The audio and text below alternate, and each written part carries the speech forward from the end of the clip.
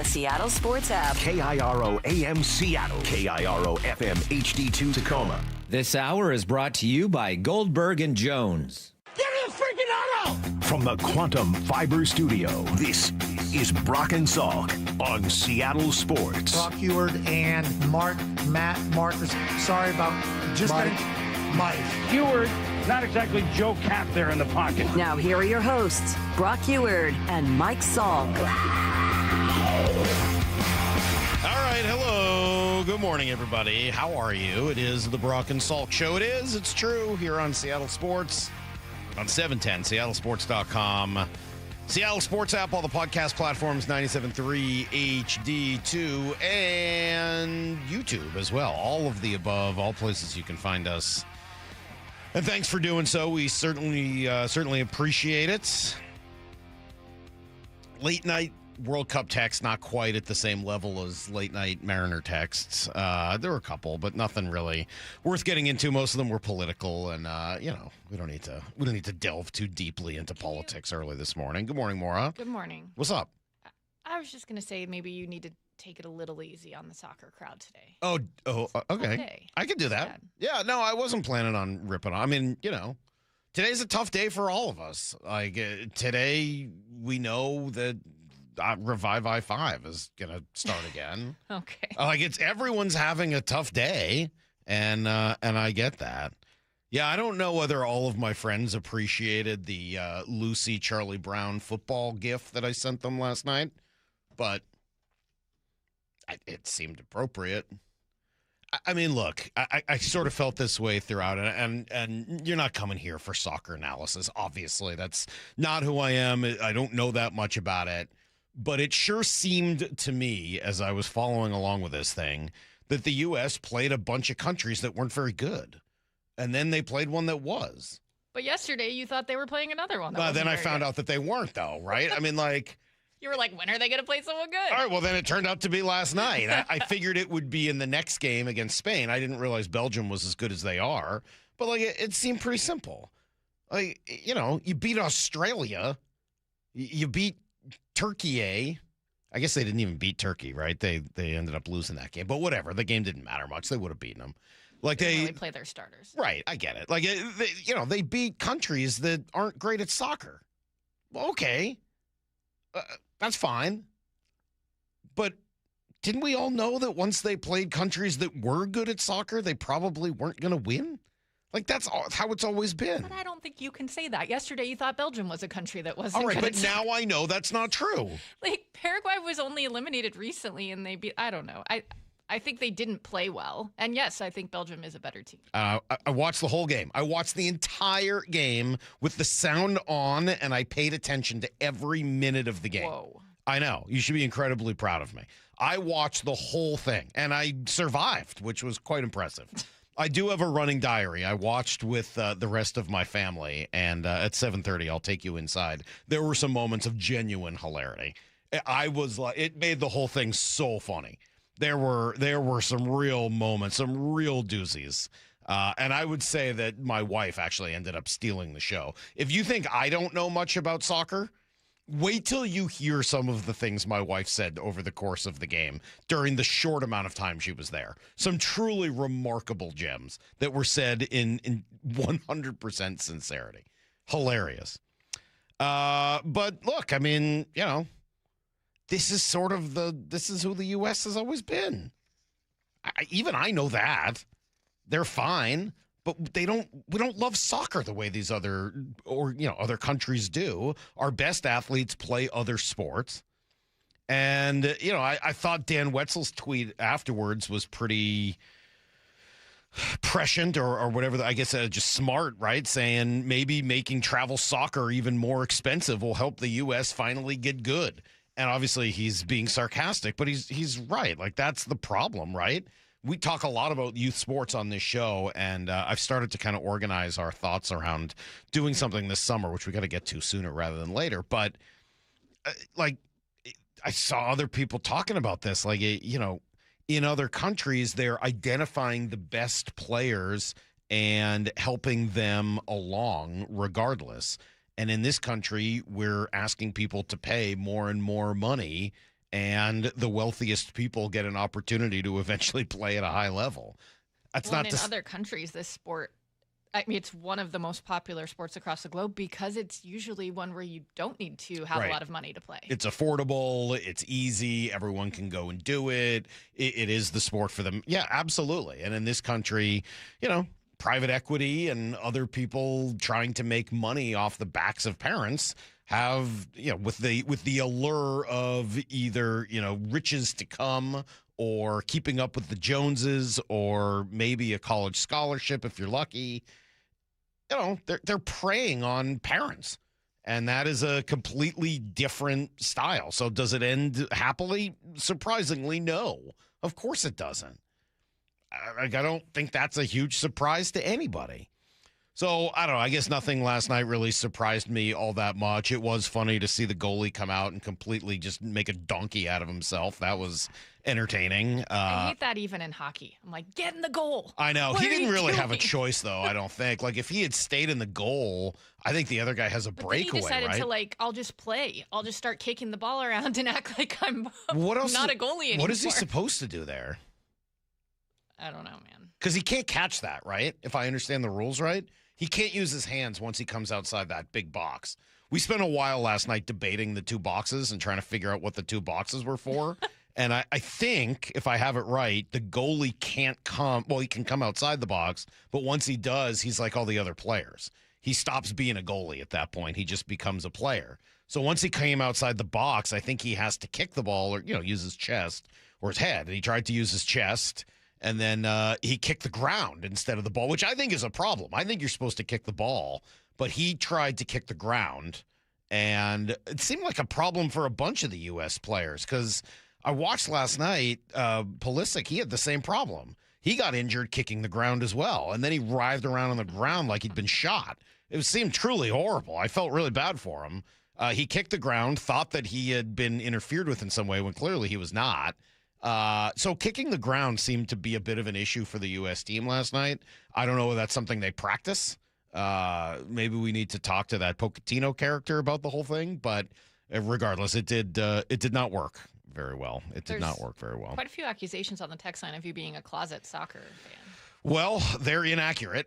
I can tell you that. But I guess I'm more of a fan than the other 3 or 4 members of my family because no one else seemed to be particularly interested. 509 says, you saw the difference between a country whose number one sport is soccer versus another where soccer is fifth at best. American Sports Radio, not just Salk, is a prime example. Our best athletes play other sports. Belgium et al. Play a U.S. team filled with players who couldn't play other sports. Yeah, I mean, I agree with that. Look, I know I've made fun of it and said soccer is for kids, but in this country, that's kind of what it is. You play soccer until you find better sports to play. Until, and soccer is valuable for them. I'm not even joking. Like, it is a perfect way to learn how to play sports because of its simplicity. And Brock will tell you the same thing. He was saying that that's part of the draw. Maybe it is. I buy it. Something has to be a draw. And so maybe the simplicity of the sport is it. It is very simple. But once you grow up, you learn other sports and start playing them. Okay, you said you were going to be nice today. All right, I am. I'm being nice. Well, what am I supposed to say that's nice? Better luck next year? Better luck in 4? No, but you don't have to insult their sport on a day where they're, soccer fans are not. They're mourning. All right. Well, I'm sorry you're all mourning. U.S. soccer fans. U.S. soccer fans, yeah. So do people keep watching now? Like, what do you think this does to the ratings? If you're a diehard soccer fan, yeah, you. Well, I know, but like the people that have been, obviously the diehard soccer fans. But the, hundreds of millions of people and the huge ratings and all that, does that continue now or does that go away? Does everyone whatever, out of the World Cup, we're done? It probably takes a little bit of a hit. I would hope. Here. I would hope.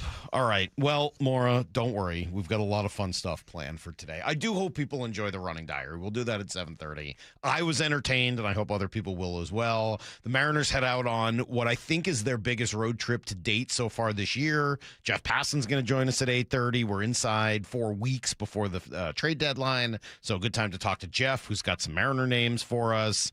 It'll be a fun day, I promise. If you're feeling down this morning, don't worry. We're going to have a lot of fun. It's Brock and Salk. Seattle Sports on 710, seattlesports.com. This has to be the biggest event that's ever been held in Seattle. Way to shine, Seattle. Just as a worldwide sports event. And honestly, I don't know if Seattle, the city, has ever looked better than it has right now on the world stage. I wanted to feel the excitement. It was dope. This has been just an incredible ride. Be proud, Seattle. From the home of the Super Bowl champion Seahawks, the AL West champion Mariners, and the city's biggest sports moments. Seattle Sports and SeattleSports.com. Digging in my yard, trying to lay a pipe. I hit a water line and now I have to pay a big fine. I should have called 811. Yay to Bruce, the streaming king. With quantum fiber internet, he's gonna binge. He wants more, he's got to have more. More bedtime true crime. More podcasts in the shower. Quantum fiber Wi-Fi has the power. More fast internet speed. He's got the geeks to go big, bring him the game. Right now. And his royal we. More sports non-stop. His quantum fiber's on top. Yay to you. Switch today at quantumfiber.com. Limited availability, service, and speed in select locations only. What is that sound?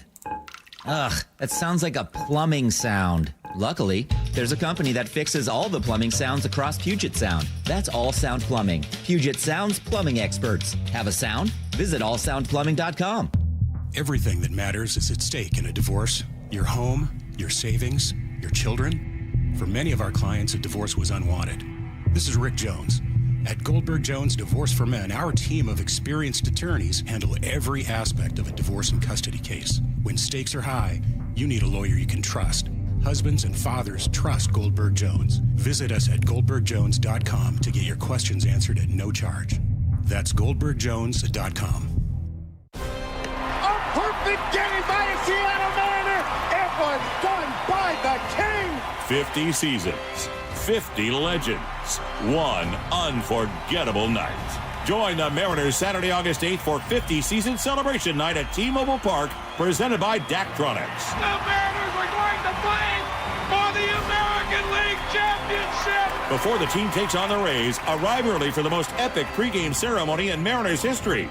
You'll witness the biggest gathering of franchise icons ever assembled as the 50 greatest Mariners from across all 5 decades are revealed. From Griffey to the big unit, from Ichiro to Nelson Cruz, and every legend in between, you don't want to miss this once-in-a-lifetime event. Junior with a 2-run home run. Everybody is going bonkers here in the Kingdom. Seats are going fast. Get yours at mariners.com/tickets. Download to see if you qualify. Not all customers will qualify. Transfer fees may apply. No Albert subscription required. Albert is not a bank. Albert Instant Loans are issued by FinWise Bank, member FDIC. Not an actual client. Terms apply. Kylie, what's wrong? I just got hit with a car repair bill. I'm behind on rent, and I feel like I can never save any money. Have you tried the Albert app? Albert is your financial assistant, helping you find ways to save and create custom budgets to actually grow your money. Plus, you can get up to $10,000 for big expenses, or advance up to $1,000 fast when you need cash right away. Albert can get me up to $10,000? Exactly. Albert spots you in a pinch and helps you grow your money in the long run. I'm downloading Albert right now. Download the Albert app and use promo code FUTURE to borrow up to $10,000 for whatever you need. The Albert app helps you budget better and save more money so you reach your financial goals faster. Download the Albert app right now and use promo code FUTURE to borrow up to $10,000. Use code FUTURE to borrow up to $10,000. Listen every day to the Bump and Stacy Show for headline rewrites. Powered by Bay Alarm Security Services. Security systems and fire alarms for every business. Bay Alarm, we got you. This is a special alert to all Americans who own a vehicle with less than 200,000 miles with an auto warranty about to expire or with no warranty coverage at all. Due to a decline in the economy, CarShield is announcing a low-cost month-to-month vehicle protection plan that is now available to the public to save any driver out-of-pocket expenses on future auto repairs. Call now to find out how you can pay almost nothing for covered auto repairs. Yes, you heard that correctly. Pay almost nothing for covered auto repairs. An open phone line has been established for all drivers to call for a free quick quote. Call 800-330-8323 now. Drivers who are covered will not have to pay for covered repairs again. This protection plan is at an all-time low. Additionally, drivers who activate this vehicle protection today will also receive free roadside assistance, free towing, and car rental options at no additional cost. Call us for your free quick quote today. 800-330-8323. That's 800-330-8323. What do you have to lose? Call 800-330-8323. Again, 800-330-8323. Get in the zone, AutoZone. Annie's first oil change wasn't as hard as she thought because she went to AutoZone, where a friendly AutoZoner helped her find the right oil and save on an oil filter. He explained the job and showed her free how-tos on AutoZone.com. When she was done, AutoZone recycled her old oil for free. Get a free oil filter and more during the Celebrate Free event at AutoZone, now through July 27th. Get in the zone, AutoZone. Restrictions apply. This is the story of the one who keeps multiple buildings running smoothly day after day. Plumbing that flows, HVAC that hums, cleaning supplies that keep surfaces sparkling. That's why she counts on Grainger. With easy reordering online and 24/7 support, Grainger helps her keep the products she needs on hand. So shelves stay stocked and buildings stay ready. Call 1-800-GRAINGER, click Grainger.com, or just stop by. Grainger, for the ones who get it done. This hour is brought to you by Goldberg and Jones. Need to know. 15 minutes past every hour with Brock and Salk. Presented by Marquee Data. Here's what you need to know. Up first. All right, let's start with the good news. Seattle looked great on the international stage. There's no doubt about that. About as beautiful days you're going to find. Unfortunately, the U.S. team did not. Got down early. They tied it for 61 seconds. That was exciting. The wall could jump. Tillman over the wall.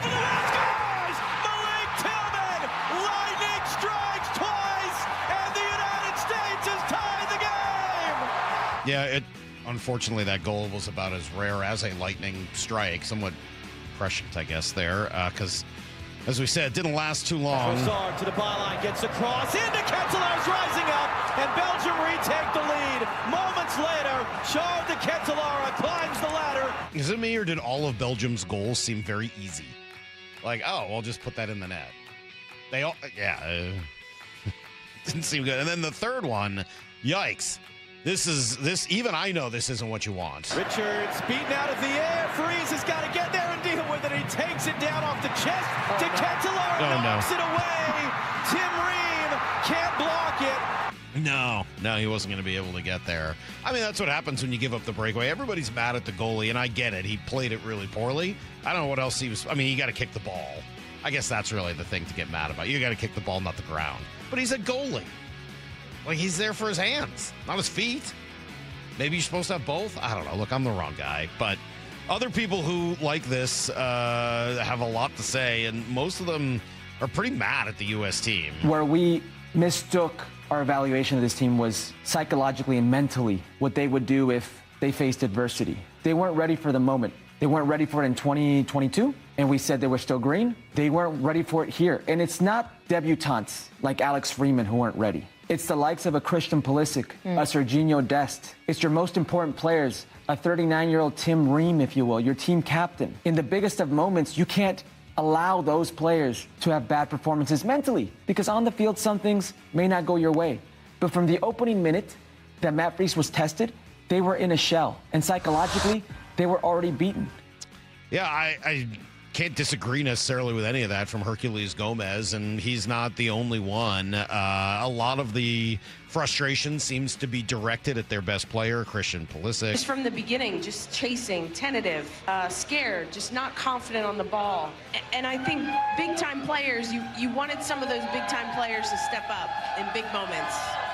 And I got to be honest, I was a bit disappointed with Christian Pulisic. I think whether he wants to be the star of this team or not, we didn't see enough from him in this particular game and really the whole World Cup.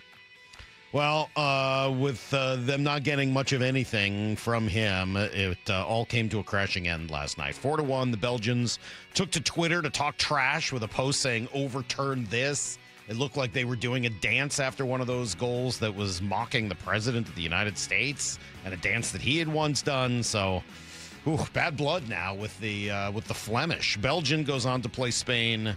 They beat Portugal yesterday, 1-0. Here's the second thing you need to know. All right, Mariners start one of their biggest road trips of the year and certainly their first big test as they take on the Marlins before going to Tampa this weekend. Two pretty good teams, Brian Wu and Max Meyer in game one tonight. It's a big start for Brian Wu. Show what he can do on the road, where it's been a bit of a challenge for him this year, and try to equal what he's been able to do at home. But again, the guy that I'm focused on is Cal Raleigh. And if Cal comes around and does some of the stuff that he's done in the past, I think it will be a huge, huge boon to this Mariner team and obviously the offense. Ryan Rowland-Smith yesterday saying it's getting pretty close. Cal, I spoke to Bobby Magallanes last week. Matter of fact, he's on my show, and he said, he goes, look, man, they spent an hour and a half in the cage, and Mags is like, I know when Cal has found something. And the last game on the road trip, Cal walked away from that hitting sessions and said, I think I found something. And even Mags was like, watching Bobby Magallanes, watching him hit and watching him sort of having that, because he's been around him long enough, he's like, man, he's really close. He's really close. And we saw him hit that ball, that hanging breaking ball, smashed it, and he smashed that. I know it's just a sac fly, but just better quality contact as the homestand wrapped up. Well, again, nothing would be better for this team than Cal Raleigh going on a tear. That's the one thing they've really been missing through the first half plus of this season, and I remain hopeful that it is still in there. Also, sounds like they're going to get Brendan Donovan back sooner rather than later, which would be good. He'll start his rehab stint tonight with an eye towards getting back on the field in the big leagues after the All-Star break. Here's the third thing you need to know. And we're under 4 weeks away from the trade deadline. Teams going to start to ramp up those conversations now, especially as they meet at the All-Star game next week in Philly. Mariner needs, I think, are pretty straightforward. A right-handed bat and relief arms. Who and how, that's where it gets a little bit more complicated, including how you're going to fit them onto the roster. Trevor May yesterday had a couple of names for the Mariners, both in the pen. The Mariners are going to go get Garrett Whitlock and Pete Fairbanks. Let's start with Whitlock. He has a 2.7 ERA with 12 holds in 26 2/3 innings pitched. With a really high chase rate, he's in the top 97th percentile there. K- walk, he's 92nd percentile. And K rate, he is 89th percentile. All very good. And he doesn't give up that much hard hit or hard contact in general. He is in the top of the league there as well. In general, he just gets the hitters to expand the zone, just about as good as anybody in baseball. And he is going into 2 more team options at the end of his contract here. All right, well, certainly relievers, there are a lot of them. Pete Fairbanks has been very good, was not very good so far this year. He's in Miami, so we'll get an opportunity to see him potentially here in the next 3 days. I don't know why the Marlins would necessarily be selling a closer, even if he's struggling, but we'll see where that goes. Kylie McDaniel and our friend Jeff Passan updating their piece on the top trade candidates. They did a whole, who are the best fits for each player, and the Mariners are listed as potential fits for. A couple relievers, Aroldis Chapman and Josh Hader. Again, I don't see the Chapman thing happening. Hader, you're going to have to do it in the division. That doesn't work for me. We'll see. Same with Isaac Paredes. Seiya Suzuki, though, is an interesting one. He fits the bill of what Brock was asking about yesterday. Guys with a little bit of time left on their contract who could have some upside. So we'll see. Final note, football, Jeremy Fowler going through his list of the top players at each position where he talks to people around the league. Today was cornerbacks, and Devin Witherspoon is number 4 behind Patrick Surtain, Derek Stingley Jr., and Christian Gonzalez. Seems about right. Just ahead of Trent McDuffie, who was 5th. That's everything you need to know. 1/4 every hour here on the Brock and Salk Show. Let's see. 206 says the U.S. gave them goals. The issue with soccer in the U.S. is that they make little league mistakes. 360 says the kicker should have just cleared it. Just kick it deep. Yeah, maybe that's it. But don't you run a risk with a ball coming down at that velocity if you don't try to stop it first? I don't know. Maybe not. And then, let's see, 570 saying, I'm pretty disappointed in you, Salk. Why would you waste your time watching soccer? All right, well, I did it for you. Brock told me I needed to watch the game last night, and I did. And, I got thoughts. Now, before the game, everything was roses. Tom Rinaldi is about as good as it gets. And regardless of the outcome, his stories of being in Seattle and what this city is all about were pretty incredible. You'll hear it next on Brock and Salk. Seattle, you sure know how to do it big. One of the greatest things about the World Cup, Seattle is being showcased to the world. Tom Rinaldi. Anyone with or around the team, if they could pick any place, it would be Seattle. Seattle was made for this. I wonder if old Roger in Park Avenue does look at this and wonder, wonder if we can find a way to get a Super Bowl there. Are you kidding me? The home of the city's biggest sports moments, Seattle Sports. Hey, Mike Salk here, and I don't know when the last time was that you decided to venture into your crawl space or your attic just to see what's going on in there. It's probably been a while, or maybe it's been never, right? If you're a lot like me, you don't like going into those spots. But thankfully, Crawl Pros will go where you don't want to. So you call Crawl Pros, they come out to the house. They do what they did at my house, which is check everything out. They'll take pictures. They'll show you what's going on in there. I had some rodent issues in my attic. We had some insulation problems. They got all that stuff fixed. Haven't had a problem since. And what's great, especially on the insulation side, is it keeps the warm air in when you want it and the cold air in when you want that. So your AC doesn't have to work as hard. Your furnace doesn't have to work as hard, and that saves you money long term. Even better, they got utility rebates available right now. Local utility companies incentivizing homeowners to make their home more energy efficient with proper insulation. So call Crawl Pros. They'll come out. They'll do the free corner-to-corner inspection, and they'll help you see if you need any help with the utility companies and those big rebates. Anyway, call Crawl Pros. Go to crawlpros.com. That's crawlpros.com. Hey everyone, Rick Witters with Cressy Door. At Cressy Door, we offer top-of-the-line garage doors, garage door service, and garage door repairs. Residential or commercial, please consider Cressy Door for all of your garage door needs. Cressy Door. Hi, Chef John Howie here. For 24 years, my team and I at Sea Star Restaurant and Raw Bar have called Bellevue home. We serve fresh, locally sourced seafood, farm fresh produce and poultry, and great steaks. At Sea Star, we like to say there's something for everyone, from the carnivore to the pescatarian to the vegetarian. Come see for yourself at Sea Star Restaurant and Raw Bar in Bellevue. SeaStarRestaurant.com, SeaStarRestaurant.com. Every job's different, so why not your equipment plan? Rent it when you need it. Buy it when you're ready. Levitt Machinery makes it easy to get to work. Need a lift? Stack it, reach it, lift it, Levitt. Progressive knows there's no one more important to your team than your pet. They're like your top draft pick.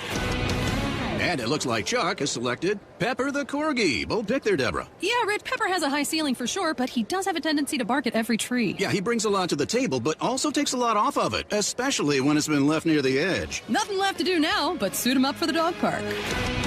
Protect your top draft pick from injury and illness with Progressive Pet Insurance. Get a quote at Progressive.com. Progressive Casualty Insurance Company affiliates to third-party insurers. Not available in all states or situations. Covered subject to policy terms. In my world, you're always sorting through information, trying to find what matters most fast. Well, if you're hiring, you can now review all these resumes and applications faster thanks to ZipRecruiter. ZipRecruiter has a new feature that instantly shows you the most interested, qualified candidates first. ZipRecruiter's matching technology finds qualified candidates quickly. And with ZipRecruiter's new feature, qualified candidates show up at the top of your list. Try it for free at ZipRecruiter.com/sports. Meet your match on ZipRecruiter. Looking for a pre-owned Toyota you can actually count on? Then you need to take a trip to Toyota of Renton. Each vehicle passes a rigorous 160-point inspection, so you drive off with confidence. Plus, their service center has factory-certified techs and genuine Toyota parts to keep you running strong. Come meet the incredible team, ask questions, and take a test drive in their variety of dependable, certified, pre-owned inventory. See them in person at Toyota of Renton or online at toyotaofrenton.com. O'Brien. Mariners and Marlins today in Miami. 3:40 first pitch, 2:30 pregame. Get every pitch of every game for free on the Seattle Sports app. Whatever the heat index, stay cool this summer. Your local Bryant dealer can make sure your system is up to the task. Whether it's maintaining your current system or installing an energy-efficient Bryant Evolution cooling system with Perfect Humidity Plus technology, your dealer will give you what you need to help your family beat the heat. Learn more and schedule an appointment with a factory-authorized dealer today at BryantNorthwest.com. That's BryantNorthwest.com. Bryant, whatever it takes.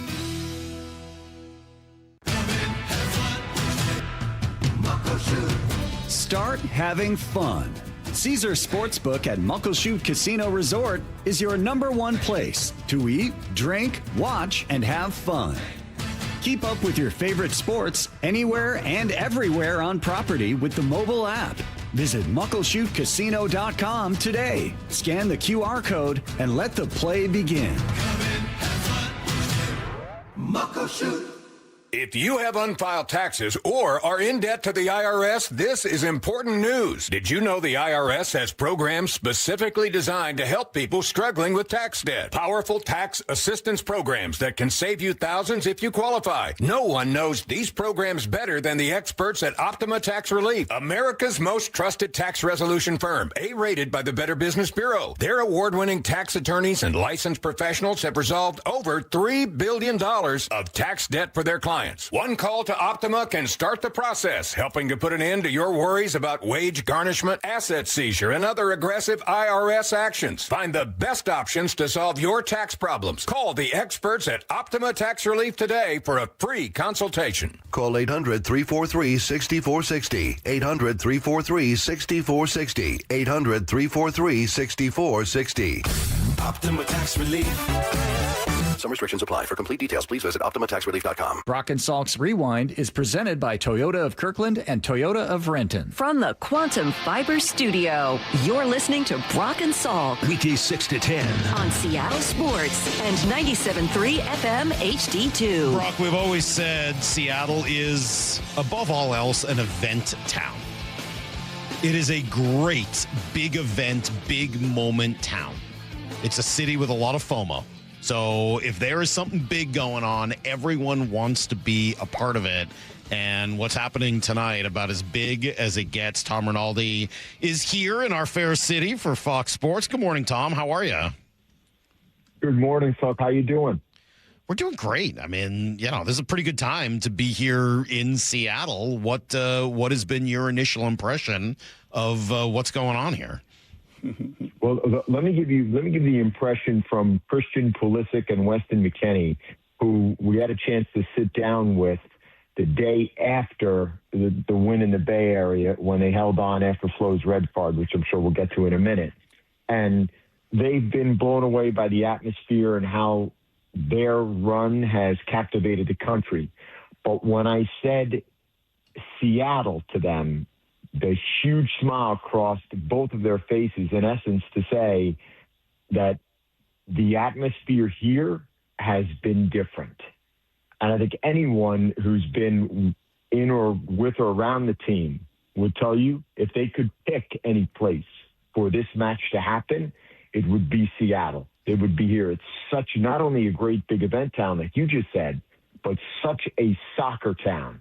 And Belgium is obviously pretty familiar right now with what a soccer town it is, playing here yet again, but great spot, great venue to play this match. All right, Tom, compare and contrast for me. The NFC title game, where you were on the sidelines for one of the most epic games, right? Compare and contrast that energy, that juice, that scene with what you expect to feel tonight. Brock, I called our family and I said, and obviously everybody knows about the Richter scale measurement and obviously the touchdown, kick return, and all of that. And can I tell you, honestly, it was louder. And that's even more amazing given that it was a noon beginning, but just the announcement and now for the national anthem of the United States of America, was unbelievable. The goals, the way that match unfolded, it was, I think, louder, which is astounding to me. It's such a great atmosphere. How much does that affect a game of soccer? We know how much it affects the game of football, right, with the offsides and the inability to communicate. How much can a crowd affect a soccer game? I think in a very different way. So it's a great question. I don't think that it comes down to plays obviously having to be called in, and Brock can speak about all the challenges, obviously the silent count and what happens along the lines, respective lines of scrimmage, because sometimes home field advantage is difficult for the offense too when the crowd is so cranked up. But in soccer, I really do think there is a true emotional element to it where there is an energy that can be passed down to athletes who, let's face it, get exhausted having to cover that size of field for that long in a pretty constant aerobic to anaerobic state. And I think the feeling of that energy and the chanting from the crowd, which is different from an NFL game, can really help lift the side. You think it's more basketball-like in that way? Well, that's an interesting call. I think it is. Obviously, we see what happens. We saw it happen with the Garden and the Knicks, sort of with the game, the game of runs, if you will. Yeah. But again, I just think the constant beating of the drum, the chanting, it's different. It just has a very different feeling. International soccer matches do. Salk, I think I told you some years ago when I got a chance at our Fox seminar to golf with Tom Rinaldi, what a blessing and gift that was. The storytelling, the Tiger Woods stories that aren't for air, just the wonderful time we had on the course. And, I think I told Salk, like, the beautiful thing about Tom Rinaldi is he loves to learn, right? You're curious. You love to learn. I'm curious what you've learned over the last month of this World Cup experience on home soil. It is just, first of all, I don't deserve that, but thank you for that, Brock. It has been, and I hope I'm not just a prisoner of the moment here or practicing recency bias, but it has just been one of the greatest gifts of an experience I could ever imagine. Started with the first match in Mexico City, the opener, then went to L.A. for the first U.S. match, was in Kansas City for the hat trick by Messi, was at Ronaldo's first match in Houston when we sort of played indifferently, went from there to Seattle for USA's second match, back down to L.A., was in Philly for July 4th. It's just been magical. And I think, Brock, to say what we see with patriotism without politics and what we see from the foreign fan bases who I genuinely think have been embraced and blown away by the experience that they're having in our country has just been joyous to see. Really has been, at least from my POV. Well, what a perfect segue to what happened yesterday with this red card, because there were no politics involved until yesterday. Yeah. And now all of a sudden it's sort of like the U.S. Olympic team where we're having our culture war again over soccer. What do you think happened? What do you make of this whole situation with the suspension of the red card suspension and now today the appeal of the suspension of the suspension? Right, the suspension of the ban and now the appeal of the suspension of the ban and on and on and on. I kind of go to Chris Richards, who's a player, I've spent time with, whose story that we shared is from Hoover, Alabama.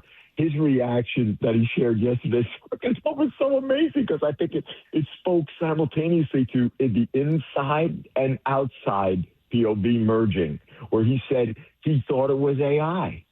The team found out on the bus from training that it had been lifted, and initially there was a doubt that it was real and true.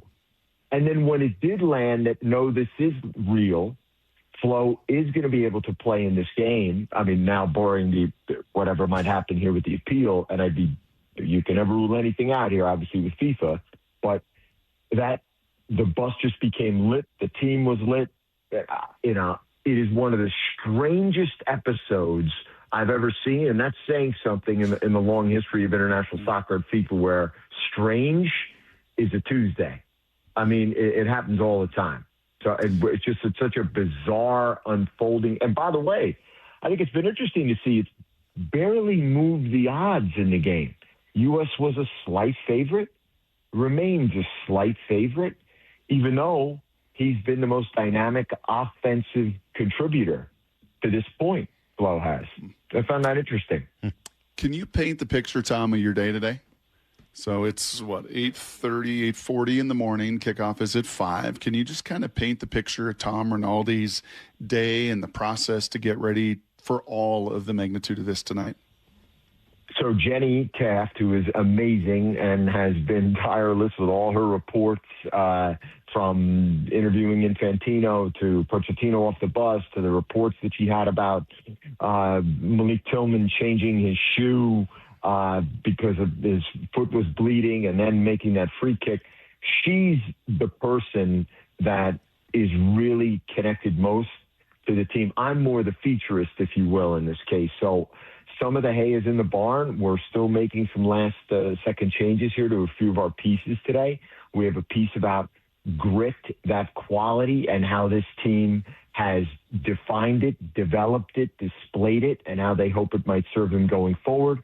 We have a piece about sort of a handful of moments in Christian Pulisic's journey that have shaped him, including when he was just 7 years old and his mom went to England for 1 year on a Fulbright teaching exchange program, and how that year changed the trajectory of his life when he was 7 years old, how that led to his belief, and also what it's been like for him to carry the burden of being the face of American soccer, and how he's born up against that and in some ways exceeded it.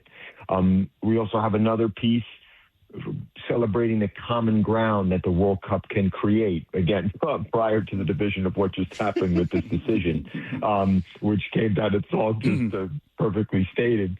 So it's a bunch of different features. We obviously have our production meetings. You know all about that, Brock, and then we'll head down, I think maybe 1 o'clock or so. We're on for a couple of hours prior, and then into the match at 5 Pacific. Can't wait. So, Tom, when you get back to New Jersey and you're on the driving range and you're hitting balls before the NFL season begins and you got your buddies there talking to you, and they're like, Tom, why? Why is Seattle so freaking nuts? Why is Seattle, for all these playoff games, these Monday night games, these Sunday night games, that stadium that's seen earthquakes in it and noise that is like jet engines? Why? Why, Tom, is that place so off the rails? Salk and I talk about it. We've got a unique perspective as we're so close to it. But for you who come into these events and these venues and get to feel it and experience it, how do you answer your buddies? I'd say two answers. One is sort of geography, and one, if you will, is territory. So geography, the proximity of the stadiums, the design of the city, how easy it is, Indy-like, Brock, right, to be able to walk from all the places you might stay, all the places you might come and eat and visit and have a drink and walk to the venue and then walk back, I think really fuels that kind of atmosphere. So I think some of that is the geography of the city. But when I say territory, I lived for a couple of years, you know this, in Portland. I spent time in Seattle when I lived in Portland, Oregon. I just think there's an incredible pride in the Northwest. It's interesting. It's sort of, hey, don't come and visit. We love it. We're all good here. But when we want to display to the country how we're all good, man, strap in and listen. We're more than good. We are more than someone's secret. We have it figured out. It's the best summer in the United States of America. It's one of the proudest sporting cultures in the United States of America. It's an amazing part of our country that a lot of people never get to. That's how I would answer my friends. And I would ask them, have you been there? You need to go there. Your jaw will drop when you get up in the morning and it's 54 degrees when you go out for a run at 6:45 a.m. This time, unbelievable. This time in with July. Time with Tom Rinaldi, brought to you by the Seattle Chamber of Commerce and Visit Seattle Tourism Bureau. Thank you. Hairs. Wow. Brought to you by the hairs standing up in the back of my neck with that one. That's really good. Can I ask you to go back and talk about the first package you mentioned about the grit of this team? Because one of the questions I had written down was essentially what makes this team unique. They have a chance to go farther and and do better than any American team in the past, men's team in the past. What is it? What is it that sets them apart, and what is that story of grit? Okay, so I think it's a few things, Salk. So to sort of tell it briefly, one is that maybe the moment came a bit early, right? With winning as a process, which the Bulls sort of most powerfully proved with the Pistons, et cetera. Now, obviously not that this team is the Bulls, but in Qatar, was the team fully ready for that moment? And players have said we were not. We were a bit young. Now those players are playing in La Liga, in the Premier League. They're playing in elite leagues in Europe, and they're being tested, and they're developing and getting better. They're more mature. They have a greater togetherness. You add into that, Pochettino comes in, and I love what Weston McKennie said. You know, there's a price to pay for togetherness, that you see guys get married. You see guys become fathers. Are you as willing to give that guy a hard tackle in training? Are you as willing to get in that guy's face in training?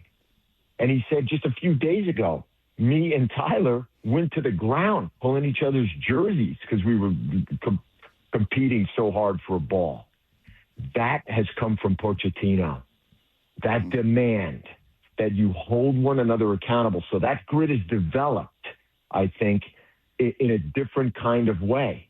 And I think we saw it being displayed when Balogun went out. And they had to hold on, and not only that, increase their lead and play a man down. And as I wrote in the piece, they won with 10. Now they play with 12. That's why being in Seattle is a real advantage. What did I tell you, Salt? You're going to make you a moat this morning. Got little hairs again on the back of my neck, Thomas. Jeez. Even at 8:45, thank you so much, bro, for doing this again and taking all this time. And I don't mean to bring all these things back to football, but obviously this market just won a world championship. Right? They experienced the mountaintop and got a pretty young, dynamic coach here that we all have kind of fallen for on the heels of Pete Carroll, who we all loved and beloved and brought us the first Super Bowl title a little over a decade ago. Who is this Coach Pochettino? In your perspective of all the different coaches and all the production meetings you've sat in your life, Tom, the huge catalog of coaches that you've been around, does he remind you of anybody in the American conscience or the football conscience? So I'll tell you this. We went to Murphy, Argentina, incredibly, founded by an Irish immigrant. That's the small town 4 hours west of Buenos Aires where he was born and grew up, right? Where Mauricio Pochettino, the son of a farmer, so learned about hard work and accountability from his dad. His dad loved soccer, loved football, loved it. And Pochettino was a big kid when he was young. And Marcelo Bielsa, who would go on to become a legendary coach in Argentina, coached their national team. At the time, he was a scout, Brock. Mm-hmm. And he heard about this boy, Mauricio Pochettino, and he came to Murphy. He got lost. He didn't get to the family's house until after midnight, the farmhouse. He knocks on the door. They're like, who the hell is this? It's this scout. He comes in. The dad is thrilled that this guy is here from Newell's Old Boys, where ultimately Messi would go. And he says, well, our son is sleeping. And Bielsa says, that's okay. All I want to do is look at his legs. And they take him into the bedroom. And he pulls down the blanket. He looks at his legs and says, we'll take him. Yep. That is part of his origin story, if you can believe that, which we shared in the last match. And his mom, for anyone, here's all you need to know about his mom and dad. His mom was in tears when she said to us, for all that he'd done in coaching in Europe, a guy that coached Messi, that coached Neymar, that coached Kane, all these guys, she cried when he was named manager of the U.S. men's national team. Wow. Why? Because it's America. And nothing is greater than America. What? Unbelievable. That is pretty amazing. So good. What? We call that blink scouting on the show, Tom. That's called Salk's BS. It's why he nails every draft pick, because he just blink scouts. Takes one look at him, watches one highlight. Don't overthink. He knows exactly. Yeah, you just take a quick look. And the legs, and we're good. Yeah. Oh, sure. Well, that combines Brock's problem with body images and staring at people's hindquarters. So it works on a lot of levels for us here on this show. Just out of curiosity, as a member of the media, they're managers. Do they get mad like baseball managers if you call them coach? He has not. I think he's somebody who's really embraced American culture. Obviously, everybody saw the pitch. And I also thought it was amazing to look at the team's reaction to his pitch, because they were thrilled. I think there was a part of them thinking, "Oh my God, that this could go really awry. Like this could be really bad." And he did a great job with it. And he's just an ultra competitive, really proud guy. And I think he's tried to instill that in this team. And to this point, obviously it's worked, but this is now the biggest test they faced.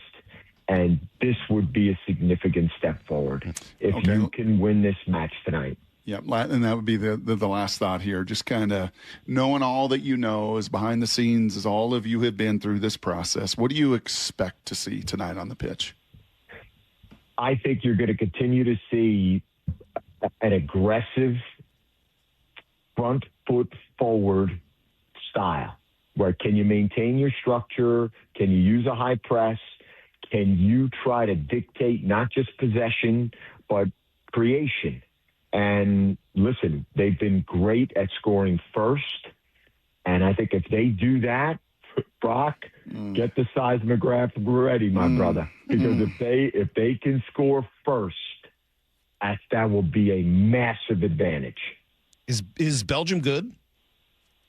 Yes. They're not as good as they were, and this is sort of the end of this great generation for them. They have a handful of really experienced, really accomplished players, and they've gotten better as the tournament has gone on. But you can make the argument that the U.S. team has as well. So this is not the team that, I realize that they lost. It'll be 100 days ago today. They beat the United States 5-2, 100 days ago. But again, no Pulisic, no Richards. There's players who weren't in that match, in that friendly, and this is not a friendly. So I don't think that's an apples to apples. You got that little decibel reader in your pocket tonight? Is Fox going to let you kind of pull that out to see what we're looking at? Kind of noise. Maybe even selfishly, Tom, just for yourself. Just have that on your phone. I think it's on the. I think you can get that app today. Decibel. You can get that app. Decibel app. And again, I will also tell you, the anthem has just been an unbelievable moment in these matches, and for every country, But tonight, for the United States, the national anthem, I think, will be a very, very stirring moment. Well, Tom Rinaldi will be there, and we certainly me 3 times. 3 times you stirred me in 20 minutes. Yeah. Hairs on the back of my neck, Tom. You're ready. If this team is anywhere near as ready as you are ready for this, right? Yeah, let's get to the quarterfinals, baby. Let's go. They won with 10. They play with 12. In Seattle. Yeah. It is the place to have this match. You can't write it. Tom, thank you so much. We appreciate it. Thanks for the time. Enjoy yourself. There is Tom Rinaldi from Fox Sports. All right, there you go. Good to catch up with Tom Rinaldi, who did a great job. Unfortunately, the U.S. team didn't live up to the billing yesterday. So what happened? Don't worry. Brock's got his analysis, which I think will be very important, next on Brock and Salk. We're approaching the All-Star break, and I'm still asking myself, who are the Seattle Mariners? I don't have a grip on this team quite yet. Every time you think you know what they are, they find a way to go in a completely different direction. The Mariners hit the road for the final 6 games before the All-Star break. I mean, you get like a glimpse of what this offense could be. This afternoon, the first of 3 in Miami. First pitch at 3:40, 2:30 pregame. Listen anywhere on the free Seattle Sports app. Valvoline Instant Oil Change presents wisdom from the road. Summer means wide open spaces and a whole lot of extra miles. The last place you want your engine to give out is halfway to nowhere. Out here, Low oil or a weak battery is just an ambush waiting to happen. That's why every oil change at Valvoline Instant Oil Change includes an 18-point maintenance check.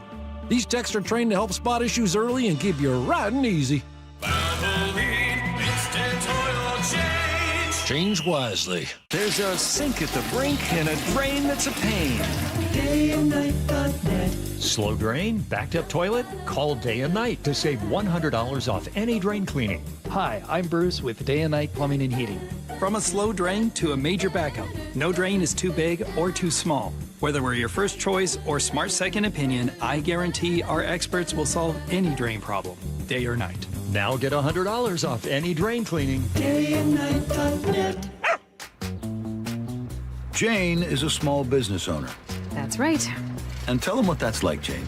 Yeah, well, it's like a roller coaster with a lot of ups and downs, and some days things can feel like they're flying off the rails. Yep, it's a lot. But the Total Solutions Advantage only from Comcast Business can help you manage it all. With the largest, fastest fiber-powered network designed for 100% reliability with business internet and wireless connect. Plus gig speeds with security and equipment included. All with a 5-year price lock. Nice. So everything stays on track. Exactly. The Total Solutions Advantage. Get started for just $60 a month for 12 months when you add wireless connect to a qualifying internet package. No one does business like Comcast Business. Limited time offer. Restrictions apply. New customers only. 1-year agreement, paperless billing, and automatic payments with bank account required. $60 offer requires 300 meg internet, security edge, and additional qualifying service. Equipment, taxes, and fees extra. Wesley Financial Group is not a law firm. Ask yourself this question. Is it really worth holding on to that timeshare that you know you need to get rid of? Here's the truth. The average maintenance fee just went up over 17%. That could have been 117%, and there's nothing you can do about it. When you buy a timeshare, you give them a blank check for annual maintenance and assessment fees. I'm Chuck McDowell, founder of Wesley Financial Group. For 15 years, I've helped over 50,000 families cancel their timeshare. Not sell it, not transfer it, cancel it. Did you buy a timeshare because they told you it was a great investment and your maintenance fees would never go up? That's a lie. Are you ready to get rid of your timeshare once and for all? Simply call us and I'll send you our timeshare exit kit that explains all your options for cancellation. Call Wesley now for your timeshare exit kit. 800-822-1490. That's 800-822-1490. 800-822-1490. This is for all you guys on Viagra.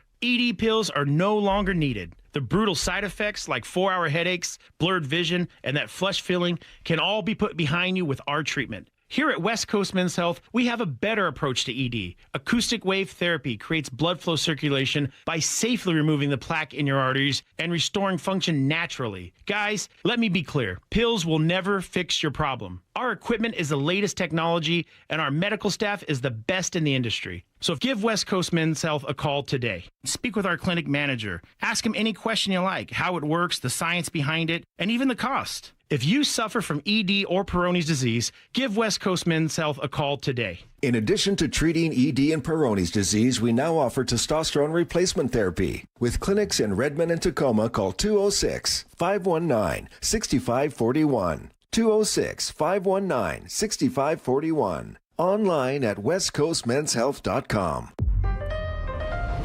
Your ambition just met its match with Robinhood. You play for the win, not just on game day, every day. Channel that drive into your money. Robinhood puts you in control, all on one platform. You expect more from yourself. Expect more from your money. Get started today at Robinhood.com/yourmoney. Again, that's Robinhood.com/yourmoney. Your money, your move.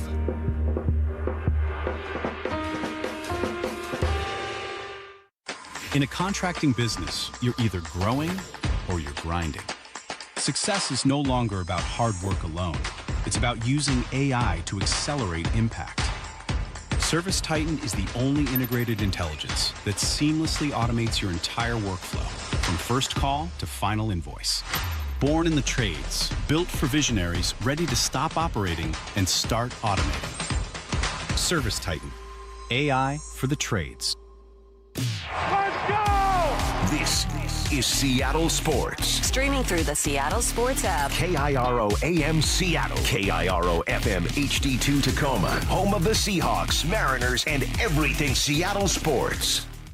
Get the freaking auto! From the Quantum Fiber Studio, this is Brock and Salk on Seattle Sports. Brock Ewert is my hero. Jay Buhner just punched me in the kidney. We're going to excuse you from the interview. Doesn't really work that way, Sherm. This is a show that has my name on it. It kind of does, though. Now here are your hosts, Brock Ewert and Mike Salk. Good morning, Brock. Hello, Michael. How are we doing today? Morris said it was a tough day for a lot of people and that I had to be nice. You need to be nice. I am being nice. Just told him he could stand to not make fun of soccer fans quite so much today. That's right. I'm not making fun. Are you sure? No. I'm not sure. How do you do, Maura?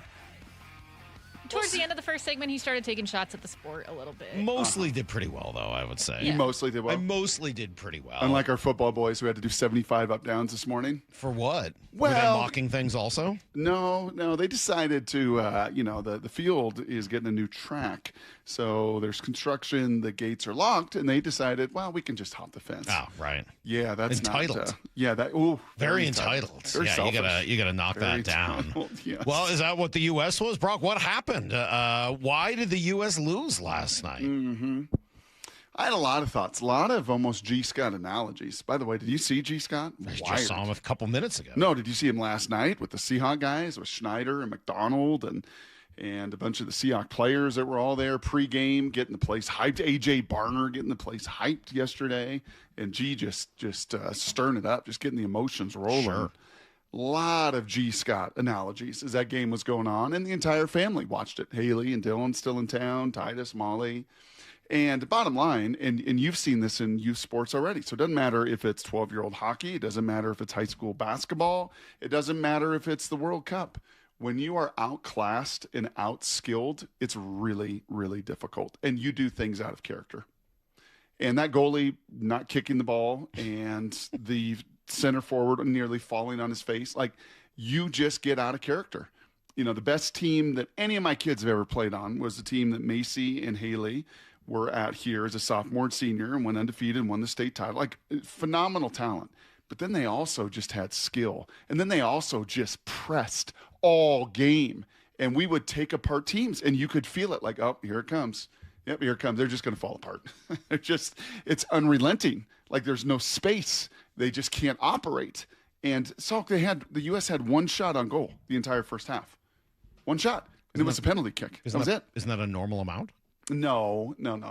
And they were the highest scoring goal team in the World Cup in the first half. They had, the Paraguay, I joked about that, but they had like 4 legitimate shots and scored 3 of them and 1 callback. No, they had 1 shot on goal. Belgium just toyed with them, just played with them physically, athletically, skill-wise, coordination-wise, connection-wise, and it overwhelms you. And then they came out with some fighting spirit in that second half, made a few adjustments, and I thought were kind of the aggressor until ultimately, they just weren't literally fell on their face. Yeah, it's interesting. I had sort of 2 big takeaways. I do have a running diary of watching with the girls, which I think you will find entertaining at 7:30. There's some Thank doozies. you for watching, by the way. Oh, dude, just for you. And by the way, the kid's super mad. I mean, like at 4:55, I was like, hey, I'm going to put on the soccer. And they were like, what? I was like, yeah. She's like, I want to watch Love Island. Ugh. And I was like, well, we do that after. They're short. And she's like, okay. So, yeah, the kid's disgusted by the fact that that's what we're Even Avery? Oh, yeah. But I thought Avery a little, like, there's some good-looking gents in that. Yeah. I'll read you the responses and questions when Heather joined the party at it really got going. That's really where the doozies start. There's some really when I read you these, and I promise it's all true. I did not exaggerate or make up any of this. I promise you'll enjoy this. You didn't instigate? I didn't. I didn't. The only question I mostly just kept notes to myself. The only question I asked was, at refreshment breaks and halftime. Hydration break, sorry. I asked for takeaways. Hey, any takeaways so far? By the way, that's all I did. I didn't realize that this is on me. I didn't realize they turn on the sprinklers. Oh my God, that's part of it. I promise that is a part of it. There are some just hilarious. All right, two actual soccer observations. One, No kidding. The U.S. played a good team and lost. Like, they hadn't played good teams. And didn't I keep asking this all along? Like, you beat Paraguay, Australia, and Bosnia.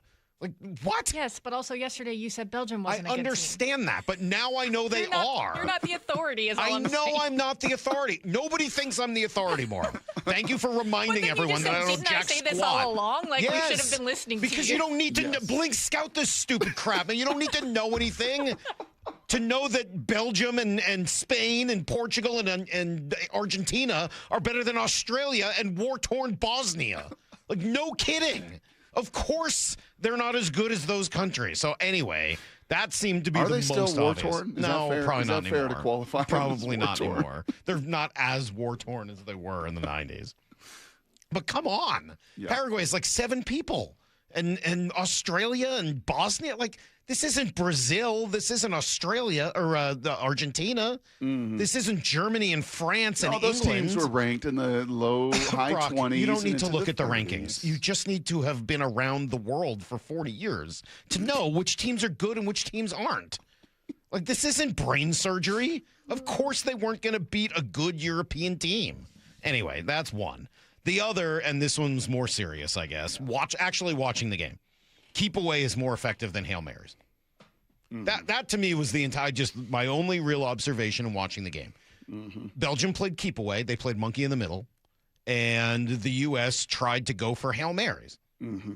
And clearly, at least when you have more skill, keep away is better than Hail Marys. And to make that a football analogy, teams that run the ball and control the clock and, can set everything up with ball control are a whole lot better than teams that try to, throw bombs as their only real offense.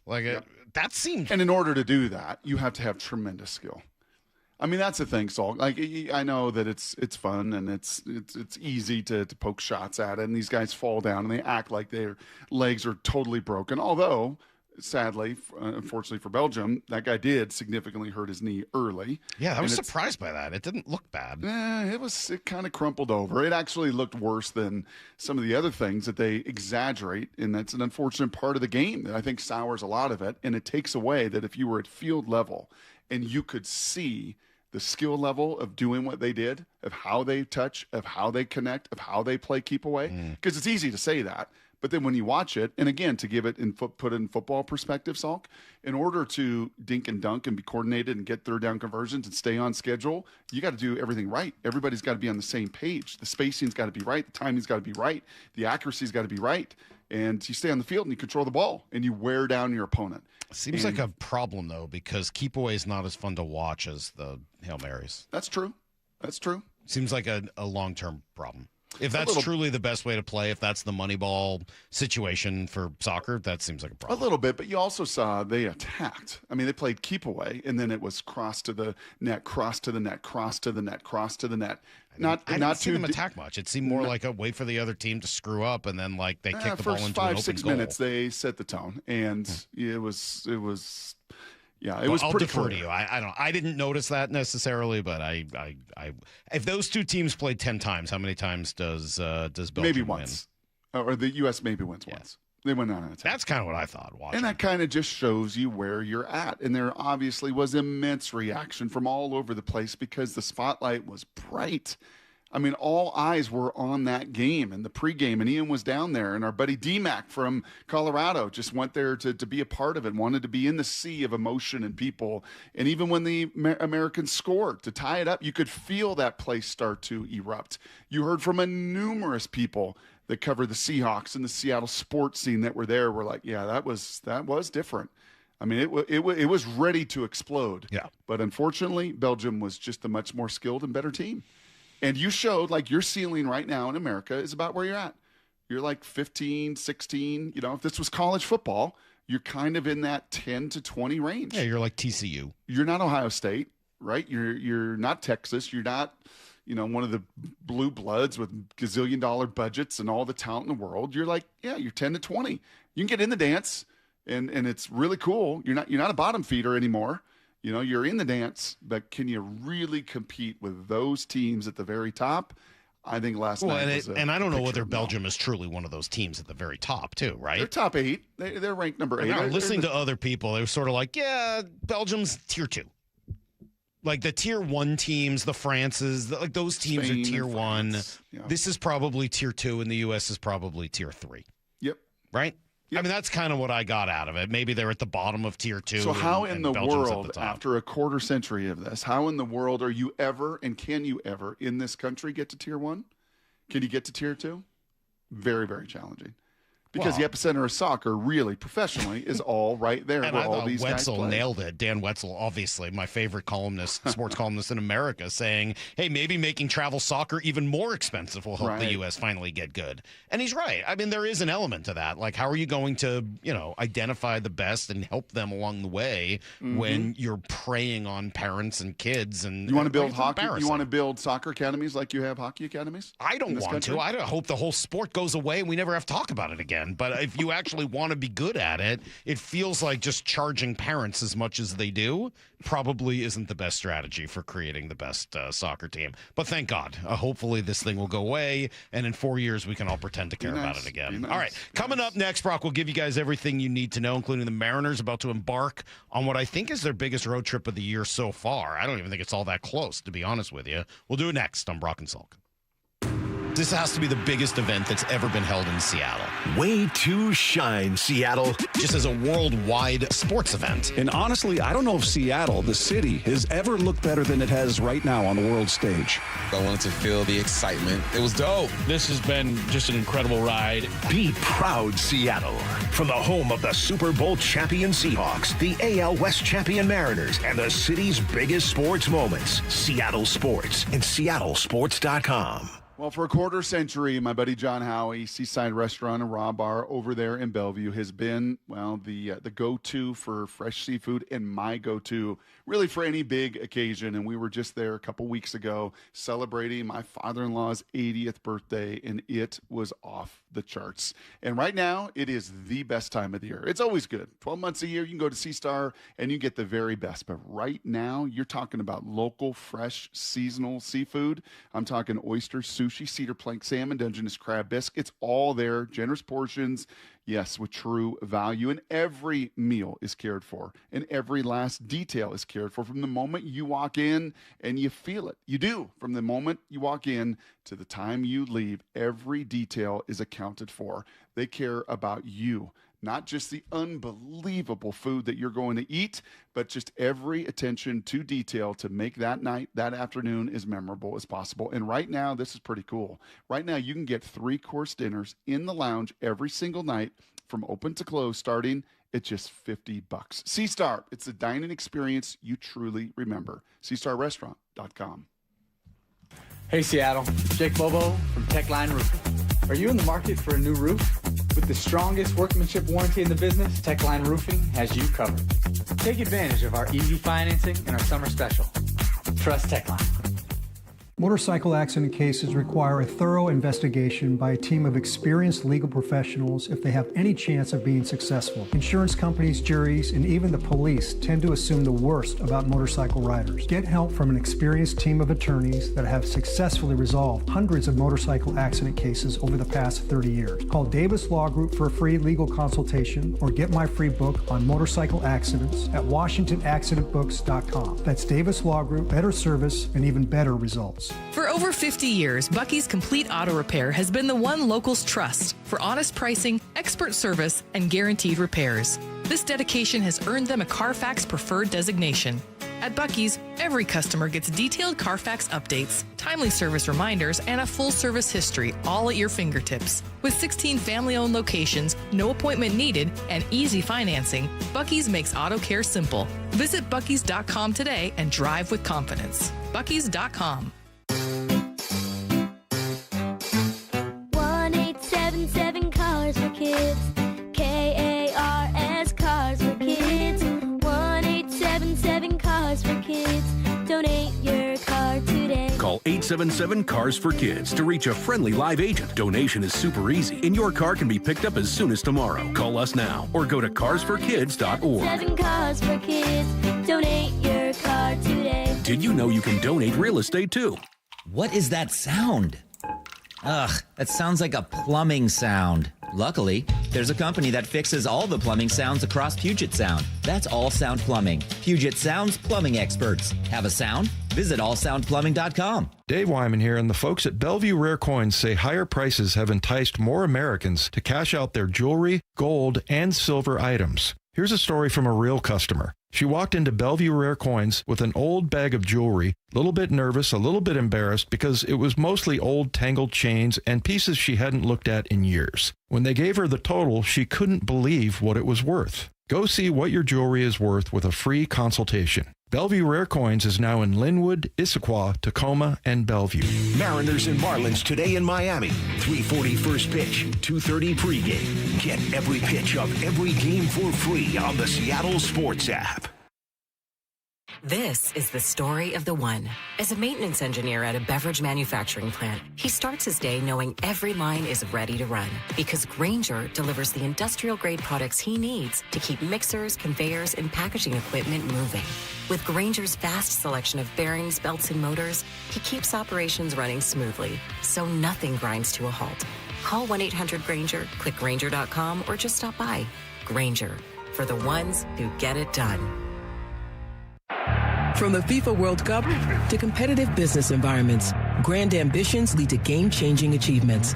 At Bank of America, we're there to support businesses at every step, providing insights and expertise to help you gain an edge. He shoots, he scores! What would you like the power to do? Explore winning business solutions at BofA.com/gamechangers. Bank of America, official bank of the FIFA World Cup 2026.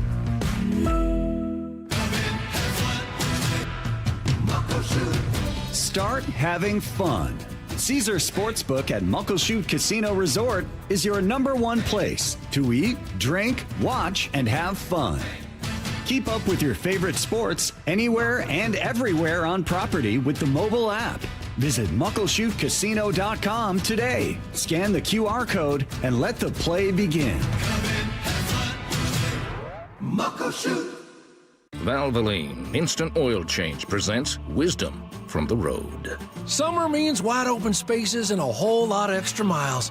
The last place you want your engine to give out is halfway to nowhere. Out here, low oil or a weak battery is just an ambush waiting to happen. That's why every oil change at Valvoline Instant Oil Change includes an 18-point maintenance check. These techs are trained to help spot issues early and keep you riding easy. Valvoline Instant Oil Change. Change wisely. Need to know. 15 minutes past every hour with Brock and Salk. Presented by Marquee Data. Here's what you need to know. Up first. Well, Seattle certainly looked great on the international stage yesterday, Brock. Unfortunately, the U.S. team did not. They got down 1-0 very early. They tied it for a big 61 seconds and then gave it right back. Passan to the byline, gets across, into Ketelaer's rising up, and Belgium retake the lead. Moments later, Charles de Ketelaere climbs the ladder. That seemed pretty easy. You can't let that skinny little Belgium. If you got a man bun, you got to be like that Norwegian Viking. You've got to be the one to just hammer through people. That 38-year-old center fielder, that was a tough one. Was it? Tim Ream, tough one. Tough one. Got reamed. All right. Well, then the Belgians, what they did to the goalie wasn't right. Richards beaten out of the air. Freeze has got to get there and deal with it. He takes it down off the chest. De Ketelaere knocks it away. Tim Ream can't block it. Got twisted around like a pretzel. I thought of you in that moment. You thought of me? I did. Why? Mike Salk, like in that moment with all the training you're doing and putting your kids through, you could have looked as athletic as he did in that moment. Salk, the goalie? No. Well, both. The goalie and Tim. I mean, there's nothing really the other guy could do at that point. He turned him around. What was he supposed to do? He was backpedaling like a DB and flip your hips and get in front of the ball. Oh, my God. And he just fell on his face, too. Yeah. It was pretty tough. Yeah. Pretty tough look. Then the Belgians got on Twitter, Brock, and posted, "Overturn this." What'd you think of that? What'd you think of them doing a dance allegedly mocking the President of the United States? Yeah. Wow. It sounds like a real international battle now. How about you bring in a guy off the bench, that little guy that's about 5'3", that's fast as lightning? And did you hear the announcer? That's $100 million player in Europe. So he was came off the bench for Belgium? He came off the bench there in the second half. Whereas the U.S. has like a Nepo baby, right, that comes in? It's okay. I don't know. Here's Jeremy Schaap. When they have gotten out of the group stage, this is where they exit. This is, 2010, we lost to Ghana in the round of 16. 2014, it was Belgium, despite Tim Howard's heroics in that game in Salvador. 2022, it was the Dutch. And this time, it was the Belgians. And, this was not one of those games where they can walk away from it and say, boy, we were so close, right? This was a thrashing. This was comprehensive. They were lucky to be down by a goal at the half. All right. Belgium now goes on to play Spain. That's Jeremy Schaap. And then Spain beat Portugal yesterday, 1-0. So who are you rooting for now? Who's your team? Will not be watching another second of soccer. Here's the second thing you need to know. Is Ghana still in it? Nope. I don't know. You gotta root for Norway, and they're drumming, they're rowing. You don't have to do anything. Sure you can. I just saw that the Swiss are still in it. Switzerland is in it? Well, they're in this round of 16. Okay. We'll see if they survive. All right. Mariners start their first real big road trip test this year as they take on the Marlins tonight.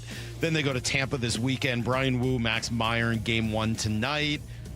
It's a big one for Brian Wu. Like, show up on the road, right? Mm-hmm. Do what you've done at home on the road. And I think this team should be in much better shape. Obviously, the big question still is, how do you get Cal Raleigh going? Here was John Morosi yesterday with Wyman and Bob. Well, it was a slightly better homestand. And I think that while he's still not fully on time, he's at least had some RBIs and driving in runs. And that's I think where it starts. If he can start banking an RBI, if it's not every game, at least every other game, just to kind of build some momentum back. And again, it's true to the humbling nature of the game that the guy that seemed like he had figured it out in a way that very few catchers, really anybody, ever has last year, is almost back to square one.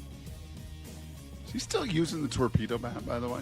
I think just from the left side. Just from the left side? I think. Mm-hmm. I'm not sure. Were you surprised? I sent you the screen grab of these 6 games, the 6-game set. No, because I see those things all the time, and I'm not sure they're meaningful. I don't know what that stuff is. Okay. I'll have to ask the Passan Marlins have been back. good this year. They're 6 games over 500 in a better division. Like, yeah, I'm not surprised that they're favored. The Rays are 15 games over 500 and the best record in the American League. Yeah, I'm curious. Again, this is kind of a big road trip for the Mariners. Let's see. And Julio's still out for this Miami section of it, right? I think so. 7 days, and I think he comes back in Tampa. I think that's how that will work. Also getting closer to seeing Brendan Donovan. He will start his rehab assignment tonight. Here's the third thing you need to know. All right, trade deadline, Brock. We're inside 4 weeks. It'll be 4 weeks from yesterday. So those conversations ramp up now, especially as the All-Star game will be in Philly next week, and GMs, decision makers can talk to each other in person. Mariner needs pretty straightforward, right? A right-handed bat and a relief arm. Mm-hmm. Now, who and how and what you have to give up and how you move things around on your roster to make it work, that's a little bit more complicated. Kylie McDaniel and Jeff Passan. Passan, of course, will join us at 8:30 this morning. Brock, I think they had a name that fit what you were looking for yesterday. Mm-hmm. You were looking for a guy that, you could trade for now, right-handed bat that might have a future here. Seiya Suzuki. Mm-hmm. Intrigue you at all? A little bit. He had a great series against the Mariners, if my memory serves me right. In Chicago, was that last year or the year before? He was kind of a pest and a nemesis. Yeah, I did side text Passan last night and just said, hey, just going to kind of tee you up for this, to not just have our traditional buyer-seller conversation, but try to dig in and see if there are any buyer-buyer. Can you find me a creative guy or two, a move or two, that may fit into that bucket and the leverage arm bucket? And they'll share those details in an hour. All right, there you go. That is everything you need to know. 1/4 every hour here on the Brock and Salk Show. All right, look, can we? I think you'll enjoy this. I hope.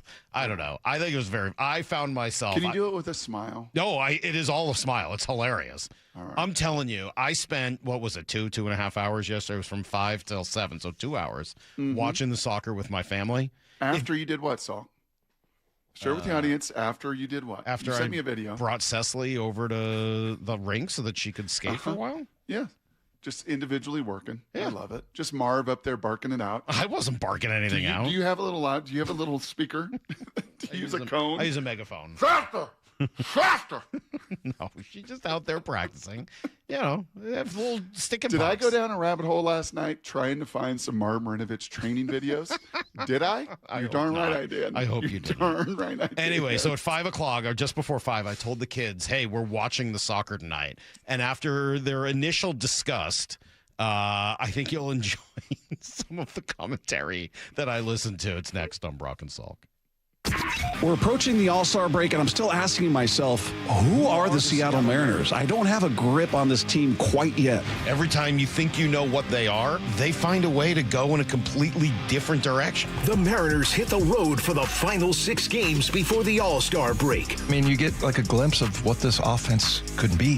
This afternoon, the first of 3 in Miami. First pitch at 3:40, 2:30 pregame. Listen anywhere on the free Seattle Sports app. Hey, Mike Salk here, and I know summer is certainly here at Snoqualmie Casino and Hotel, and they've got big shows coming up. The Pop 2000 Tour with Chris Kirkpatrick of NSYNC, O-Town, Ryan Cabrera, LFO, that's all on August 1st. If you need a laugh, David Spade, comedy legend, visiting on August 15th. You can relive the 80s with pop sensation Taylor Dane. That's September 6th. All of the tickets are at snocasino.com. Yep, you can experience luxury with breathtaking Cascade views, the world-class dining, and still play your favorite games. Elevate your next getaway. That's Seattle's closest, Snoqualmie Casino and Hotel. You're in charge of ordering boxes. Small boxes, big boxes, really big boxes. You're in charge of tape, labels, mailers, bubble wrap, extra bubble wrap, just for fun. You're in charge of warehouse cleaning and safety supplies. Good thing there's Uline. Thousands of quality products for your business and warehouse needs, always in stock, ready to ship same day, and backed by Uline's legendary 24/7 customer service. Uline makes it easy because you already do enough. Uline, we warehouse for you. Whatever the heat index, stay cool this summer. Ask your Bryant dealer to maintain your current system or install an energy-efficient Evolution system. Learn more and schedule an appointment with a factory-authorized dealer today at BryantNorthwest.com. Whatever it takes. This is Rick Jones of Goldberg Jones Divorce for Men. As a family law attorney, I know firsthand the challenges and obstacles men face in divorce and custody matters. Our firm is committed to protecting what matters most, and we're on your team. Find us at GoldbergJones.com. Looking for a pre-owned Toyota you can actually count on? Then you need to take a trip to Toyota of Renton. Each vehicle passes a rigorous 160-point inspection, so you drive off with confidence. Plus, their service center has factory-certified techs and genuine Toyota parts to keep you running strong. Come meet the incredible team, ask questions, and take a test drive in their variety of dependable, certified, pre-owned inventory. See them in person at Toyota of Renton or online at toyotaofrenton.com. You've probably heard all those ads for life insurance. Just a few dollars a day, apply online in minutes, no medical exam. Simple, easy, and cheap, right? Now you're thinking, maybe I should get a quote. Well, smart thinking. Everyone should have life insurance. But here's what they don't tell you. Those few dollars a day rates, they're for young people in perfect health. That's why everyone calls Big Lou the 50 to 60-year-old not-so-perfect candidate. Like you. You take prescription meds, and you're overweight. Winner, winner, fried chicken dinner. Well, Big Lou works with life insurance companies that want people like you, with no surprises after you apply. In fact, if you're a 50-year-old guy with a few health glitches, Lou could probably find you $1 million of term life coverage for about $200 a month. So, yeah, you need life insurance. But unless you're young and healthy, you gotta call Big Lou, because he's like you, older, heavier, and on meds, too. Get a quote right now at 800-568-2790, 800-568-2790, or biglou.com. Do you know a woman making a difference in Seattle's sports and events community? Someone who leads with purpose, mentors others, champions inclusion, and inspires those around her to be their best? Wise Seattle and Seattle Sports want to celebrate her. Nominations are now open for the 2026 Women of Inspiration Award, recognizing an outstanding woman whose impact is helping shape the future of sports and events in our region. Submit your nomination today at woiseattle.org. Nominations close July 10th. Mariners and Marlins today in Miami. 3:40 first pitch, 2:30 pregame. Get every pitch of every game for free on the Seattle Sports app. Jane Dawson did something smart. She saved hundreds on auto insurance switching to Progressive. With the money she saved, she got herself a pricey bird feeder with an ultra-high-def camera. Should Jane have just bought a regular bird feeder? Yes. Is it hard for her to admire nature when the camera doubles as the bird's potty? Also, yes. But it's Jane's savings, and if she wants to spend her time watching the digestive habits of the white-breasted nuthatch, we say you go, girl. Switch and see if you could save with Progressive and treat yourself. Progressive Casualty Insurance Company and Affiliates. Liberty Mutual customizes your car and home insurance. And now we're customizing this ad for your morning commute to wake you up, which could help your driving. Science says that stimulating the brain increases alertness. So here's a pop quiz. How many months have 28 days? What gets wetter as it dries? What has keys but can't open locks? If you don't want to hear the answers, turn off this Liberty Mutual ad now. 12 months, a towel, piano. Enjoy being fully alert. Liberty, liberty, liberty, liberty. Get in the zone, AutoZone. Annie's first oil change wasn't as hard as she thought because she went to AutoZone, where a friendly AutoZoner helped her find the right oil and save on an oil filter. He explained the job and showed her free how-tos on AutoZone.com. When she was done, AutoZone recycled her old oil for free. Get a free oil filter and more during the Celebrate Free event at AutoZone, now through July 27th. Get in the zone, AutoZone. Restrictions apply. Progressive provides protection for your boat and other outdoor vehicles so you can explore new things. Oh, I can finally try pesto. We meant like water skiing. I've just never had pesto. Or maybe take the boat somewhere new. I mean, is pesto spicy or sweet? Oh, guess we'll find out, right? Right. Bundle home or auto insurance with your boat, RV, or motorcycle and stay protected with Progressive while you explore. I don't know. Maybe I'm not ready for pesto. Progressive Casualty Insurance Company and Affiliates. Not available in all states or situations. This hour of the Brock and Salk Show is powered by Star Rentals, preferred supplier to the West's best contractors. From the Quantum Fiber Studio. This is Brock and Salk. Weekdays 6 to 10. On Seattle Sports and 97.3 FM HD2. All right, so maybe this is a tribute in some way to Bill Simmons, who, when he was young, used to do these running diaries. And so as I asked the kid, Brock, you told me to watch the game last night. There was nothing else on, and you were right. There really wasn't. There was nothing else on. Nothing else on. There was no baseball. There was no nothing. There just Wimbledon was over. There's nothing to watch. Well, actually, your guy, what's his name? Brandel Chambly? No. What's Cam Schlittler? Yeah. Was he pitching last night? He was. He's shut down the filthy, race. Dude. He is really, really good. But, okay, so I made it a point, Brock, to watch the game. And so here is my running diary. It starts at about 4:55. The game, of course, started at 5 o'clock. And I was sitting there with Avery, and she says, can we watch Love Island now? And I said, no, we have to watch soccer. To which she groaned but said, okay. And then a moment later, we heard the Jets overhead, which was very cool, right before we saw them on TV go over the stadium. So that was pretty cool. 5 o'clock, Avery, what does FIFA stand for? So I didn't know, but we guessed, and I said, I think it's Federation of International Football Association. I don't know. I couldn't come up with an answer. That was the best I could do. That's pretty good. A minute later, Cecily comes out and says, what are we watching? And I said, soccer. And she said, why?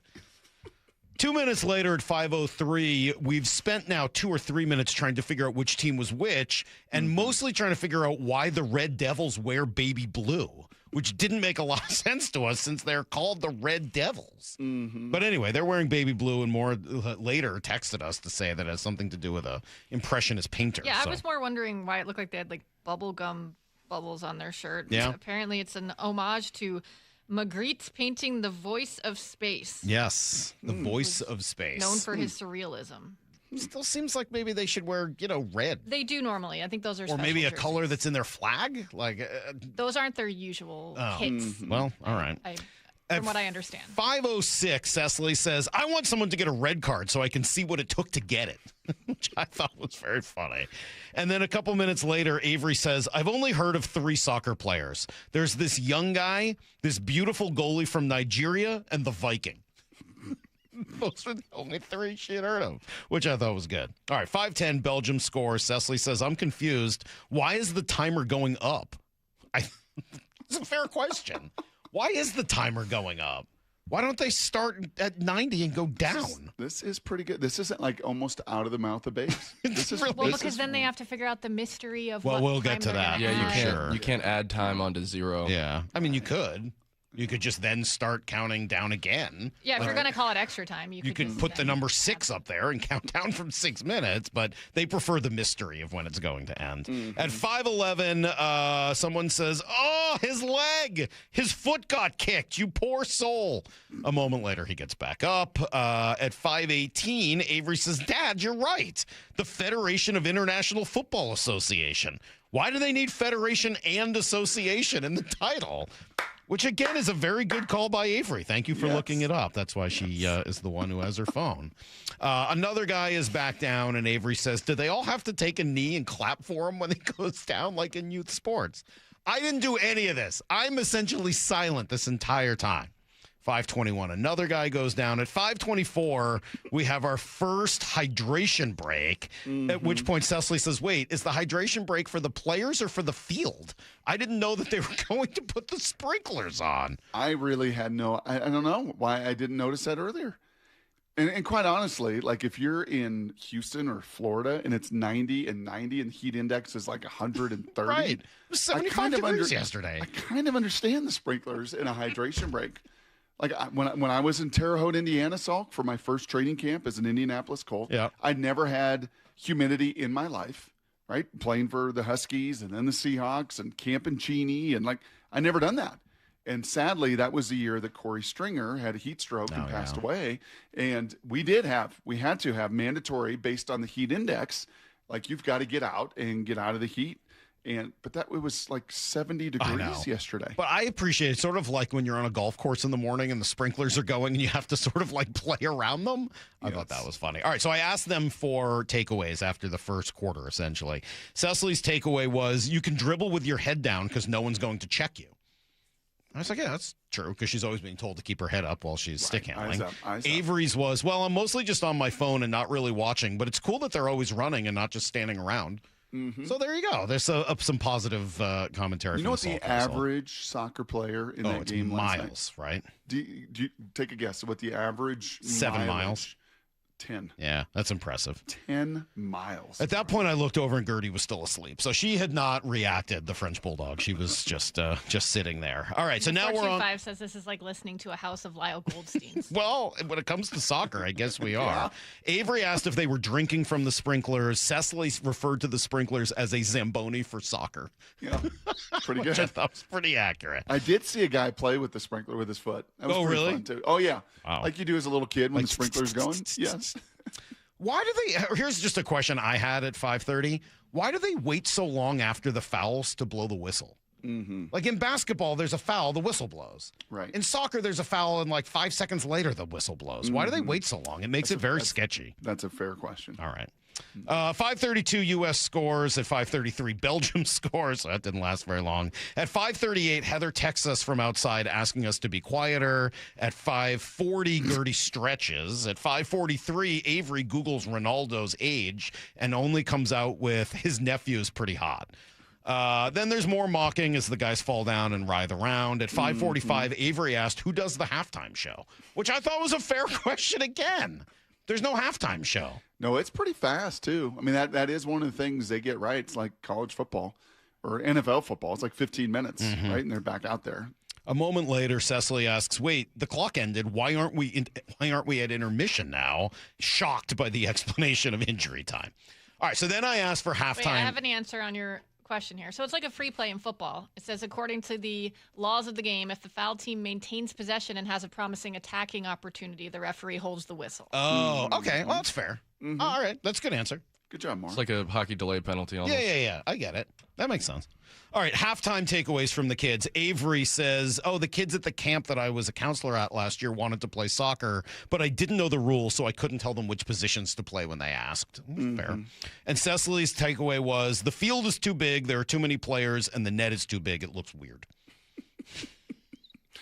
Very good hockey perspective. Yeah. That's a little hockey optics. All right, at 6:04, Heather arrives. Now my wife is done with work. She's come inside, and her initial thing she says is, I've been seeing all these reels about pregnant women making fun of the writhing on the ground, but apparently it's just part of the game. Like, whoever acts the best gets the foul called, but if they don't act well enough, then they get called for flopping?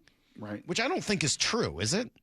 Well, we saw the flop, the mysterious, what was that called when we asked Matt Stretch Johnson a couple weeks ago? And we kind of like that. We're like, that. Oh, yeah, the mistaken identity? The mistaken identity. Right. Like, that might be a good thing for the game to get rid of this flopping and writhing and all this nonsense. That didn't work yesterday. There was plenty of I haven't seen flopping the mistaken and writhing. identity since then, since that first Paraguay game. Yeah. No, there was a lot of writhing on the ground after nothing yesterday, from what I saw. At 6:09, the second half starts, and Heather says, and this is a direct quote, "Is this the start of the game? Wait, is this the U.S.? I didn't realize they were playing in Seattle." Heather. 100% true. Heather. I promise you I did not make that up. Has she just been locked in working? Are you just making her work hard, she just too? doesn't give a crap about soccer. Are you Mar Barinovich, not only with your youngest, but also with your wife? I swear to God. You work till 6. All right, I'm going to watch some sports here. I swear to God, I had nothing to do with any of this. My favorite thing is how you keep repeating you have nothing to do with any of this, as if your family wouldn't be as into hockey as they are, if not for you, Heather and grew not up, as into soccer as they are. That has nothing to do with it. Heather grew up as a huge Whalers fan. Her brother played hockey growing up. Yeah, but you guys reached another level once you got your daughter to start playing. Like most people, she's the one who got Cecily into hockey. I wanted Cecily to play basketball. You're acting as if you guys have no impact on them not watching soccer. I have no impact on this. The kids had their own reaction. Heather really did not know it was in Seattle. Literally had no idea. Well, she'll know now because I-5 is now going to be closed. I know. So, well, she knew that the World Cup in general was here. She just didn't know that the U.S. was playing here yesterday. Okay. By 6:16, 7 minutes later, Heather has wandered off. We've lost her. I don't know where she went. At 6:26, the kids and I debated for a full 2 minutes why there are two boxes on the field, like what the difference is between the two boxes.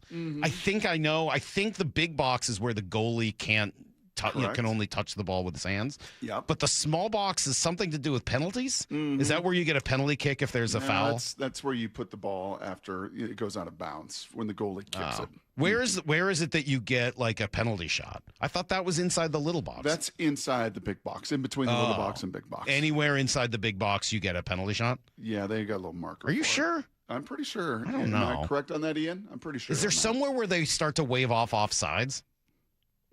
No. All right. I thought there was a point at which offsides was no longer a thing. At 6:28, Heather returns and says, "So, this is Belgium? I thought it was Belarus. Are those people in the penalty box?" Brock, you cannot make this stuff up. She did not even know that I was taking notes on all of this. She was like, BEL, Belarus? Oh, Belgium. Right. Okay. At 6:35, they take their second hydration break, and Cecily asks if they're going to have a slip and slide. A few minutes later, Eddie Vedder chugs a beer, and Avery says, wow, he's not as hot as he used to be. At 6:38, Heather says, I think I'm going to go to the grocery store right now. It's probably going to be deserted. At 6:53, Gertie gets up, starts playing with her fake falafel and squeaking it. By 6:56, the game is over at 4-1. Cecily asks me, Dad, I wonder if people are going to blame you for watching the game and them finally losing. I said, no, I watched the first game where they dominated, so I can't possibly be held responsible for this. At 6:59, the Fox announcers start begging for viewers, saying this doesn't have to be the end. You can watch your local team. And Cecily goes, no thanks. And at 7 o'clock, both kids celebrate that they can finally watch Love Island. That was my experience watching the game yesterday.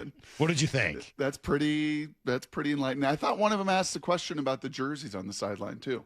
Oh, Like, yeah, I think I deleted that one. I deleted had to, that for one? time, Yeah, too many. I Yeah, had yeah, to, too I had to many, too delete many. a few of Yes. those. There was a question about why they were wearing bags on the sideline along the way. There were some questions about why the coach kicked the water bottle, Jared Kelnick style. Oh, he was mad. Yeah, I could understand. So anyway, those were that was my experience. What did you? Was that similar to yours? No, ours was Molly having to tell Ty to stop being so negative, like your father. Oh. But I wasn't saying much of anything yesterday. But he was really frustrated with certainly the American star. Like, are you serious, dude? Like, shoot it up. Like, you can't step out of this game now. Yeah, that when was your team pretty is lame. down. And I didn't realize that's the third time in 7 World Cup games that he's unfortunately been injured and out. And man, was he rough in that first half. Like, just competitive. Like, come on, man. Don't give it up. Don't give it up. You get the ball knocked out, you get the ball knocked out. But he just kept like relegating the ball to others instead of being the one. Like, come on, man. You're the captain. He's this not team the is going to captain. respond to you. No, You've the gotta other go. guy's the captain. The guy who you said got turned around like a pretzel. Well, I think they have a defensive captain and maybe an offensive captain, okay. I believe. I think they've got a couple armbands out there. But yeah, like, you can't do that. I'm Hey, sorry. Let me ask a couple other questions. Why is there only one ref? It feels like they could use a second ref out there. Well, they got side refs. Yeah, but those guys They're are just judging doing offsides. and No, they're stuff. doing offsides and where the ball gets out. They got more Also, eyes. their on the ref side. was jacked. That dude was like Ed Hockley in his day. Like, that dude looked like he could take people out. He gave some glares, too. He sure did. Like, I always wonder, my question is, pointing do they and glaring. understand what's being said to them? Like, you watch Lot like of the different UN languages. Council, like, where they all got those little earpieces, so it's translated to their language. Is he able, with all the stuff that he's got on his head, like, he's got so much Well, stuff, he's got technology. a microphone. Maybe it goes Yeah. back to a central translating space, and then they can tell him if somebody's I don't know. insulted him in some He's way. swearing at you in Belgium right now. Belgies. They're asking if they were playing Belarus was my favorite. Of all of the things that I heard yesterday, wondering if BEL was Belarus was definitely my favorite. She literally was blissfully unaware. So we did not yesterday. We commented and we had the conversation about where this ranks in Seattle sports, right? Well, according to my family, not high. Not high for the Salk family and the Wynn family, not surprising. But for the Ians of the world, the D-Macs of the world, the Matt Stretch Johnsons of the world, the soccer fans of the world, Salk, we did not bring up the parades. We did not, and that probably would have been, and certainly even the first parade with the first championship on a freezing cold day, it was, remember, it was like millions. Mm-hmm. And Ian, who had been to the Seahawk parade, the most recent one, what did you say, Ian? Yesterday it was... It felt like double? At least, yeah, 1.5, if not double. From, I think, probably because, like, for the Seahawks parade, at least this one, when I was a kid and went to the parade in 13, like, I remember not being able to breathe standing on the side of the road because there were just so many people. Yep. And it was that same kind of vibe because everybody was squished into a small place, but basically from Pioneer Square through Occidental Square, you just could not move. Couldn't even move. The whole waterfront was slammed too. The march to the match, it looked like stretched a whole mile. It was nuts. And credit to Belgium, man. They rose to the occasion. They played phenomenal. Their first half, they were connected. They were incredible. And U.S. was tentative. They were passive. I think they played, unfortunately, to Pulisic and his passivity, and they were in between and turned around, and they did their job. When you're in that environment and you're playing competitively, your job is to take that crowd out of it, to unplug that electricity. And they did it for the majority of that game, unfortunately. And the Americans, the stage and the scene and the talent was unfortunately too big. This is Brock and Salk's Blue 88, brought to you by Culligan Seattle. We're going to go red, right, tight, close, sprint left, G, U corner, halfback, flat, on one. Ready? Brock Heward tackles 3 football questions as only he can. Blue 88. Now here's your hosts, Brock Heward and Mike Salk. They have any Flemish people on that team? Flemish? Yeah. The Flemish cap took down that boat. Flemish block? I don't know. Did they have any Flemish people on the Belgian team? Good question. All right. Maybe More. somebody can get me that answer. Brock, question number 1 for you. I mentioned it earlier in Need to Know. Jeremy Fowler going through his top players at each position. Had Devin Witherspoon number 4. in his cornerback rankings, behind Patrick Surtain and Stingley, Derek Stingley Jr. and Christian Gonzalez, just ahead of McDuffie. Yep. Is that about the right spot? I think that's probably fair, especially when it comes to outside corner, like him as an outside corner compared to those guys and their length, especially two of those three in Surtain and Gonzalez. And we saw Gonzalez in the Super Bowl. He's a phenomenal player. He is unbelievably fluid for his size, as is Surtain there in Denver. And Stingley is more along the lines of Spoon. He's a little thicker, maybe a little pound for pound. I'm not going to say that. He's just thicker and stronger. But all around, can Patrick Surtain do what Spoon does all around? Force multiplier. How about that? Mm-hmm. Can he force multiply the way that Spoon can? Maybe I'm biased because I get to watch him every day and I don't watch Surtain every game in the same vein.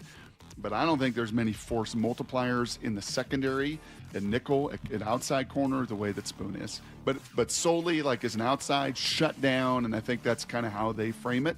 Yeah, I think that fourth is a fairly accurate number in that case. The other first two guys went well before the Seahawks would have had an opportunity to pick. They did choose Devin Witherspoon 12 spots ahead of Christian Gonzalez. Mm-hmm. Any regret?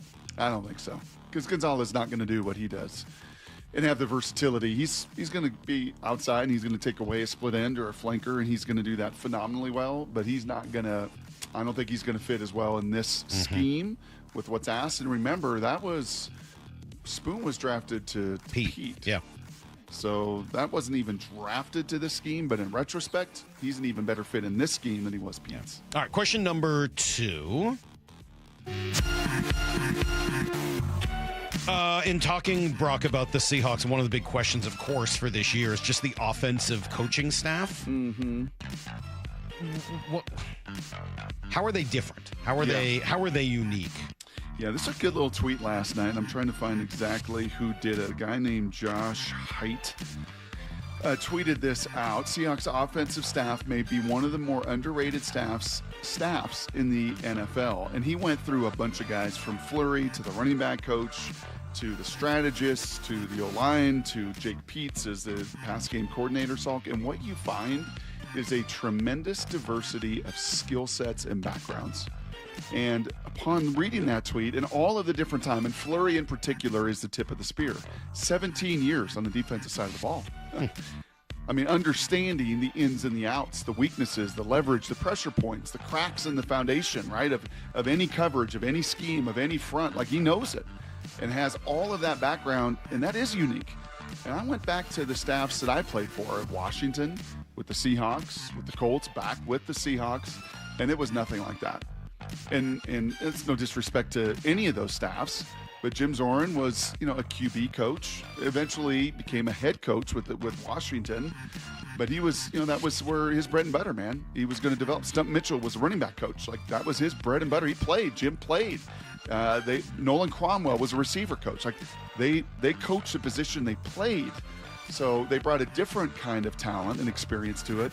But this holistic approach of being able to coach basically any position on the team and know what's asked of them kind of reminds me of the old John Nordstrom, right? In the book that he wrote and I loved, and the whole Nordstrom philosophy that's not too dissimilar to a lot of businesses. Like, you're going to start in the mailroom and then you're going to work your way up and you're going to work your way up and you're going to work your way up. And the famous line is, you're going to know the ask. When you get to the top in management and you ask somebody to do something, you're going to know every step of the way. And I think there's some analogous to these coaches having all of the different backgrounds and all the different positions they've coached and being head coaches. They know that ask a whole bunch. All right, question number 3. Tom Rinaldi with us yesterday. Brock, you asked him why Seattle is so special. What'd you make of his answer? You have it on the old cut sheet? I do. Here was Tom Rinaldi. I just think there's an incredible pride in the Northwest. It's interesting. It's sort of, hey, don't come and visit. We love it. We're all good here.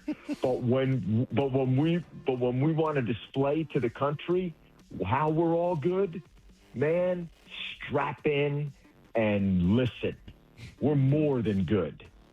We are more than someone's secret. We have it figured out. It's the best summer in the United States of America. It's one of the proudest sporting cultures in the United States of America. It's an amazing part of our country that a lot of people never get to. That's how I would answer my friends. And I would ask them, have you been there? You need to go there. And he pointed to two things as well, geography and territorial, right alongside that response. And I'm going to stretch this, Salk, outside of just Seattle. And I'm going to stretch it to Pullman, to Corvallis, to Eugene, to all those environments that I've been in, I've called games in, and the geography and the territorial nature of it plays in all those places.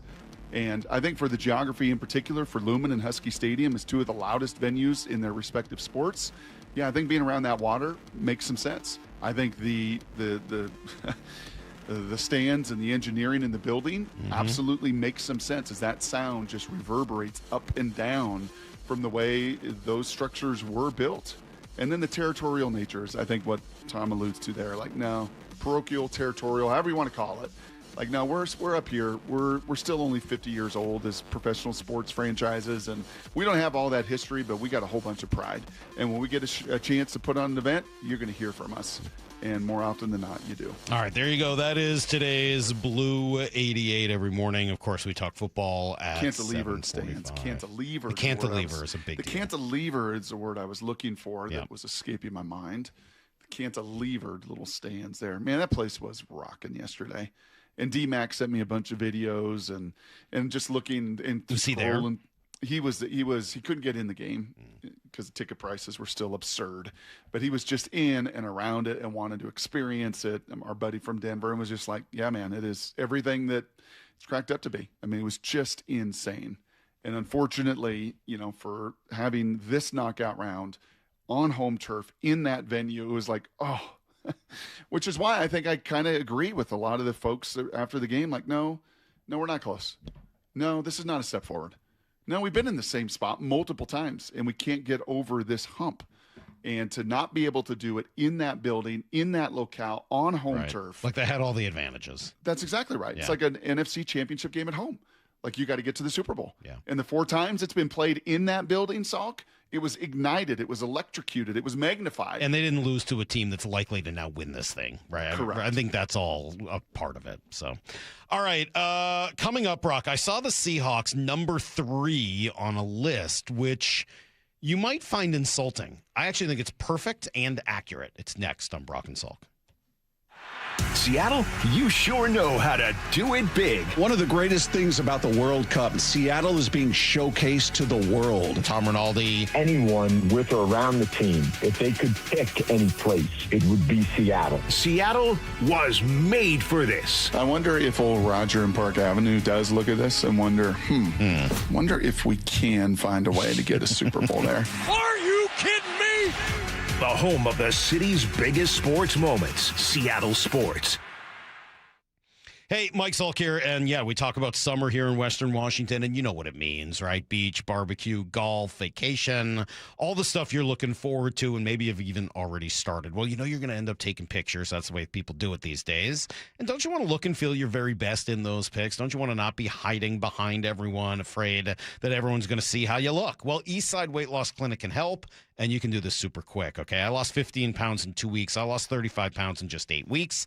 So you got time. Get it done now, though. Schedule a 15-minute no-obligation consultation right now at eastsideweightlossclinic.com. Here's what you'll get. Safe, healthy, sustainable weight loss. No pills, no injections, no surgery, no fake food. It's all real food that you buy at the grocery store that will help you lose weight and look and feel your very best. The secret? Well, you'll find out in only 15 minutes with Eastside Weight Loss Clinic. Schedule that quick intro call today by going to eastsideweightlossclinic.com. Dr. Ryan Coogan, D.C. Results may vary. Whatever the heat index, stay cool this summer. Ask your Bryant dealer to maintain your current system or install an energy-efficient Evolution system. Learn more and schedule an appointment with a factory-authorized dealer today at BryantNorthwest.com. Whatever it takes.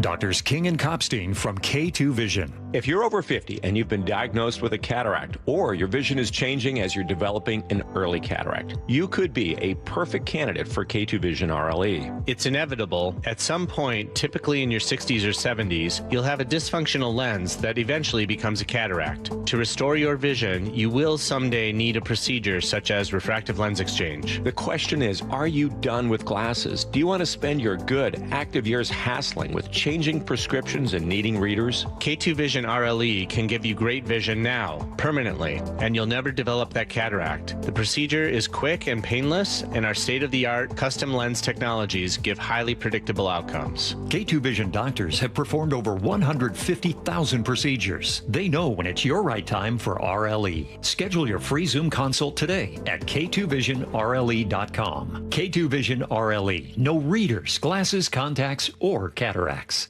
When your equipment is down, every minute counts. Levitt Machinery has the parts, technicians, and expertise to get you back up and running fast. Because if it's forked, we fix it. LevittMachinery.com.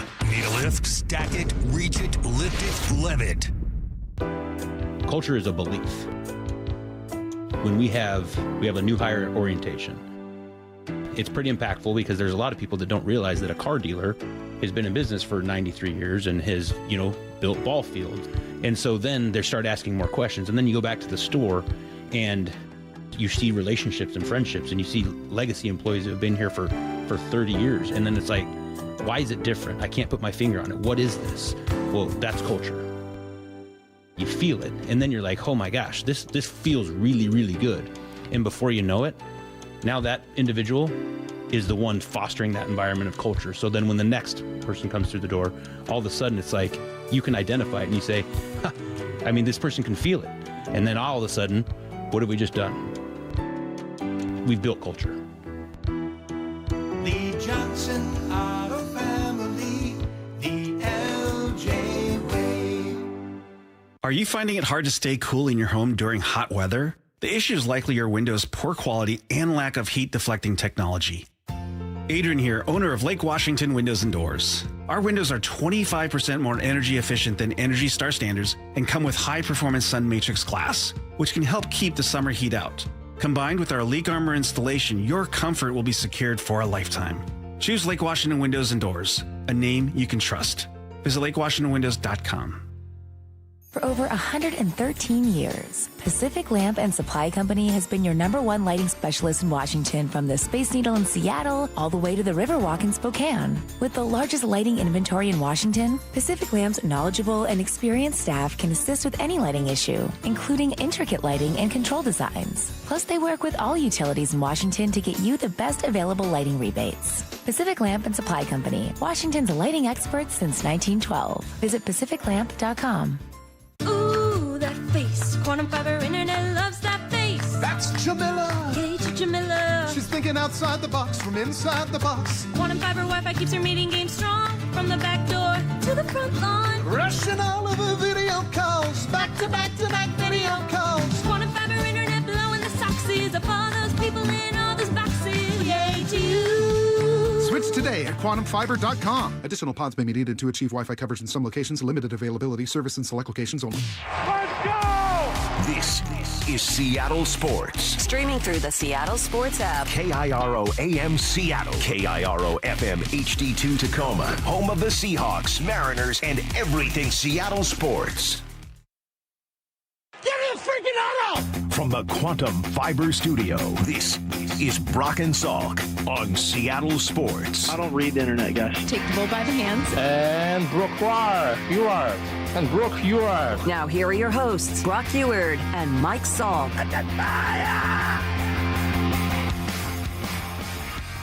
All right, Brock. I love this list, and it's rare. Usually, this is the type of thing that would get somebody upset. In this case, I think the Seahawks are in the perfect spot. So, perfect spot. I think it's accurate, and I think they're exactly where you want to be. So, ESPN NFL analysts Seth Walder, Mike Clay, and Aaron Schatz ranked all the starting rosters in the league, right? So the top 22 guys, essentially, on each team. The Seahawks came in third on the list. Behind the Rams, of course, and the Eagles. They were 1 and 2. The Seahawks were number 3. And I looked at it, and I was like, I should be upset about this. Is this more Seahawks disrespect? And there's certainly been plenty of that, and the Ram glorification and all that. And as I was kind of looking through the roster, I was like, you know what? Seems pretty accurate. Seems about right. Like the Rams and Eagles do have really good starting players. I got a lot of big-name guys, a lot of, their starters are really good. Mm-hmm. And the Seahawks are probably third. That's probably about right. Very accurate and completely unimportant. Totally and completely unimportant, at least to the Seahawks. Because I would like to hear about the last team that played 22 players in a season. Mm-hmm. I'd like to hear how that went for them. Mm-hmm. Now, you got to have good players. Don't get me wrong. You've got to have good players. You've got to be in that top 5 or 10, I would think, or else you're just not going to have enough star quality players to win over the course of a season. But the idea that, who cares who the top 22 is? Who cares? Yeah, it's just a little not bit relevant. A little bit like our conversation of the college football tiers or these World Cup tiers, and you look at these rosters, and there's certain rosters in college football, and it's why expanding it to 16 teams or whatever in a playoff is absurd, and even at 12, I think, is a bit absurd. Once you get beyond 8, and you've seen that in the scores of these games in the early rounds, it's just that roster, and at the top half of that roster is nowhere close to that group. And you're going to see that with Spain and Belgium and these teams that are all remaining compared to the American team. That's just at the top heavy end of it, they're much better than you are. But the Seahawks were not built for 22 strong. Not even built for throw the 3 specialists in there for 25 strong. This thing was built 70 strong. I think, when we talk about the 70, that's a critical part of our team and is going to be something that we're going to be leaning on to have success over the course of the year, whether it's our DBs or whatever position. There's going to be times where a position's low on guys, and we're going to be dependent on those guys to step up and go play. And they did that this week, and that's great. But every week we're going to be dealing with that sort of thing. That's the nature of our business. Pretty simple. Yeah, cool. Have the best 22 in L.A. That's cool. Maybe you have the best 22 in Philly. Cool. Is that winning a championship? I mean, it can, but is it going to? It can be part of a championship, but you got to have the coaching. You got to have the luck, and then you've got to have the ability to deal with everything else that comes your way over the course of the season. And whether it's the ready squad or 70 strong or whatever term, you have to have a level of depth. Yeah. So I really just don't care that they came in third. Even through the whole season last year, Salk, and the number of times, and I can remember, I can count them on my hand when I said to you, gosh, it's so easy to say this. It's so easy to talk it, but man, is it hard to walk it. Right. And even as a coach, right? And on the other side of it, oh yeah, next guy up. Okay, number 2 is going to go in. But do I really feel as good? Can I really be as confident? And goodness, to a man, every coach on that staff, everybody in management, everybody on that roster, they fully believed it. And as much as the final play in that second Super Bowl and Malcolm Butler's pick was the defining play in the moment that we will all remember and carry forever is the one that cost him, man, losing Averill and losing your DB in the first half. Jeremy Lane to the broken arm. They weren't 70 strong. It just wasn't when that next group and that next wave came in, they didn't play to that level of the Legion of Boom. They didn't get to the quarterback the way that Bennett and Averill did. They didn't have that same, I think that same mantra, that same buy-in, and frankly, the same talent dispersed 1 through 70 on their roster as this one did in 26. Yeah, I think you say it right, that it's easy to talk about needing 70. It's easy to talk about depth. It's easy to say in the offseason that, well, it's going to come down to, who stays healthy and who's got the best fit. Well, but it's true. Mm-hmm. And we saw an excellent example of it last year with the Seahawks. Yeah, they probably are not the single best roster of top players in the league. They're probably missing, a couple of spots where you'd look at the starting line and be like, well, this other team is a little more explosive here, has a little bit better skill position there. Maybe this player, the safety's not quite here. And I think that's all true. Mm-hmm. But you got to be, and look, you do have to be in the top 5, top 10, top 7, somewhere in that range, I think, in order to win a Super Bowl. You got to have really good starters. You've got to have really good players. You've got to have game-breaking stars. I don't want to oversell this and be like the only thing that matters is depth, because that's not enough. You do need to have the JSNs. You do need to have the Leonard Williamses. You do need to have the guys that completely change the game over the course of every game. And they do. They have those guys. And when Jeremy Fowler comes out with these lists, and it's not Jeremy Fowler's list, these are the executives that vote on it, you do need to have a guy in the top 10 in nearly every position group. Because that's what the Rams have. That's what the Eagles have. That's what you have. That's what I think the Bills are pretty close to, and whoever was 4th and 5th on that. You kind of need to have one, or at least receiving votes. Because if you've got a dearth of talent in a spot, you're going to get exposed. Yep. You're going to get exposed. Hey, you can have all the depth in the world. If you don't have the star players, it's not enough. We've talked about that over the years when the Seahawks or Mariners or any team has had trouble because they just didn't have enough great players. Yep. But looking at it now, okay, you've got a few of those great players, and you've got a very, very good starting team. It is going to come down. I mean, the difference between the Rams, the Eagles, the Seahawks, as you said, a couple of other teams, probably not that significant. So who survives the best? Who has some of the best luck over the course of the season with injuries? And who deals with the bad breaks the best by having the most number of players ready to fill in and do their job? That's a huge deal. You got 14 O-linemen. The last time that ever happened in Seahawk history and return every one of them? Never. You got 4 tight ends. You've got now 4 or 5 receivers. Right, running back is kind of a question. I think that is a legitimate, and obviously, but it is funny. I don't think you're going to have anyone in the tight end group in that top list. AJ Barner will be pretty close. Maybe he's another receiving votes, but I just saw a list of tight ends yesterday. It was the top 20 tight ends. He wasn't on it. Really? Yeah. I maybe that was fantasy, so maybe that weakens it a little bit. But yeah, maybe once you include blocking and all that. But I don't think that they're going to enter into the top group in tight ends. Jackson Smith and Jigba's probably the only skill position player on the team that ends up in the top of anything, would be my guess. That's not how they're built. Now, on the defense, I'm sure they'll get screwed, and not enough people will say anything about Leonard Williams or Byron Murphy, because that seems to be what happens every time. But both those guys should be in the top of the defensive line room, and you should absolutely see Nick Eamon-Warrior in there, and Devin Witherspoon was in there, and Julian Love might be in the others receiving votes category. He'll be in the top. He was in the top 10 last year. Was he? Mm-hmm. All right. Yep.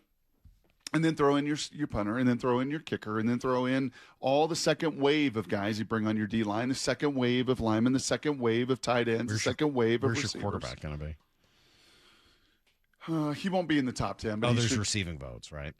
Oh, yeah. I think PFF had him 14. I was like, that's still too low. He's better than Trevor Lawrence. He's better than Dak Prescott. He just won a Super Bowl. Why do they have him so low then? I don't know. I mean, that is something to continue to kind of work through. Why so many people? It was the turnovers. It was a turnover, certainly through much of the regular season. Yep. Yeah.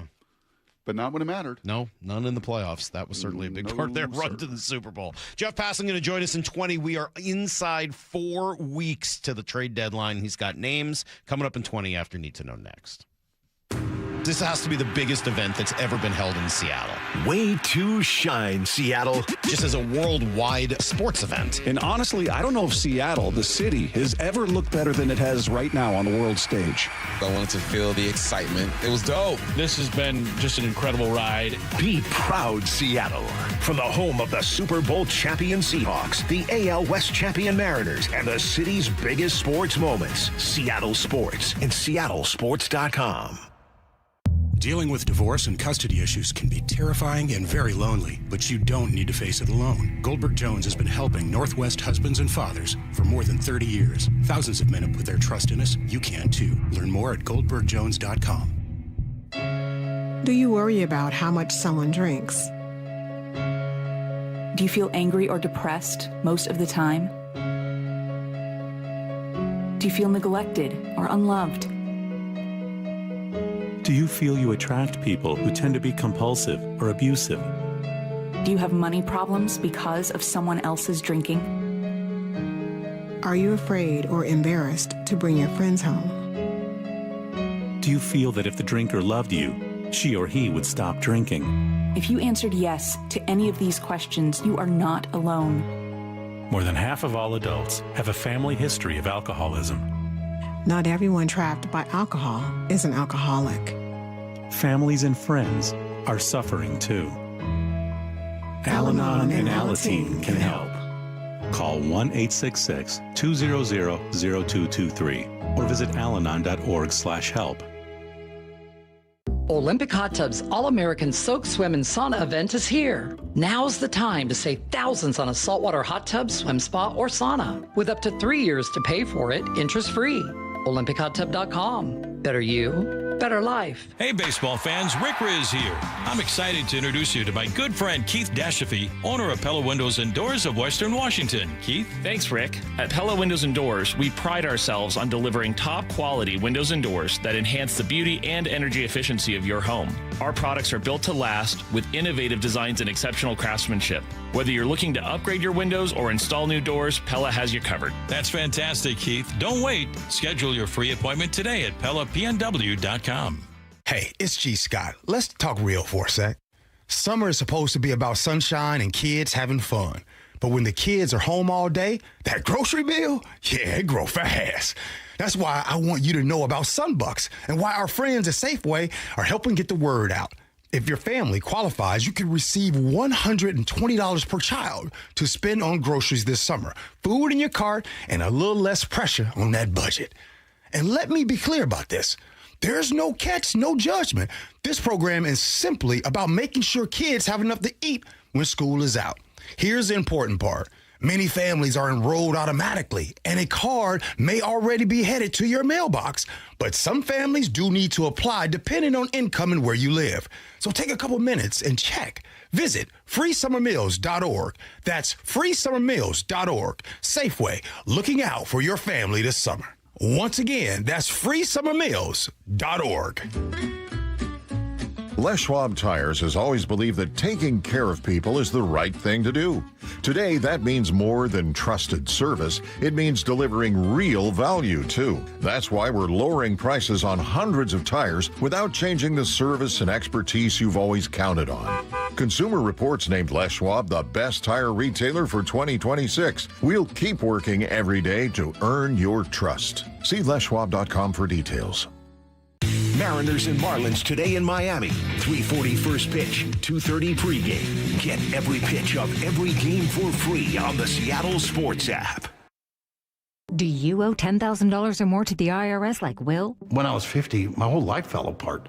I lost my job, I lost my wife, I lost the house, I lost pretty much everything except for my life. When the IRS came calling, I just didn't have it in me. I felt like Wile E. Coyote, just waiting for that IRS anvil to drop. Then Will found Tax Relief Advocates. I heard their advertisement on the radio, I wrote down the number, and I made the call that changed everything. The IRS gave me a bill for $40,000. Tax Relief Advocates got that down to $3,200. I've paid 9 cents on the dollar. Now that's a great deal in anybody's book. If you owe 10 or even hundreds of thousands of dollars to the IRS, don't lose hope. Do what Will did and call TRA for a consultation. But for me, the real win is I got my life back. Visit TRA.com or call 800-488-4194. 800-488-4194. That's 800-488-4194.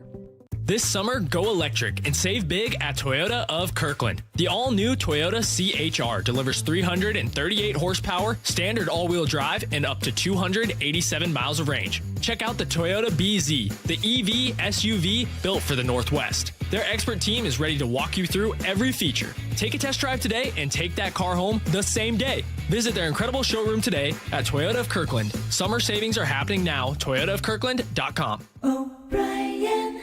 When it comes to your home's water, Culligan makes it better. Say goodbye to hard water, odors, and rusty iron stains. Plus, a Culligan Whole House PFAS system is the only system certified to reduce 99.99% of forever chemicals and over 70 other harmful contaminants. Start with a free water test and let Culligan recommend the right solution for you and your water. Ask about 12-month, no payment, no interest financing too. Visit Culligan.com. Impurities may not be in your water. Need to know. 15 minutes past every hour with Brock and Salk. Presented by Marquee Data. Here's what you need to know.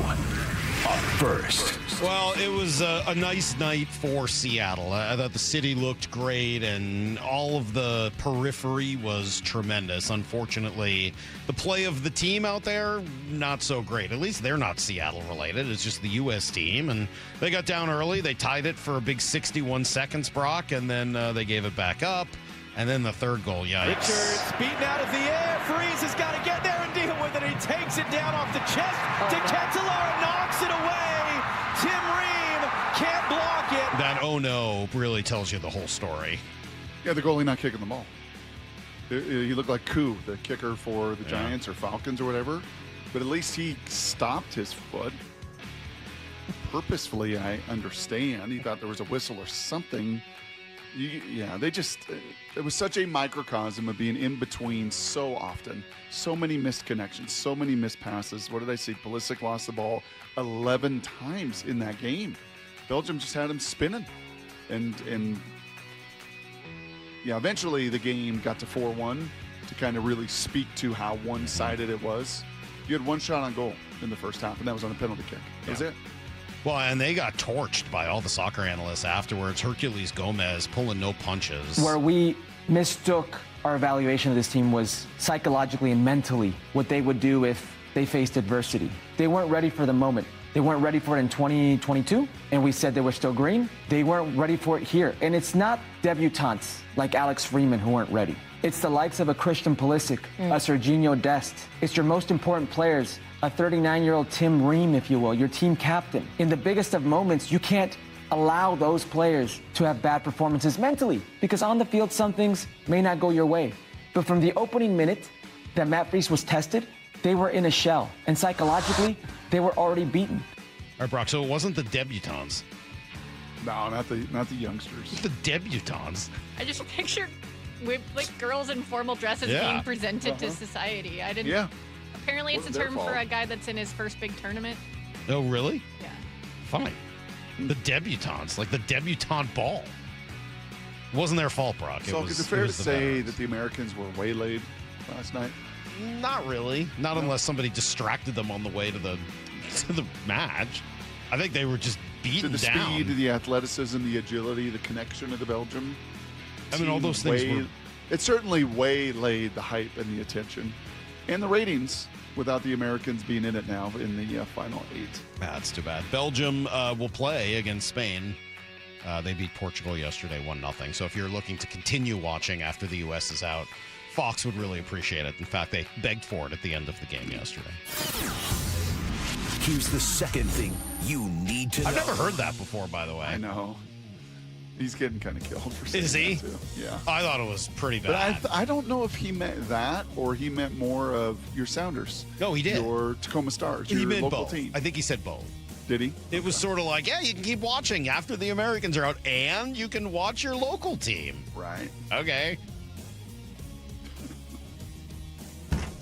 Who picked up on that, Avery or Cecily? Cecily was like, no. I didn't even say anything. It's so funny. Oh, man. So huge road trip for the Mariners. Seriously. I don't know that you would have circled this one at the beginning of the year. Miami's not been great for a little while, but they're playing pretty good ball this year, and Tampa's obviously been the best team in the American League. So to go on a little 6-day trip through Florida, pretty big what you're going to have for to the Mariners. do that you haven't really done on these East Coast trips? Pitch on the road. You got to pitch on the road, and you got to play clean.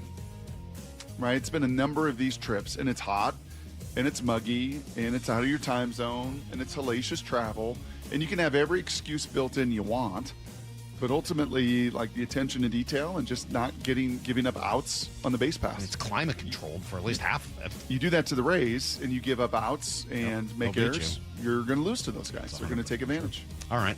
So big start for Brian Wu tonight. He has struggled on the road, been great at home, so we'll see what he's able to do in Miami.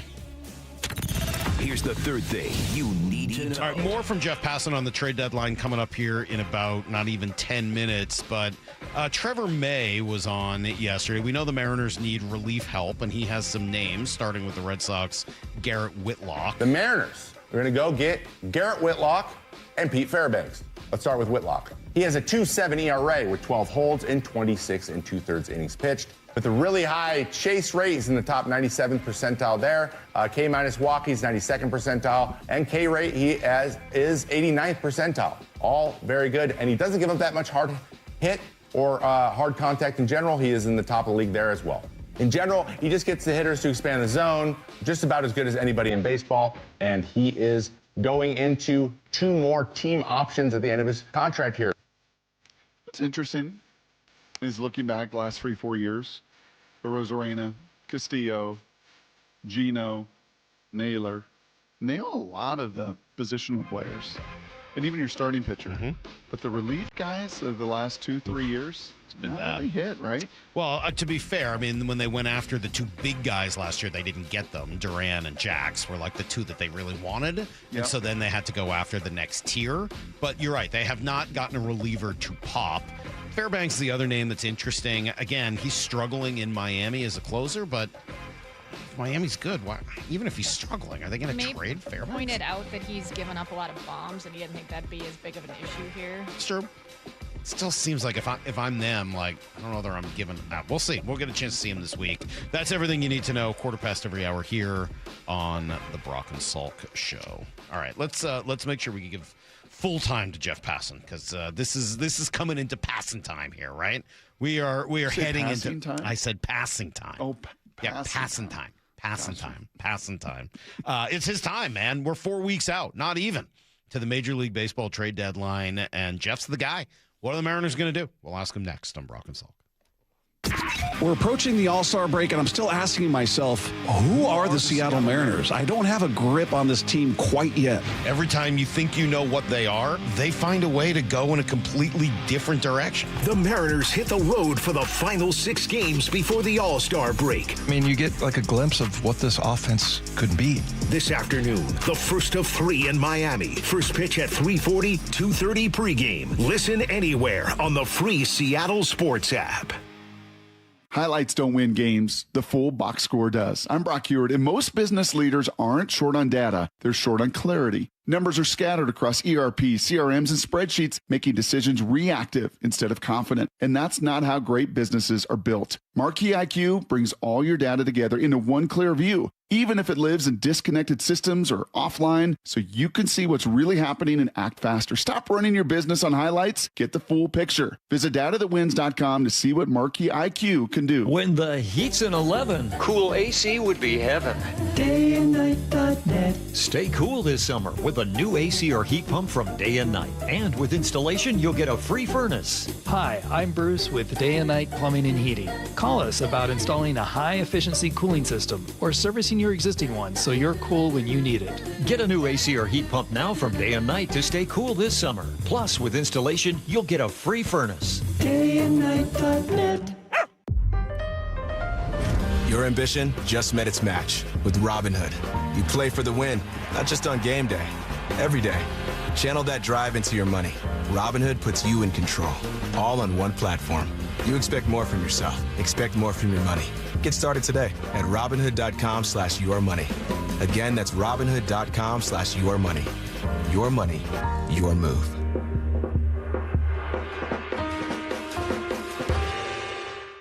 Heat up your 4th of July at the Home Depot with our wide variety of grills under $300 and make every gathering one to remember. Give your outdoor space a glow up, whatever your budget is, with savings on seasonal plants starting at $5. With the grill fired up and your backyard set to perfection, you'll be able to invite friends and family over to kick off the party. Start celebrating with low prices guaranteed at the Home Depot. Prices may vary by store. Exclusions apply. See HomeDepot.com/price match for details.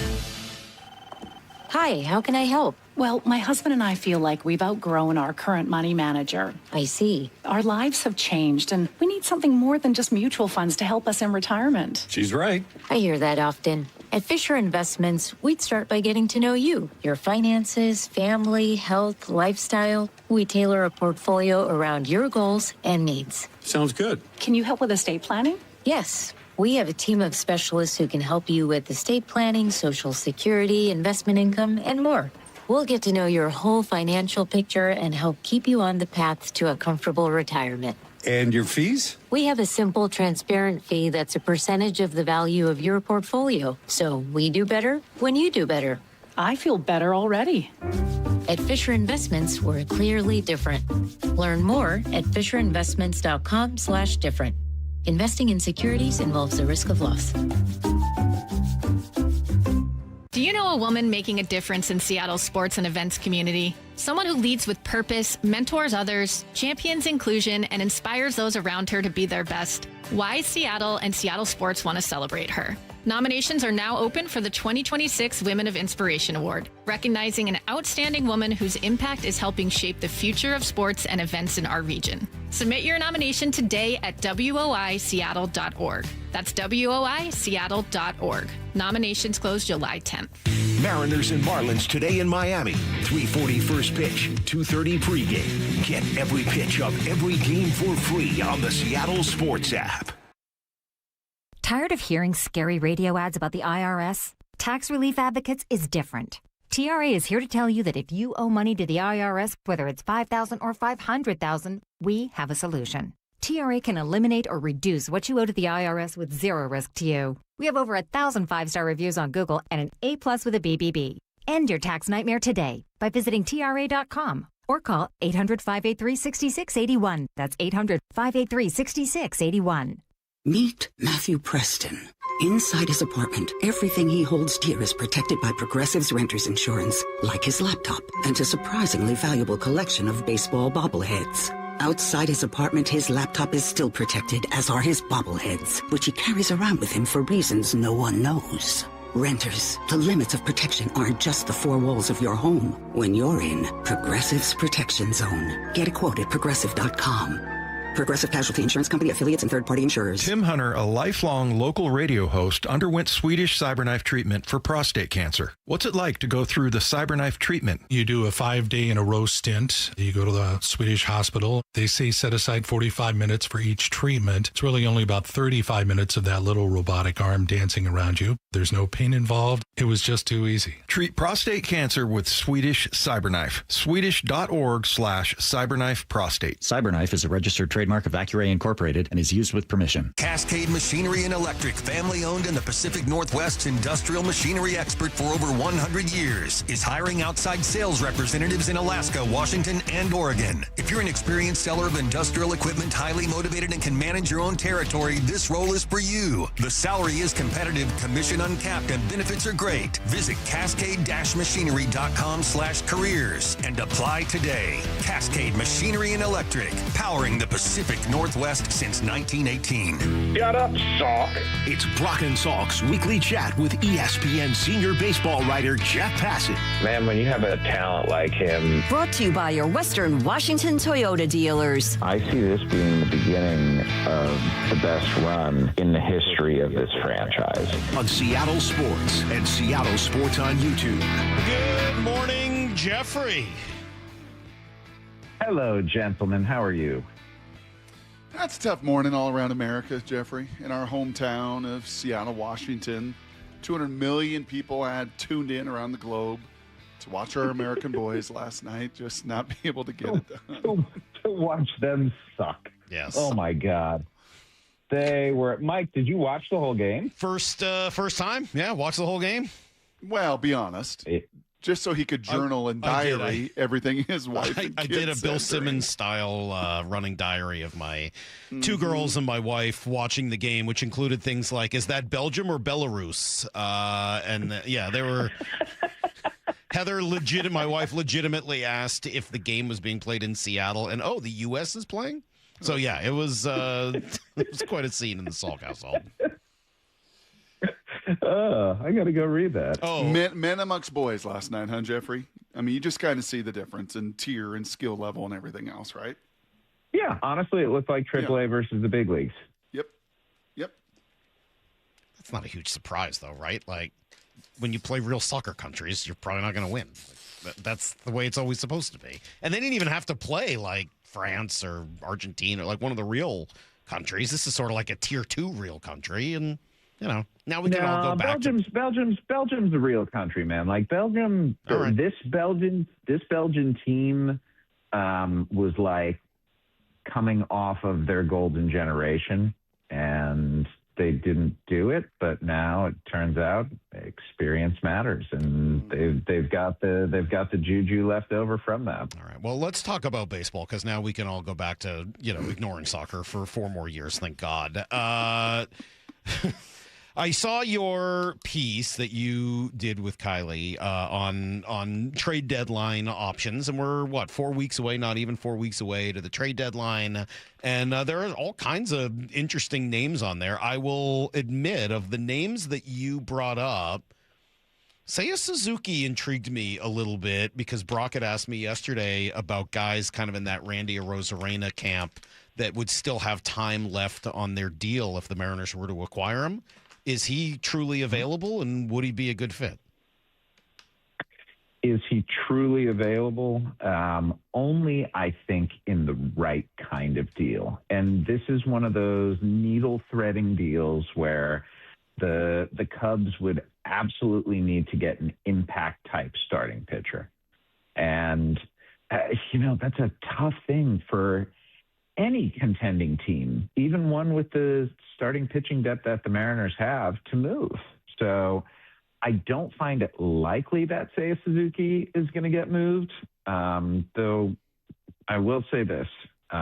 They have, with Matt Shaw and with Michael Conforto, the sorts of guys who they could put in the lineup, either in a platoon or in a full-time role in that right field spot. And the rest of their lineup, whether it's Dansby Swanson driving in absolutely everyone he can, or Pete Crow Armstrong, like the runner-up at MVP behind Shohei Ohtani in the National League right now, like they're finally starting to hit. And the Cubs have got good, and I think they have legitimate World Series aspirations. The problem is they need more pitching. And so the fit is right there. Though, if I may say, I love it when Brock gives me homework.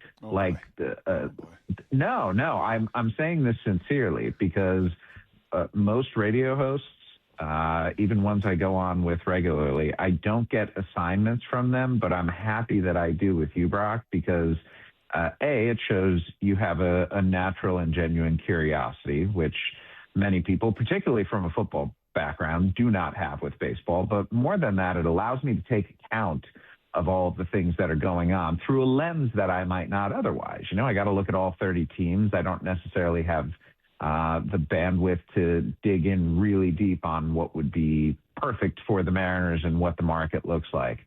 And what he asked for is, are there any right-handed hitting outfielders who the Mariners could acquire? And I went and I looked at right-handed hitting outfielders, and the Mariners have like 2 of the 5 best already in all of baseball. Like there is just such a lack of good right-handed hitting outfielders in baseball that even if that is what would be absolutely perfect for the Mariners at this point, I just don't know that guy exists. The closest you're going to find to it, who's readily available, is going to be Taylor Ward. And yeah, he's good. And he would be a really good fit there. But is he the impact type guy, Brock, that you were looking for? I don't know, man. I don't know. He's probably the best fit, though. I mean, Buster mentioned him a couple of days ago on a podcast. Like, Taylor Ward is a good player who isn't so good that it would be ridiculous to platoon him in some way in right field. I mean, it's very reasonable. So what are you looking? I think most Mariner fans now, Jeff, know the farm system. They know the current, obviously, major league roster. So if you were to try to put a deal together, what do you think that actually does look like when it's all said and done? Oh, I don't think I think it's going to be much more along the lines of the Gino Suarez trade last year than something that you feel like you're going to have to. I mean, obviously, Kate Anderson not going anywhere. Ryan Sloan not going anywhere. Las Montez not going anywhere for a rental. Arroyo. This is, this would likely be more in the. I don't know if it would be Johnny Farmelo. I think that even is a little bit too heavy, or Celestin or Nick Stevenson. It feels like that next tier of guys down below that, maybe 1 or 2 of them in the same way that I think the Mariners traded 3 pitching prospects. One of them was Ashton Izzy. I don't remember. Was one of them Brandon Garcia, maybe? Mm-hmm. He went to Arizona, yeah. Mm-hmm. Yeah. It like good arms, but very unlikely that the Mariners are really going to miss any of those guys. And that's probably, I think, the acquisition cost for Taylor Ward this time around. Well, the other thing we heard this week was Jerry Dipoto suggesting there would be some buyer-buyer matchup trades where two buyers find a way. And maybe Suzuki is the type of trade that falls under that category. If the Mariners are looking to do buyer-buyer, what does that look like, or what could that look like? It was interesting that he said that, because buyer trades are like the hardest thing to execute at the deadline, just because there has to be a perfect fit positionally, and there has to be depth there to backfill it. And there just aren't many teams that have that significant depth at the position playing side. Or at least enough incentive to push them to go out and get a pitcher from the Mariners. And that's where I think the Mariners would be trading from. I don't foresee them moving any of their position players. If they were to, would it be maybe a Luke Raley or maybe a Dom Canzone? Like, could you see something like that? Well, yeah, I could if it brought, I guess that's where I was trying to think. Okay, if let's just use Suzuki as the example, because the Cubs need pitching so badly. Does Luis Castillo and one of Robles, Raley, or Canzone get that done? Probably not. Just if Luis Castillo had pitched better this year, then... The thing is, he's pitched pretty well recently. Does Emerson Hancock get that done? Younger, more controllable, is put together. Yeah, I think Emerson Hancock gets that done. I don't think that the Mariners do that, though. It's really hard, man, to give up 4 years of control on a guy, and that's what Emerson Hancock's going to have after this season. Like, he's not going to be a free agent until, I think, after 2030.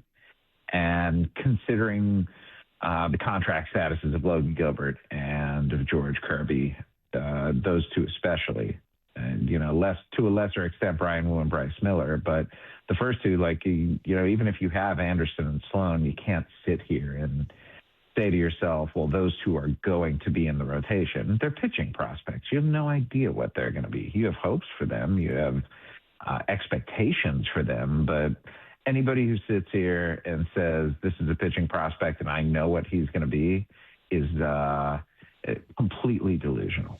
How about the reliever market? That would be the other spot where the Mariners could upgrade, would be another leverage arm. Who's out there that would be a good fit? And then I guess the follow-up question would be, how many of them are likely to be better than moving Luis Castillo into that role? Well, we don't know what Luis Castillo would be in that role. So I think he would be good. I think the stuff would play up. I think it's perfect for what the Mariners need, frankly, because I don't think I don't think Houston's going to trade Josh Hader to Seattle. And I don't think the Mariners likewise are going to be willing to pay $19 million a year for a closer. I don't think Aroldis Chapman is going to be a fit. And once you get past those two guys, you are going down pretty significantly tier-wise, just in respect to what you would get. Garrett Whitlock, who's under contract for multiple years beyond this year, would be absolutely great. But are the Red Sox going to be willing to sell him at a reasonable price? I don't know. I'm just looking at my list right now. We have Pete Fairbanks next with Miami. I don't know if you've noticed, but the Marlins are good. Like, they have I think they're 3 or 4 games ahead of the Mariners, just record-wise. So I don't know if he's going to go anywhere. Yennier Cano with the Orioles, Riley O'Brien with the Cardinals. Then you get to the lefties, A.J. Minter, Daniel Lynch, Brooks Raley, Lake Bacher with the Marlins, maybe. None of these names are particularly titillating if you're looking to get an impact-type guy. They're just They're serviceable. They're workmanlike. They're good. They'll solidify your bullpen. But the guy to pair with Andres Munoz, either in the Matt Brash eighth inning role or even as a matchup type co-closer, there's just not much, guys. Jeffrey, you spoke to my curiosity, and we were chatting about this a little bit yesterday, Salk and I, just trying to answer. And I know there's not a great answer. It's just a thesis. It's just your perspective on it. But why the power outage with so many stars in baseball this year? Manny Machado, Cal Raleigh, even Guerrero with 4 home runs. Now, some of them are hitting better. Tatis, with a little more average. But as far as just star power, the difference makers, the impact that we talk about, what has happened? And we'd obviously include Cal Raleigh right here front and center in Seattle on that list as well. Baseball's tough, Brock. And, at the top of the home run list, we still see Kyle Schwarber, who's there year after year. But we also see Jordan Alvarez, who's had a difficult time staying healthy. And he's finally been healthy this year, and we're seeing the absolute best version of him, and that's your American League MVP at this point. Do you know who has the 3rd most home runs in baseball this year? Caminero. Good guess. He is 4th. And you can go and watch a very interesting conversation with him that I had on Sources Tell Jeff Passan on YouTube today. He's and fun, I man. believe it'll also be on ESPN2 or ESPN News. But the answer to that question is Hunter Goodman. Do you know who Hunter Goodman is, Brock Salk? Colorado Rockies catcher, I believe. God, I love how much ball you know for a guy who lives in Denver. Mike, do you know how lucky you do know how lucky you are? But I just want to point out for everyone listening right now, the fact that your quarterback has as much baseball knowledge as he does. You guys are... You're getting him now. I mean, you're not getting 2010 Brock. You're getting 2026 Brock. And I will say there's a pretty significant ball knowledge, interest, all of it compared to where it was then. But I would wholeheartedly agree with you. I actually do know how lucky I am. Well, you know what's funny? You say that because we were driving home from swimming with the manta rays in Kona this last week, Jeff, and we were driving back, and my kids were like, how about that guy? That guy knew the names of all of these different manta rays, their length, their height, their weight, this one's named Quarantina. Quarantina's got these spots. This guy's out of control. And then I'm like, well, there's a manta. Hold on, wait. There's a manta ray named Quarantine? Yeah, she was discovered during quarantine, so they named her Quarantina, and she's got a bevy of spots, so they're able to, catalog all of these different. And then the one with the hook in from the wing. The shame of being named Quarantina. True, but the point was, and I was like, well, you know what? Sadly, it's not too different than all the names of every player that we know on all of these rosters. There's some idolatry at times to the different sports or passions that we cover. And that, guys, was just manta rays. And mine at times can be football or baseball or sport in that way. But it's what makes it go, man. It's what makes every morning with Salk and I doing this kind of fascinating because you don't know. And especially, Jeff, in baseball, that off of 60 home runs, off of a runner-up in the MVP, off of all that Cal did, to watch him still struggle to hit the way he is struggling right now, it's perplexing. I think that's the right word, and I wish I had a better explanation. Could going home and during the All-Star break and working with Dad this week, could that be a little elixir, a little helper, as it was for Julio last year when he stepped away from the All-Star game and went and worked with his coach and just kind of that's the other end of it too, is what makes them at times come out of some of these slumps and streaks. The reason that I think baseball is the toughest sport to play of any of the 4 major men's North American professional sports is because of the schedule. And I don't mean the volume of it. 162 games is a lot, but it's what the volume of it prevents players from doing. And what I mean by that is it prevents you because you are playing every day and because you are expected to perform every day. it prevents you from making those changes and those adjustments and those things that you need to do in real time as effectively as you can. I saw it like this is on a much smaller level, but my son is just graduated high school, and he's playing in a woodbat collegiate league this summer. And he's against, 21, 22-year-olds as an 18-year-old, but he's never played woodbat baseball regularly. And there was something that I saw in his swing that I pointed out and asked him about. And he's like, Dad, it's the middle of the season. I'm not going to mess with it. And I was like, all right, fair enough. That's a very reasonable thing. And it's reasonable because I've heard big leaguers say the exact same thing. Jeff Passan with us, as he is every week. I got a couple things I want to make sure I get to with you.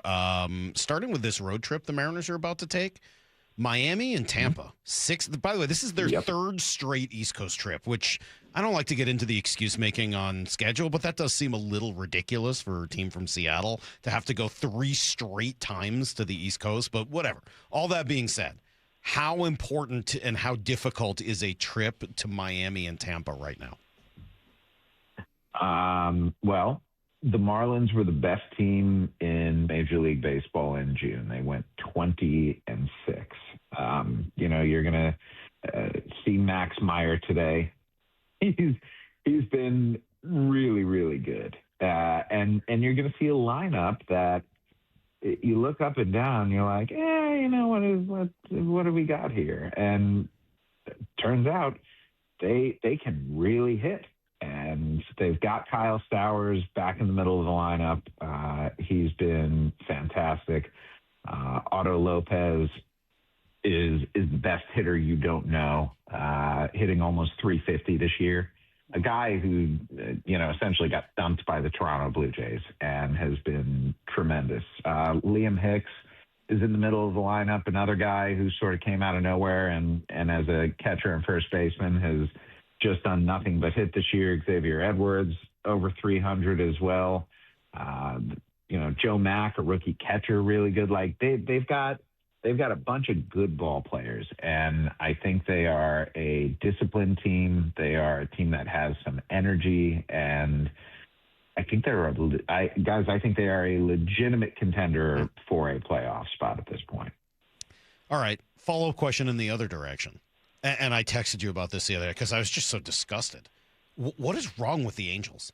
How could a team and an organization possibly be as bad on so many levels while spending as much money as the Angels do? Like it's baffling when you watch. Like that team sucks.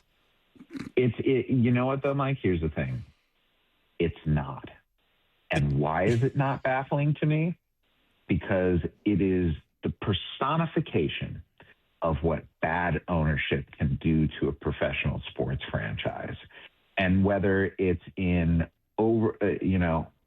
being overly meddlesome or in keeping the finances, not from the payroll, but from the areas of development that they need, and from having a built-out analytics department and just all the stuff that happens behind the scenes in Major League Baseball that has, you've seen front offices grow from a half dozen to a dozen guys to, multiple dozens of people who are trying to make this baseball operations machine work. The Mariners, they are very good at process. Like they have figured out the process part, and they have ways that they go about things. And the Angels, they just don't. And I think a lot of it is because at the end of the day, the person who's doing all of the hiring wants what he wants, not what makes teams win baseball games. Speaking of development, speaking of stars, just in the history and kind of following young players as they get called up and get their feet wet, Colt Emerson's strikeout percentage right now over 30. It's not good. It's not good. Okay, so how? I mean, I have him on my fantasy team, and I see. Yep. It's like, ew. And we love the steadiness, and we love the defense, and we love so much of the maturity, and he's playing, so young, and everything he's doing with Cole in the battery up the middle, and it's going to be awesome. But that strikeout percentage is really, really high. I guess A, how alarming, and B, is there a track record of like, yeah, this is what normal guys, this is kind of the process for young guys to go through, or is he going to just be, unfortunately, kind of a swing and miss guy?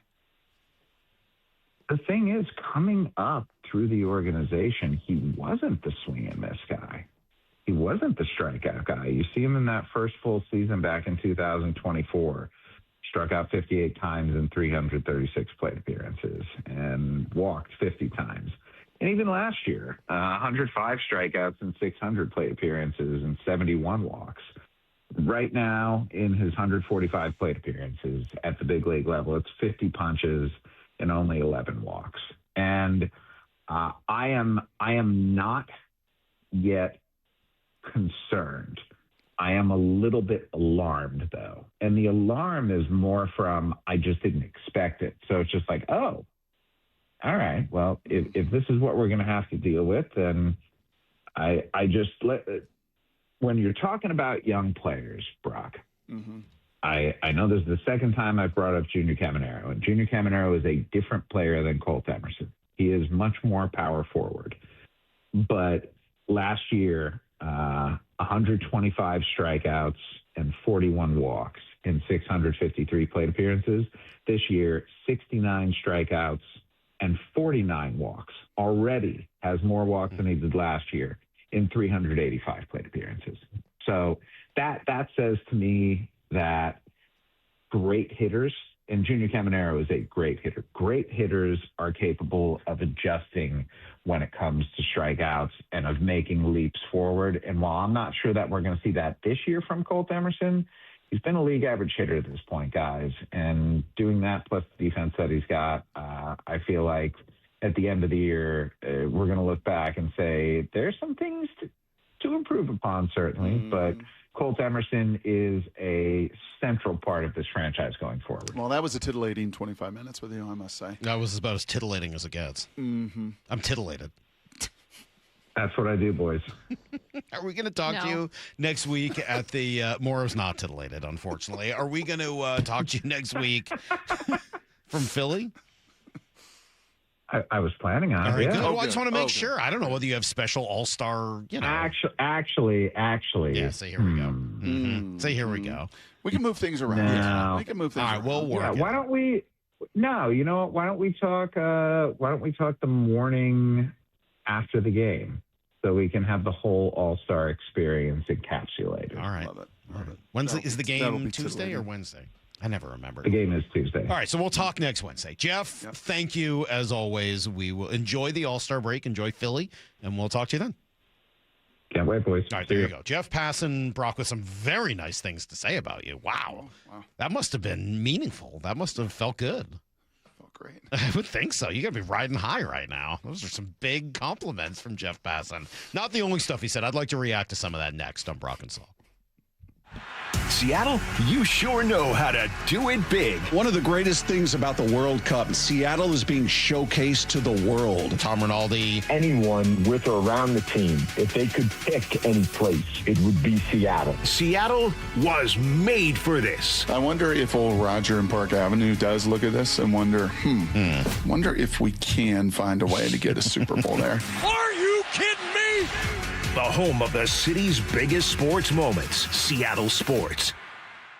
This summer, Western Washington drives Toyota RAV4. Now through August 3rd, lease a new all-wheel drive 26 RAV4 SE for $369 a month for 36 months with $39.99 due at signing for a contract cost of $16,914. Excludes all applicable taxes and government fees. A negotiable dock fee of $200 is included with approved credit through TFS. Price will vary based on accessories. Call 1-888-48-TOYOTA for details or go to toyota.com. Toyota, let's go places. Hey there, Dawn Riding with Olympic Hot Tub. Make this the summer you start to relax and feel better right in your own home. During our All-American Soak, Swim, and Sauna event, enjoy liberating savings on a saltwater hot tub, swim spa, or sauna, with up to 3 years to pay for it interest-free. A soak or swim under the stars, a sauna after a long day. Celebrate feeling better today. OlympicHotTub.com. Better you, better life. Olympic Hot Tub.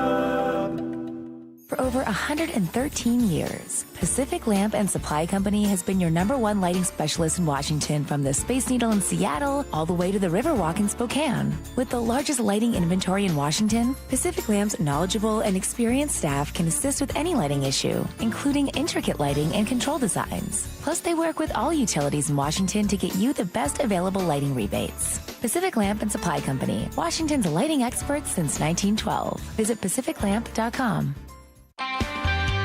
If you've been in a wreck or a fender bender, You have the right to take your vehicle to any repair facility, not just where your insurance company tells you to go.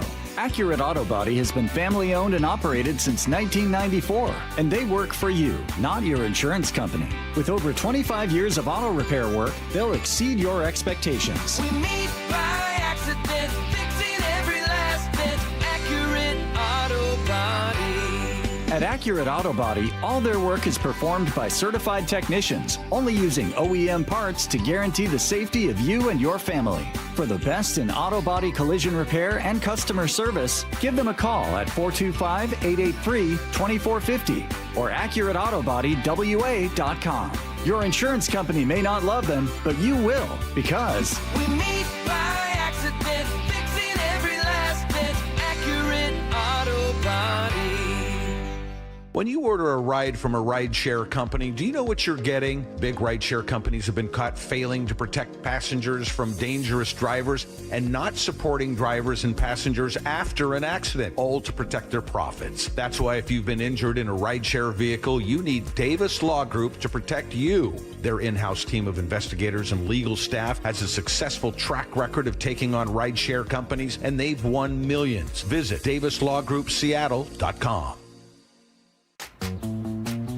Jane is a small business owner. That's right. And tell them what that's like, Jane. Yeah, well, it's like a roller coaster with a lot of ups and downs, and some days things can feel like they're flying off the rails. Yep, it's a lot. But the Total Solutions Advantage only from Comcast Business can help you manage it all. With the largest, fastest fiber-powered network designed for 100% reliability with business internet and wireless connect. Plus gig speeds with security and equipment included. All with a 5-year price lock. Nice. So everything stays on track. Exactly. The Total Solutions Advantage. Get started for just $60 a month for 12 months when you add wireless connect to a qualifying internet package. No one does business like Comcast Business. Limited time offer. Restrictions apply. New customers only. 1-year agreement, paperless billing, and automatic payments with bank account required. $60 offer requires 300 meg internet, security edge, and additional qualifying service. Equipment, taxes, and fees extra. From the people who brought you It's the Dog Park comes. Your dog is limping, but she seems fine. Plus, you've heard they can fake it just to get what they want. So what's the deal now? You're being gaslit. Protect your dog from injury and illness with Progressive Pet Insurance. Oh, now she switched legs. What a diva. Progressive Casualty Insurance Company and affiliates, not available in all states or situations. Coverage subject to policy terms.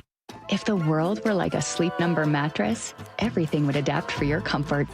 Your coffee would never get cold. Your flight would always be on time.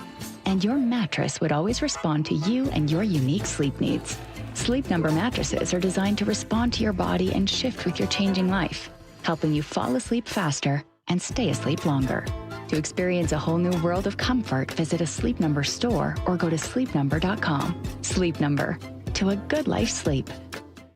Let's go! This is Seattle Sports. Streaming through the Seattle Sports app. KIRO AM Seattle. KIRO FM HD2 Tacoma. Home of the Seahawks, Mariners, and everything Seattle sports. Get in the freaking auto! From the Quantum Fiber Studio, this is Brock and Salk on Seattle Sports. Brock Heward and Matt Marcus. Sorry about just Mike. Heward, not exactly Joe Cap there in the pocket. Now here are your hosts, Brock Heward and Mike Salk. All right, a couple of things after listening and talking to Jeff Passan there. Number one, I get the sense. How good you have it? Do you know how good you have it? I do. I do. I often say that.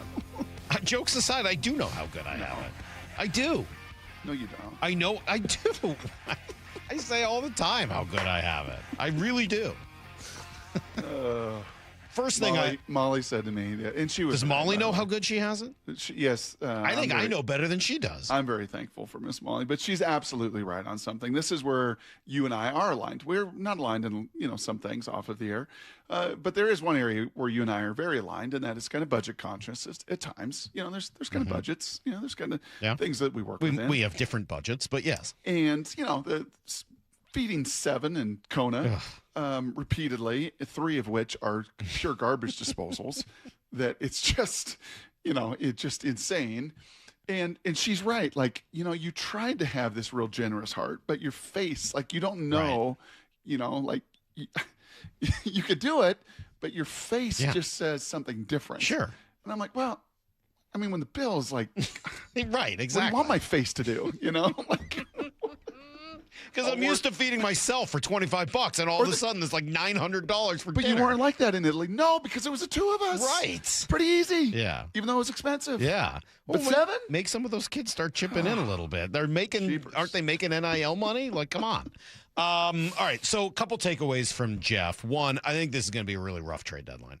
If Jerry and Justin are going to figure this out, they're going to have to walk a very fine line, and I'll be very impressed. I'm not going to kill them if they're not able to make the perfect deal. Just listening to Jeff, it doesn't sound like that guy is out there. I got a text here from the 701 that's a total joke that says, just like every other year, the Mariners are not going to trade for an impact bat. You mean like last year when they traded for 2 of them, or the year before that when they traded for 2 of them? Like, shut up. You don't get to comment. If that's what you think, if that's what you have taken from the last couple of years, you've essentially forfeited your right to comment. Bringing in Randy Arozarena, Justin Turner, Josh Naylor, and Gino Suarez over the last 2 years, I think it eliminates that comment above all other things. Yes, the Mariners have brought in 4 bats in the last 2 years, all of which have had some level of impact or were expected to. Now, as for whether or not they're going to do it this year, I don't think they are. I think it's going to be really, really hard for them to do it this year. And it's not because the Mariners are failures at trading for impact bats. As we just said, they've done 4 of them in the last 2 years. I don't really know what that guy is who's out there that is actually a good fit. Is Taylor Ward an impact bat? He's a good player. He'd be like a Justin Turner. Yeah, all right. Like, he's a good player. Could he be Randy Arozarena? No. I don't think so. No. Not at his age. No, he's a good player. I mean, I think Randy's a better player than him. He has some flaws, which I am more than willing to recognize. But Randy Arozarena is an all-star for a reason. He's one of the better players. Randy's a really good player. We're maybe caught up in some of the downsides of Randy, but Randy's a really good player. And Taylor Ward's okay.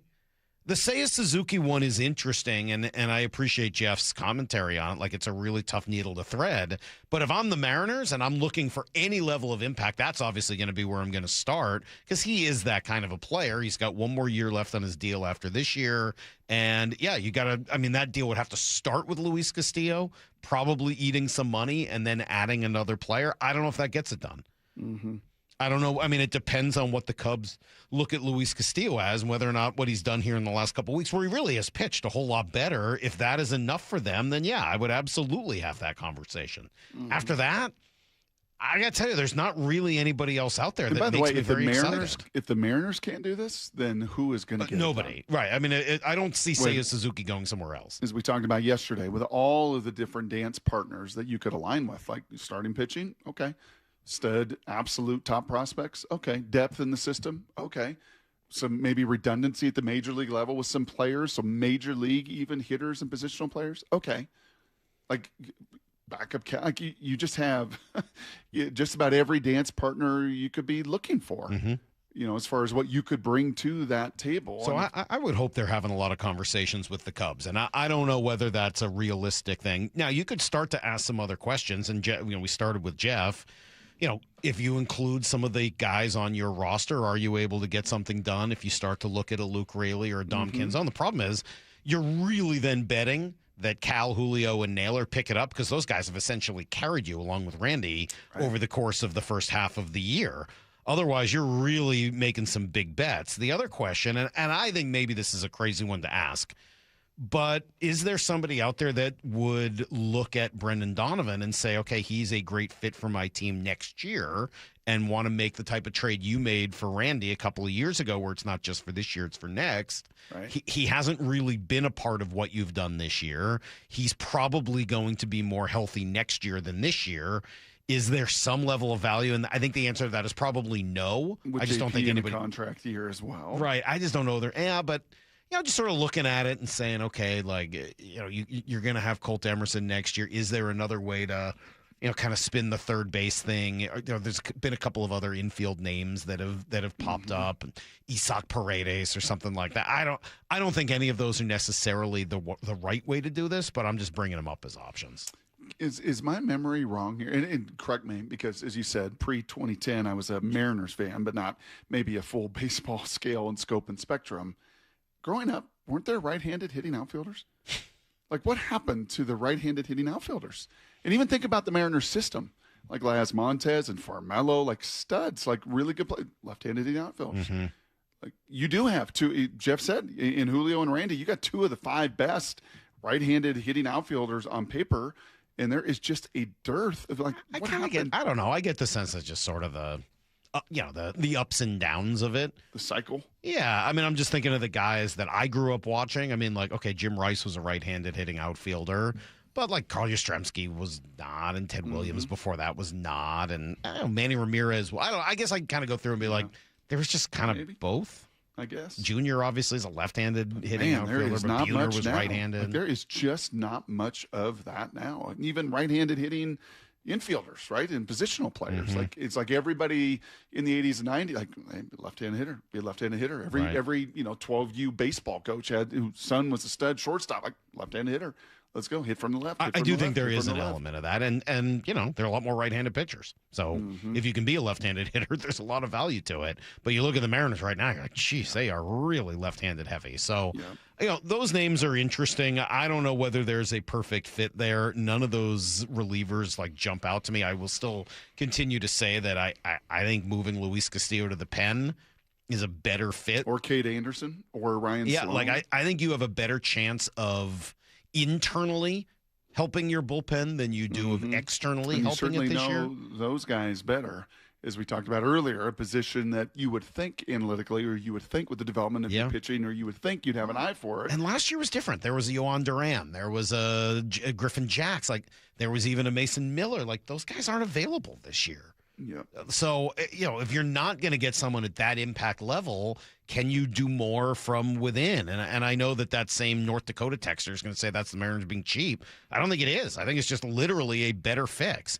And then just one other note. I thought the thing about the By the way, Angels you told Gray Zabel to shut up. Just want to let you know. I don't think it was Gray Zabel. No, I don't think so. He's on the farm. That's his I don't number. think that was him. No, I know it was. Last thing, I thought Jeff's answer on the Angels was actually pretty interesting. Because we tend to think of ownership in baseball as being as simple as spend money on players. Spend money on free agents and you're a good owner. Yep. And Artie Moreno's an interesting case of doing exactly the opposite. Because he keeps directing his team to spend money on a ton of money on bad free agents. Yep. And that is its own problem. All the while not spending the money on the development and systemic scouting, that actually helps. Analytics and all the rest of the pieces of the puzzle. Yeah, I don't know. The Mariners get grief for some stuff, and some of it's fair. I'm not sitting here to take bullets, but I don't think they get enough credit on the other side of some of that stuff for what they've done. Yep. They're not out there spending stupid money like Artie Moreno and the Angels have and going through another GM, by the way, because they just the same problem over and over and over again. I'm not saying that like you get to be number one just because you're better than the worst, but some of the problems that have befallen the Angels could have befallen the Mariners. By the way, it's nice to see that they're not. In the next month or so, or a month and a half or so, maybe a new ownership here in Seattle on the football side of things, because I think Mr. Allen and Jody were much the same vein as these Mariners. Yeah. As far as the resources spent and committed to push the envelope in every way off the field. Yeah, not the stuff you see, not the stuff you see with free agents, but a lot of what you get behind the scenes. All right, quick break. We'll come back here. Brock, give you guys everything you need to know. We got to answer the questioner coming up at 9:45, so you guys can start sending in questions to 866-979-3776. It's Brock and Salk, Seattle Sports on 710. We're approaching the All-Star break, and I'm still asking myself, who are the Seattle Mariners? I don't have a grip on this team quite yet. Every time you think you know what they are, they find a way to go in a completely different direction. The Mariners hit the road for the final 6 games before the All-Star break. I mean, you get like a glimpse of what this offense could be. This afternoon, the first of 3 in Miami. First pitch at 3:40, 2:30 pregame. Listen anywhere on the free Seattle Sports app. Hey, Brock Ewert here for my friends, truly my friends over there at People Come First Construction Group. You know that I love my acronyms, something that Coach Ewert taught me decades ago. And PCF, well, they live by that. You, the people, come first. They designed and built our outdoor living space some years ago, and Molly and I loved it. And right now, they're making it easier than ever to get your process started on your new dream deck, with 50% off your custom professional design and architectural drawing package. So what does that mean? That means you can save over $9,000 on your project. And with 12 months of no interest, no payment financing, you can design your deck now and pay later. And most people who start with that design package, kind of the fundamentals of it, they end up with the exact outdoor space they've always wanted and dreamed of. This offer is your first step. So do what we did and get a hold of PCF Construction Group today. Get your project ideas, browse their amazing photos, and find all the offer details, like 50% off your custom professional design and architectural package at PCFgroup.com. That's PCFgroup.com. Hey everyone, Rick Witters with Cressy Door. At Cressy Door, we offer top-of-the-line garage doors, garage door service, and garage door repairs. Residential or commercial, please consider Cressy Door for all of your garage door needs. Cressy Door. Hey Seattle, Jake Bobo from Techline Roofing. Are you in the market for a new roof? With the strongest workmanship warranty in the business, Techline Roofing has you covered. Take advantage of our easy financing and our summer special. Trust Techline. Everyone always asks me, what were your top reasons for choosing Advanced Hair? Well, allow me to share, along with some details on, get this, their once-a-year summer savings event. Okay, first off, Advanced Hair stands by the results, and I'm living proof those results are second to none. With Advanced Hair, your own natural hair is guaranteed to grow. Secondly, Advanced Hair combines top-rated physicians with modern technology, creating a concierge quality experience that blew away my expectations. And lastly, Advanced Hair's Advanced FUE begins regrowing your own natural hair the very next day. It is quick, simple, and easy. Now, if you have a flexible schedule this summer and you've been waiting for that special savings opportunity, well, it's here. Advanced Hair's Summer Savings Event will get you the most hair for your dollar. It's their best offer ever. For details to schedule your free consultation, call 425-449-8185. One-day treatment, life-changing results. Your new hair is guaranteed to grow. Before and after pictures at advancedhair.com. Taking the time to understand who you're working with, so that way you can understand, am I putting them in the best situation to be successful based on either their skill set or what they've gone through in their personal life. But you got to take the time to know your coworkers, your teammates, all that kind of stuff like that between the lines, because then otherwise it's not relationship based. And so that's a priority for us as far as making sure that we get to know each other between the lines. And then through that, right, you go shared experiences, and then two, now you're in the trenches together, and then you build the camaraderie, and then you got the trust and everything else that comes with that type of thing. That's really what, Brett and myself are trying to, articulate and communicate with the people that we work with, that, hey, yes, we have a job to do and we do have to perform to make sure that this business is sustainable. But the foundational piece is the relationship. Lee Johnson Auto Family, the LJ Way.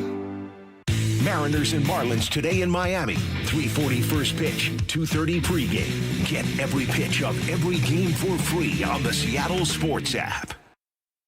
Guys, I'll never forget the first time I saw somebody get results at our clinic. He was an 81-year-old man who hadn't been intimate with his wife in over 8 years. Viagra had stopped working for him, and he was desperate for help.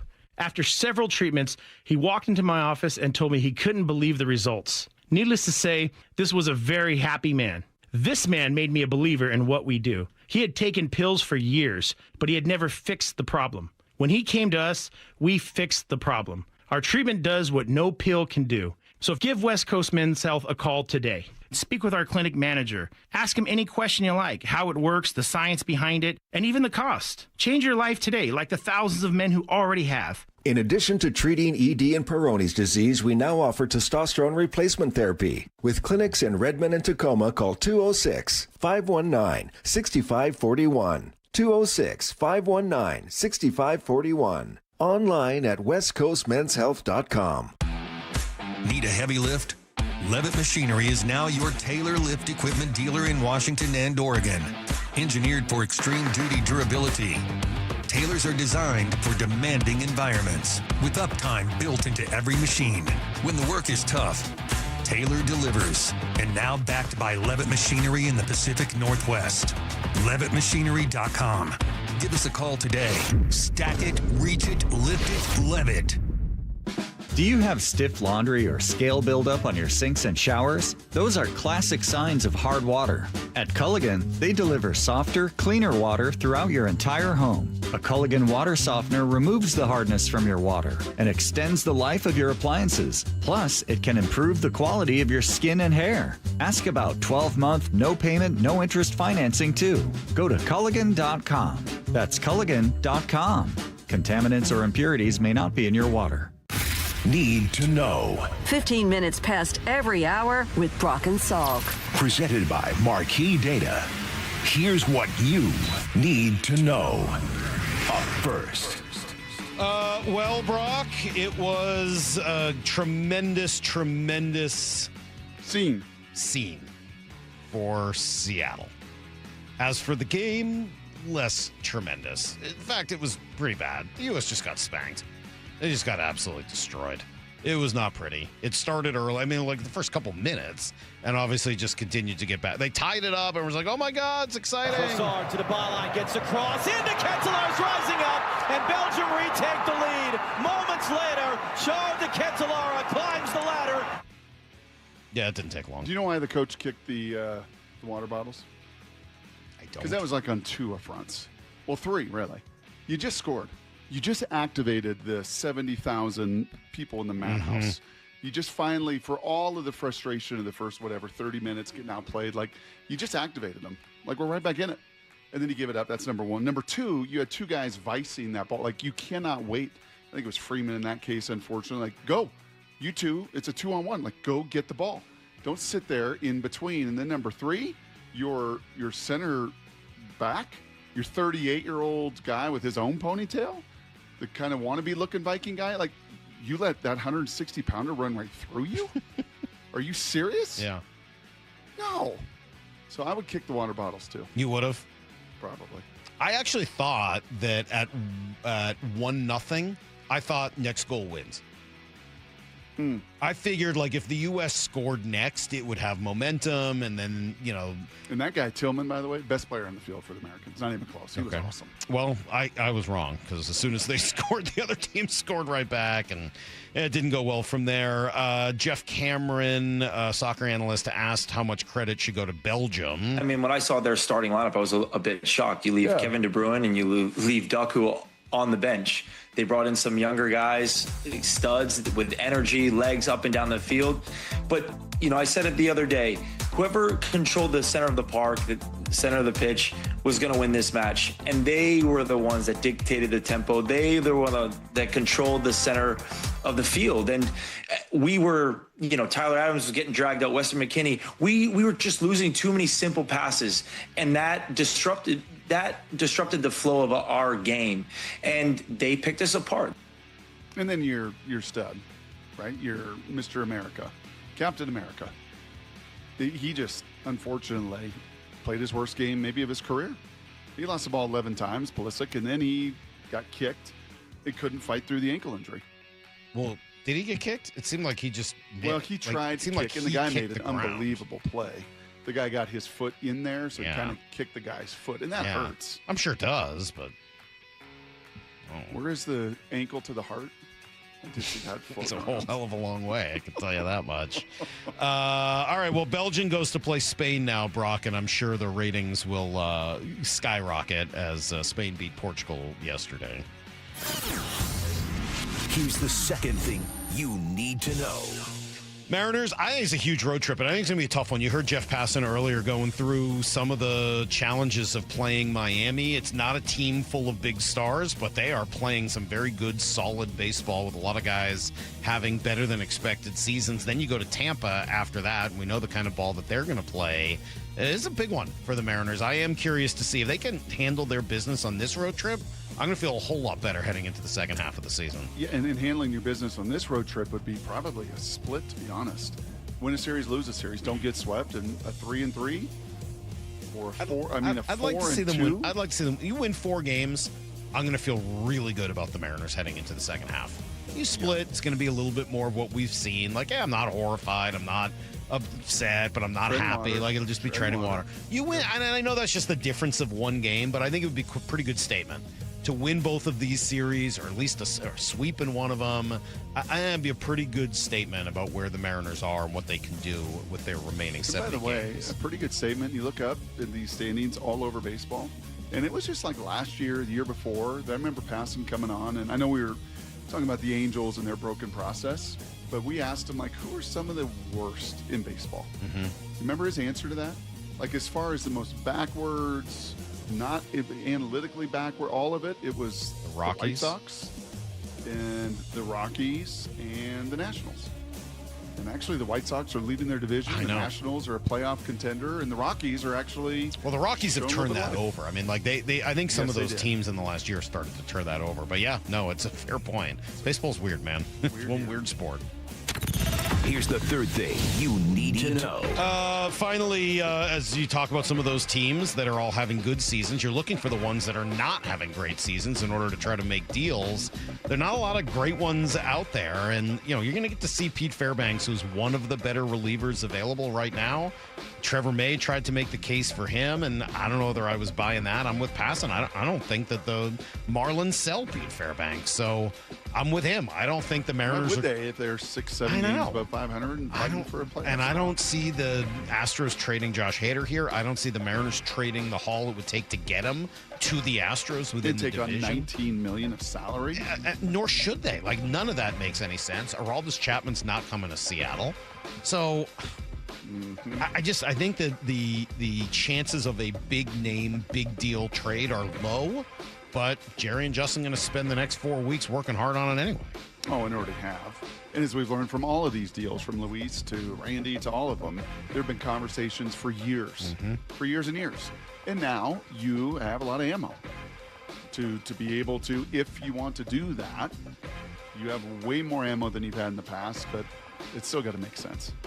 Short term and long term. All right. There you go. That is everything you need to know. Quarter past every hour here. I'm not going to waylay. On the Brock I'm not going to waylay. Yeah, let me tell the people, Brock. We've got Answer the Question Jerk coming up in 20 minutes. So please send in your questions to 866-979-3776. Any question on any subject, we will be happy to answer them in about 20 minutes. We are not going to go back through the Diary of a Soccer Family. No. We're not going to do that. But you have a question for me? I want to have a legitimate grown-up question. All right, a grown-up question. Not a sassafras, not an immature, not a petty. I want to have a grown-up, really legitimate sports question and debate. All right. It's going to come up next, and then we'll answer silly questions at 866-979-3776. Serious and silly to wrap up the show on Brock and Salk. This has to be the biggest event that's ever been held in Seattle. Way to shine, Seattle. Just as a worldwide sports event. And honestly, I don't know if Seattle, the city, has ever looked better than it has right now on the world stage. I wanted to feel the excitement. It was dope. This has been just an incredible ride. Be proud, Seattle. From the home of the Super Bowl champion Seahawks, the AL West champion Mariners, and the city's biggest sports moments. Seattle Sports and SeattleSports.com. All right, summer is certainly in swing, and it's Snoqualmie Casino and Hotel. It's even better. It's Mike Salk here, and you can check out upcoming shows like the Pop 2000 Tour with Chris Kirkpatrick of NSYNC, O-Town, Ryan Cabrera, LFO, all on August 1st. If you need a laugh, David Spade's as good as it gets. He visits on August 15th. You can relive the 80s with pop sensation Taylor Dane on September 6th. All of those tickets and the full lineup are at snocasino.com. While you're there, experience luxury with the breathtaking Cascade views and world-class dining, plus play your favorite games and elevate your next getaway. It's all at Seattle's closest Snoqualmie Casino and Hotel. This summer, go electric and save big at Toyota of Kirkland. The all-new Toyota CHR delivers 338 horsepower, standard all-wheel drive, and up to 287 miles of range. Check out the Toyota BZ, the EV SUV built for the Northwest. Their expert team is ready to walk you through every feature. Take a test drive today and take that car home the same day. Visit their incredible showroom today at Toyota of Kirkland. Summer savings are happening now. ToyotaofKirkland.com. Stay cool this summer and save big. Lake Washington Windows and Doors delivers the quality, comfort, and energy-saving performance you deserve. During July, buy 3 windows or doors and get 1 free. Plus, make no payments for 12 months. LakeWashingtonWindows.com. Every summer, homeowners wait too long to find a house painter. All Covered Painting is accepting a limited number of exterior projects this season. Ask about a designer-led complimentary color consultation. Get your free estimate at allcoveredpainting.com. Your old water heater's starting to peter. DayandNight.net. Day and Night has $150 off installation of any new water heater, including tankless, backed by a free lifetime warranty. Hi, I'm Bruce. When your old water heater leaks or fails, the damage could be catastrophic. Whether you need an emergency replacement or you're planning ahead before it leaks, give us a call and we'll help you get into hot water again. Get $150 off installation of any new water heater. DayandNight.net. Are you an adult with uncontrolled moderate to severe Crohn's disease symptoms and still packing a backup bag of clothes? Just in case? Skyrizi Risankizumab Riza can help you take control of your Crohn's. Feel significant symptom relief, including less abdominal pain and fewer bowel movements at 4 weeks. Plus, Skyrizi is proven to help people achieve remission and visibly improve damage of the intestinal lining. Individual results may vary. Skyrizi is a prescription injection medicine. Don't use if allergic to Skyrizi. Serious allergic reactions, increased infections, or lower ability to fight them may occur. Before treatment, get checked for infections and tuberculosis. Tell your doctor about any flu-like symptoms or vaccines. Liver problems leading to hospitalization may occur when treated for Crohn's. Ready to take control of your Crohn's? Ask your doctor about Skyrizi, the #1 prescribed biologic in Crohn's disease. Control is everything to me. Learn more at skyrizi.com or call 1-866-SKYRIZI. Your bathroom deserves a refresh. Call it a mid-season upgrade. Dave Wyman here for Fast Home Services, and right now, take advantage of 15% off a tub or shower refresh. Want to upgrade further? Bidet seats install for just $3.99. From leaks to full upgrades, it's the same plumbing expertise you've trusted since 1986. Call 1-800-THINK-FAST to book your free in-home estimate, or visit fasthomeservices.com for a virtual quote in seconds for water heaters, plumbing, HVAC, and electrical services. Mariners and Marlins today in Miami. 3:40 first pitch, 2:30 pregame. Get every pitch of every game for free on the Seattle Sports app. Get in the zone, AutoZone. Summer's finally here, and we're kicking it off with a whole lot of free. Free brake pads with Duralast rotors. Free oil filter with 5 quarts of oil. Free Armor All wipes with Armor All glass cleaner, and more. More free, so you can have more summer. Celebrate free at AutoZone. Now through July 27th. Restrictions apply. Get in the zone, AutoZone. Tired of hearing scary radio ads about the IRS? Tax Relief Advocates is different. TRA is here to tell you that if you owe money to the IRS, whether it's $5,000 or $500,000, we have a solution. TRA can eliminate or reduce what you owe to the IRS with zero risk to you. We have over 1,000 5-star reviews on Google and an A+ with a BBB. End your tax nightmare today by visiting TRA.com or call 800-583-6681. That's 800-583-6681. T-Mobile has an exclusive bundle for customers 55 and up. I'm Sarah Bowl. Yeah, I'm Frank Bowl. A reliable network is key for us. And with T-Mobile, it's been wonderful. And going to the 55-plus plan saved us so much money. A lot. And that's important, trying to keep costs down. The home internet's been perfect. It's fast, it's quick. The setup was so easy, it took less than 15 minutes. It was like, ta-da!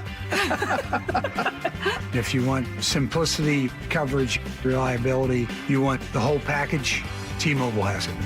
Right now, T-Mobile customers 55 and up can get 2 phone lines on America's best network, plus America's fastest 5G home internet for just $30 each. $30 per month each line with autopay plus taxes and fees. Minimum age 55. Pricing for home internet rely on 2 lines of Essentials Choice 55. $35 connection charge per line required. Best mobile network and fastest 5G home internet based on analysis by Ookla of Speed Test Intelligence Data 2H 2025. All rights reserved. This hour is brought to you by Davis Law Group. From the Quantum Fiber Studio, you're listening to Brock and Salk. Weekdays 6 to 10. On Seattle Sports and 97.3 FM HD2. All right, answer the question, Jerk, in 15 minutes. Got a couple of them, Brock, but could use some more. So don't make me guilt everybody. Just text in a few questions to 866-979-3776. Any question, any subject. And there's a couple that I like, but we could certainly use a couple more. Brock, you said you have an adult conversation. I'd like to have a real grown-up adult question. Right. Okay.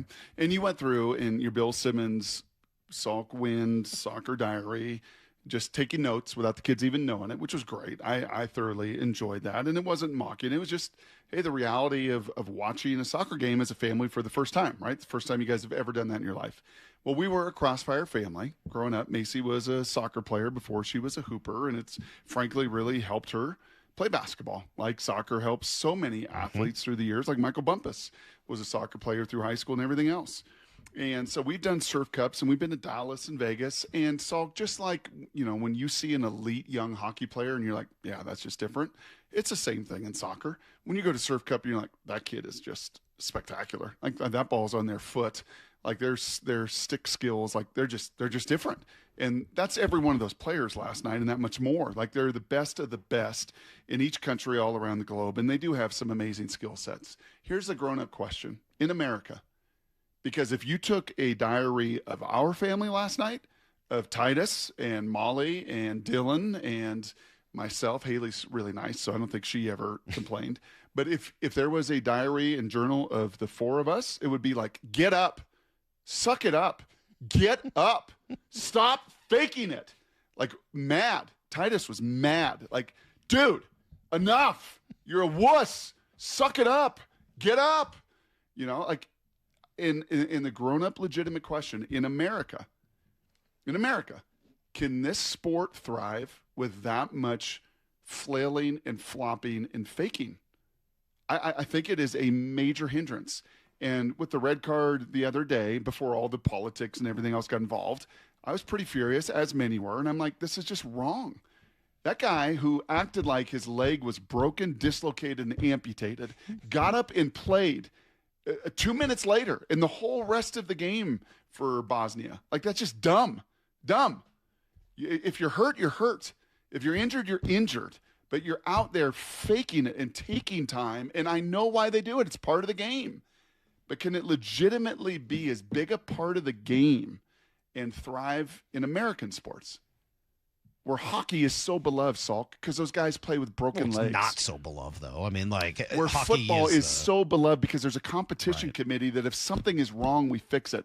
Rob Staten, and I love him over there in England, and he has a real English accent because he really is English, and he's a great Seahawk 12 and does amazing work with Bump and Stacy in the football season. He kind of responded to my tweet and was like, well, fix the other sports. And I'm like, they do. They do fix themselves. Hockey's made rules to fix the game. The NFL has a competition committee every single year to fix it. Baseball put in a pitch clock and fixes its rules when it's broken. Like, this is, I think, so it's a good question. We'll get to the flopping and the flopping around in a moment. In terms of fixing the game, as much as I like to make fun, my understanding is the substitution thing actually has helped in terms, if your problem was they don't score enough, that the 5 substitutions instead of 2 has actually helped that, because you're bringing more fresh bodies on. And you can agree or disagree that it's a good idea or bad. I know that there's a lot of traditional soccer fans that don't like that, but that, I think, has been their effort to try to fix one of the problems that ails the sport, which is just not enough scoring. I mean, they have other problems that I can't even I cannot fathom how you're ending a knockout round game in the World Cup with penalty kicks. It is, quite frankly, it's the stupidest thing I've ever seen in sports. I honestly, like, as a sports fan, and yes, maybe that they're like, I hated that we were flipping a coin in football. I'm glad that finally, after years of complaining about it, the NFL has made overtime more fair in the postseason, especially because the idea of just, we flipped a coin and this team got the ball was ridiculous. The NHL doesn't allow their meaningful games to end on a shootout, one-on-one. That's not hockey. They play hockey until somebody wins and loses. In basketball, you play until someone wins or loses. And so the idea of the penalty kick thing, to me, honestly, is as bad, if not worse, than the flopping. There are those of us who will be fine with hockey ending in a shootout in the playoffs.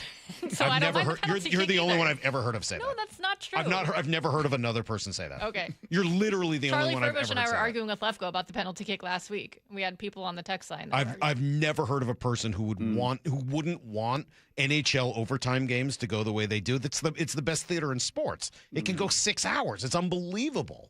Like, that to me is It's a little different in soccer, though, in that the penalty kick is very involved in the game, during the game. Like, they're aiming to get a penalty called, so they get a penalty kick. Well, that's what I was going to get to, Brock, with what you said about the about the flopping. Yes. It does seem, at least, look, I don't watch a lot of it. I've watched 2+ games, 2 in like a few minutes. But it does seem, anyway, every time I watch, as if the entire point of the game is to try to get a foul called on the other team. Yeah. That's and you'll dumb. see DNs, by the way, flail on outside zone and try to draw holding calls, or a rush of the passer, and they're trying to draw holding calls. You'll see receivers who've mastered the art of making enough contact to make it look like it. And I get it. Like, you're trying to draw that. But you know what those DNs and those receivers then don't do? They don't act like they're dying on the field and then pop right back up like Willis Reed and play another play. I think you lose. I think you just lose. I certainly lost the audience or frustrated the heck out of the audience in my home. Like, knock it off. Like, get up. You're fine. Stop faking that to, I guess, try to draw a red card and draw a penalty. Okay, yeah, you hurt. Get up. All right, you got the penalty. Get up. Like, get up. Stop wasting time. Stop wasting all of this. Stop trying to make it something that it's not. Like, I think that is for the general mass American sporting audience is just a mountain too high to climb. I don't want to deal with that. And by the way, the women's game, if my memory serves me right, watching the World Cup through the women's I don't remember years, seeing that in the women's game. No. I don't. They're a hell of a lot tougher. We already know that because but it's also it's a physical game too. Like, I've watched some of the women's game. It is perfectly physical, but they don't do any of that garbage. No, they don't. Yeah, no, look, I'm with you. 425 says it would truly be awful if basketball ended with a back and forth free throw contest. Oh wait, it sort of already does. That's kind of funny. It's, by the way, one of the great hindrances to the game of basketball right now. Like, one of the things that really bothers everybody watching Oklahoma City is Shai Gilgeous-Alexander does nothing but flop and get nothing but calls over and over and act like he's hurting, act like he just got hit. And James Harden started all of this 10 years ago. Like, and it's been a major hindrance to watch. I don't enjoy that. I don't enjoy that product. You know what I want to see? When there's violence, I want to see violence. And if somebody's legitimately injured and hurt, like the guy was last night with his knee, and he comes back with a brace and crutches and has to get subbed out for the rest of the game, that really sucks for that guy. And that is going to happen. But when you cry wolf and you cry wolf and you cry wolf and you cry wolf, I just wonder if the general, large, mass American sporting audience is like, I really can do without that. It really disturbs and bothers me. What's the consensus on the text? It's dumb. Like, no kidding. And by the way, I was watching, as I said, the Hogan documentary on the flight and stuff. Do you remember this way back when there was a really snarky, just absolutely snarky late night host that tried to be like, oh, it's just fake. You're just fake. It's all just fake. And Hogan just snapped. It was like, oh, really? Is this fake? Yeah, and picked him up. Do you remember that? Well, they put him in like a chokehold, and the guy went unconscious and he hit his head and had to get like major stitches. Like, I'm not saying this is all fake. It's not fake. Those guys run into each other. They hit each other. They get hurt. They absolutely break ankles and, twist I don't think anyone is talking about those moments, though. Like, of course people get hurt. People get hurt in all sports. And when they do, they have to come out of the game. Correct. But these guys don't. No. They immediately get right up. Yeah, it doesn't make a lot of sense. That's all I got. No, I just it's one of the many reasons I find the sport completely ridiculous, and it's one of the reasons I'll continue to give the same take I give every 4 years, which is all the people that are excited about the World Cup don't give a crap about the soccer. They love the patriotism. Sure. They love the camaraderie. Which they is love fine. the sense of community. Yep. They love the thought that maybe this is the year that America can get to the I don't even think they quarterfinals. care that much about that. They care about the event and No, getting they together with do. their friends. They and, do, but they want to see, like, can we do it? Can we finally But get even over like that? I think they like watching some of these. Like they watched, what was it, England and Mexico the other night. I got friends texting me about how fun it was to see those twos. But I don't believe that those people like soccer, because otherwise they'd be watching soccer the rest of the year. They treat it the way I treat curling. Every 4 years at the Olympics, it's fun to watch curling. And I'll get into curling for a few minutes. But there are a lot of people that get up at 3 a.m. and watch the soccer. There on the is a weekends. group of people. There is no doubt. There are a group of people, and it's bigger than the group that watches curling the rest of the year. Mm-hmm. But like, it's still for most people there's kind of the probably same a lot thing. of people that watch Four Nations that don't watch hockey all the time. Absolutely, Mm-hmm. yes, absolutely. There's no doubt, of course. It's, And you and I anything saw- like that is going to draw a bigger audience. Absolutely. And Salky and I watching Seven Nations. My gosh, I mean, we got sucked in. I think it was only 6. I think Was it's it only only 6 six? nations. No, it was only the 6 rugby. I nations? think it's only 6. Are you The sure? 6 Nations is the rugby. Yeah, thing, it's only 6 nations. I had We've got the Nations Championship going on right now. I want to Rugby know this what weekend if nation wanna you watch. added to the 6 Greenland. nations. Greenland. Yes. You think Greenland plays in the 7 nations now? America. Wow. I wanted America. I to don't be a think part of it, America's Salk, invited that's in it. that. I want No, America. I don't think they invite America. We would not No. do well against those teams. No. But you know what course the Six Nations is? Violent. And when those guys like break their face and break their jaw and break their teeth and break their elbows, like a lot of them keep playing. Well, and that's a tape good it up and point. keep So it's playing. not like it's a European thing. It's not like it's not like the Americans are tough and the Europeans are soft. Like they love rugby over They there. actually put tape on their head because it's got a bleeding, gushing blood, and it's bloodied. Versus the guy in the pool play that put tape all over his head and there was no blood. Like, what are you doing? Like, stop it. Like, enough. You're just gonna lose.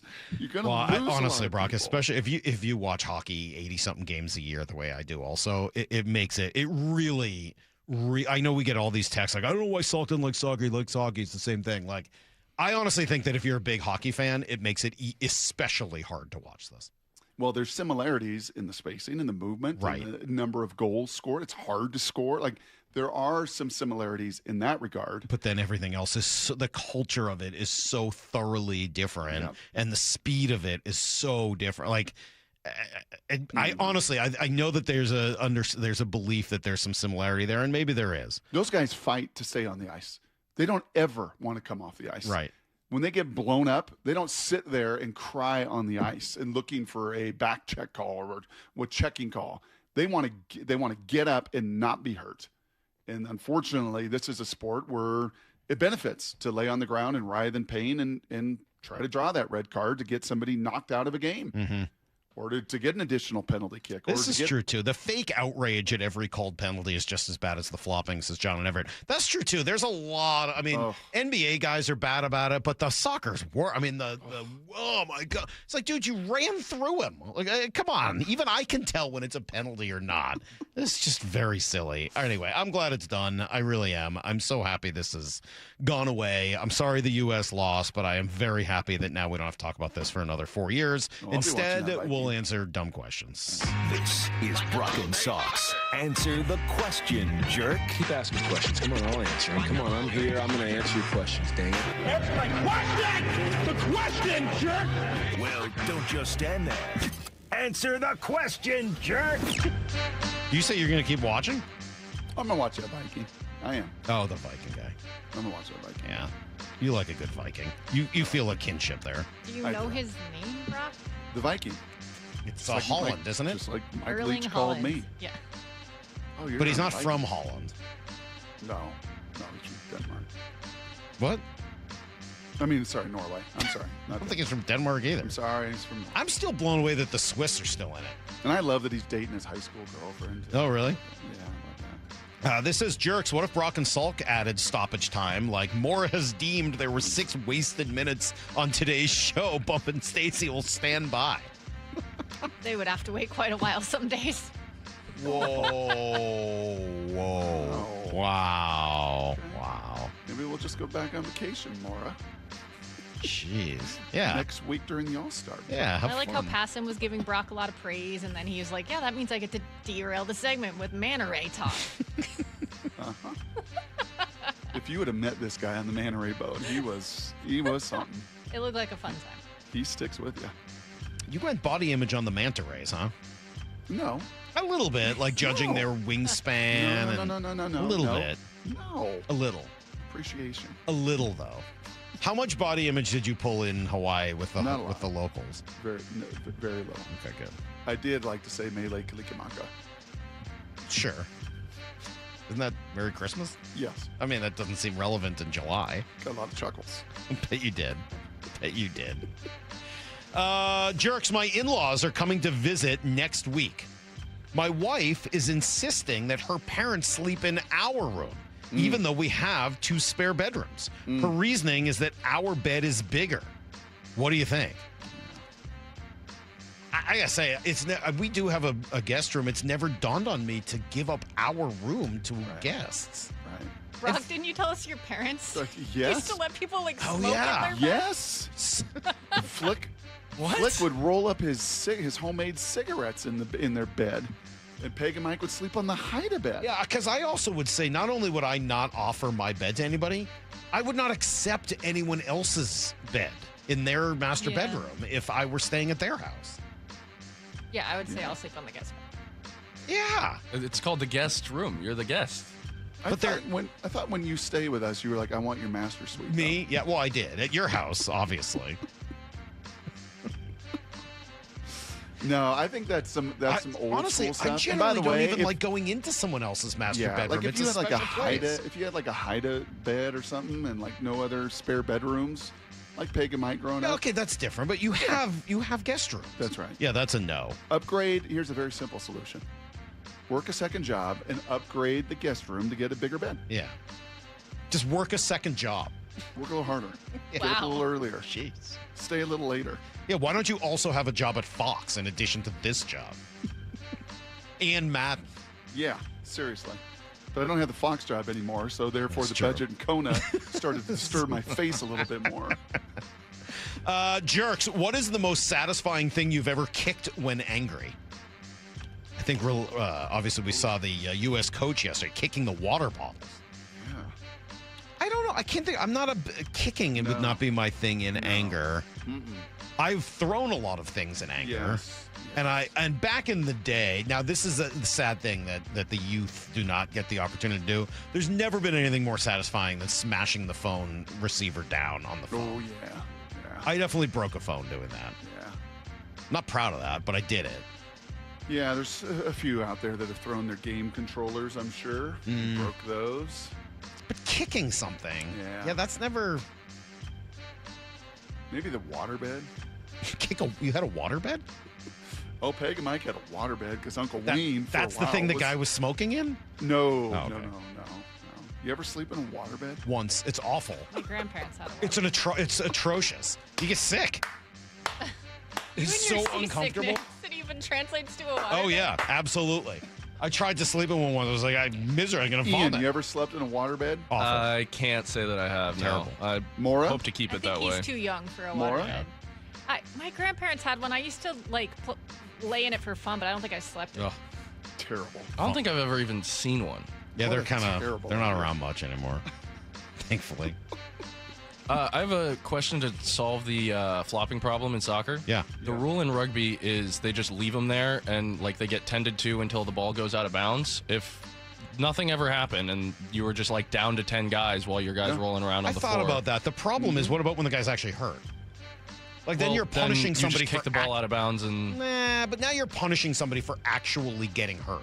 And you do sometimes get actually hurt. That guy yesterday had to come out of the game. Yep. So I don't think that's not fair either. This guy got hurt, and now, like, you're going to punish his team for it? That doesn't seem right. Should people... Oh, wait. I'm sorry. Is chocolate milk an understandable drink to order for breakfast as a 33-year-old with a family? I don't have a problem with that. I mean, not every day.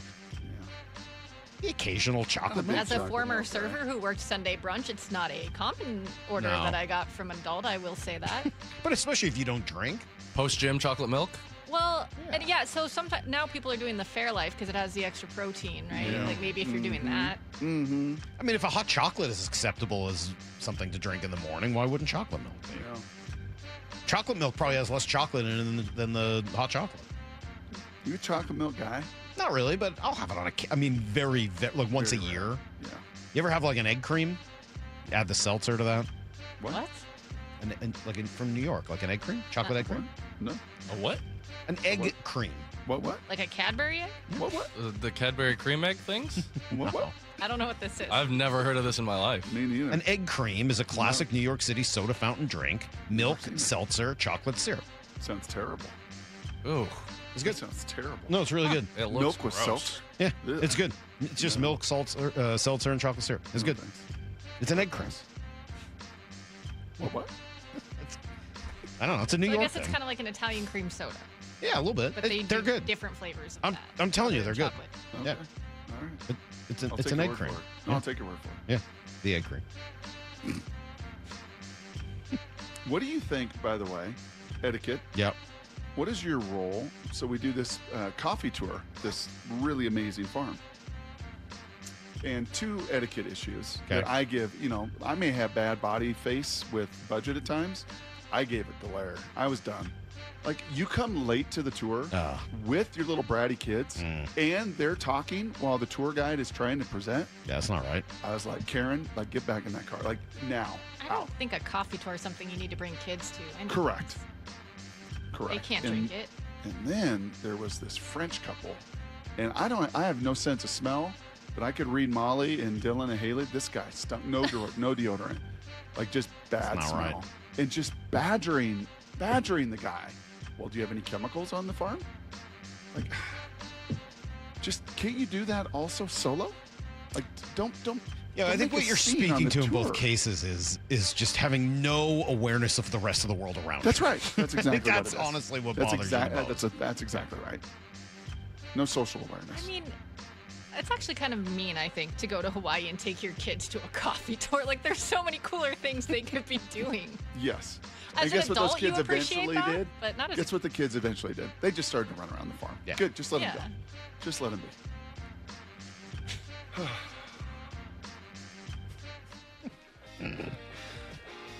Tomorrow on the show, Oh, this is good. Linda Cohn, who just retired from her incredible career at ESPN, which began here in Seattle, her time spent at Cairo TV. I can't wait. Linda's great. She's one of the truly great people I've had the opportunity to work with in this business. And I think Grandma and Grandpa offered her their master bedroom I wouldn't blame them. when she was doing a story on the For thing. Linda, I would do that. We'll sleep on the height of bed. For Linda, I would go that far. She's one of the best.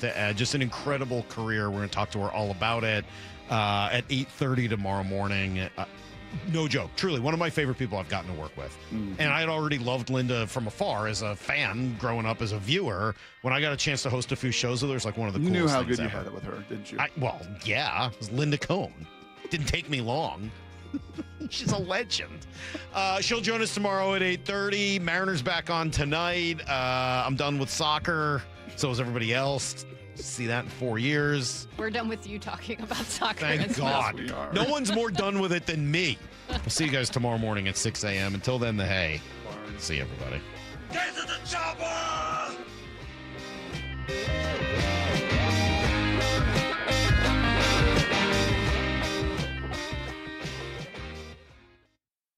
Stick around for Bumpin' Stacy. Trademark pending. That's right. Coming up next at 10.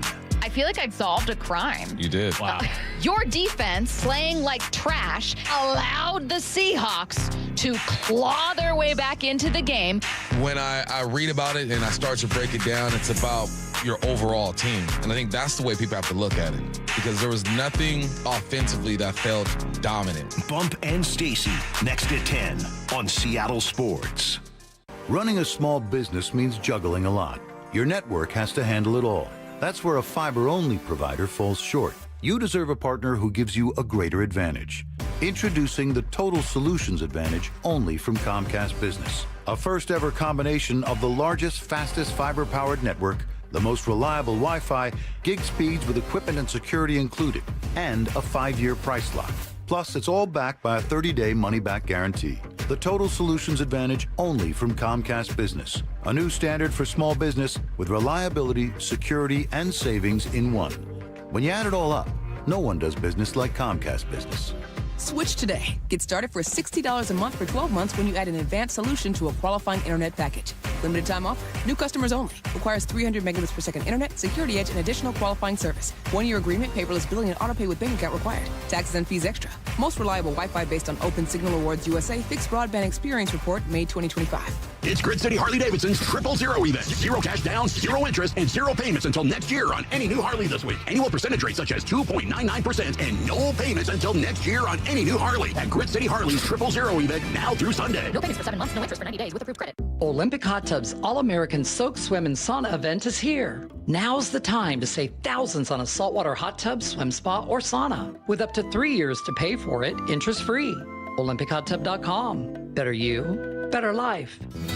Whatever the heat index, stay cool this summer. Your local Bryant dealer can make sure your system is up to the task. Whether it's maintaining your current system or installing an energy-efficient Bryant Evolution cooling system with perfect Humidity Plus technology, your dealer will give you what you need to help your family beat the heat. Learn more and schedule an appointment with a factory-authorized dealer today at BryantNorthwest.com. That's BryantNorthwest.com. Bryant, whatever it takes. Law Tigers was born from a passion for the open road. Over 25 years ago, they saw a community that has each other's backs. Hey, it's Bob Stelton here, and I've been writing for quite a while now, and I tell you, it's nice to know these guys are in my corner if I ever need them. Law Tigers was built by riders for riders, protecting what matters most, your freedom, your family, and the ride. They're here 24/7, 365 days a year because riders deserve real support whenever they need it. Your case evaluation is always free, and there are no fees until your case settles. They're going to help you get your bike and your gear repaired or replaced because they know how much those things mean to you. So if you're injured in a motorcycle accident, give them a call, 1-800-LAW-TIGERS, or visit lawtigers.com. Again, that's 1-800-LAW-TIGERS, because every ride you take, your freedom could be on the line. With Law Tigers, you never ride alone. Law Tigers, Washington's motorcycle lawyers. Cook Law Office, PLLC, 539 Broadway, Unit 104, Tacoma, Washington, 98402. This is for all you guys on Viagra. ED pills are no longer needed. The brutal side effects like 4-hour headaches, blurred vision, and that flush feeling can all be put behind you with our treatment. Here at West Coast Men's Health, we have a better approach to ED. Acoustic wave therapy creates blood flow circulation by safely removing the plaque in your arteries and restoring function naturally. Guys, let me be clear. Pills will never fix your problem. Our equipment is the latest technology, and our medical staff is the best in the industry. So give West Coast Men's Health a call today. Speak with our clinic manager. Ask him any question you like, how it works, the science behind it, and even the cost. If you suffer from ED or Peyronie's disease, give West Coast Men's Health a call today. In addition to treating ED and Peyronie's disease, we now offer testosterone replacement therapy. With clinics in Redmond and Tacoma, call 206-519-6541. 206-519-6541. Online at westcoastmenshealth.com. I'm David Ortiz. When I lost my mom, she was only 46. And I lost my dad to cancer. It was the worst pain I ever felt. It made me think, what will happen with the people I love when my time is up? That's why I have life insurance. Ethos makes it easy. It's all online, take about 10 minutes, and you can get up to $3 million in coverage. Get your free quote at ethos.com/game. That's ethos.com/game. Paid testimonial. Time spent on application may vary. Online health questions required. Back to school starts now. Get long-lasting battery life on the Dell XPS laptop powered by Series 3 Intel Core so you can work from anywhere. Now starting at $699 with exclusive student pricing starting at $599. Complete your setup with savings on select monitors and must-have electronics and accessories. Limited time deals and free shipping on PCs and more await you at Dell.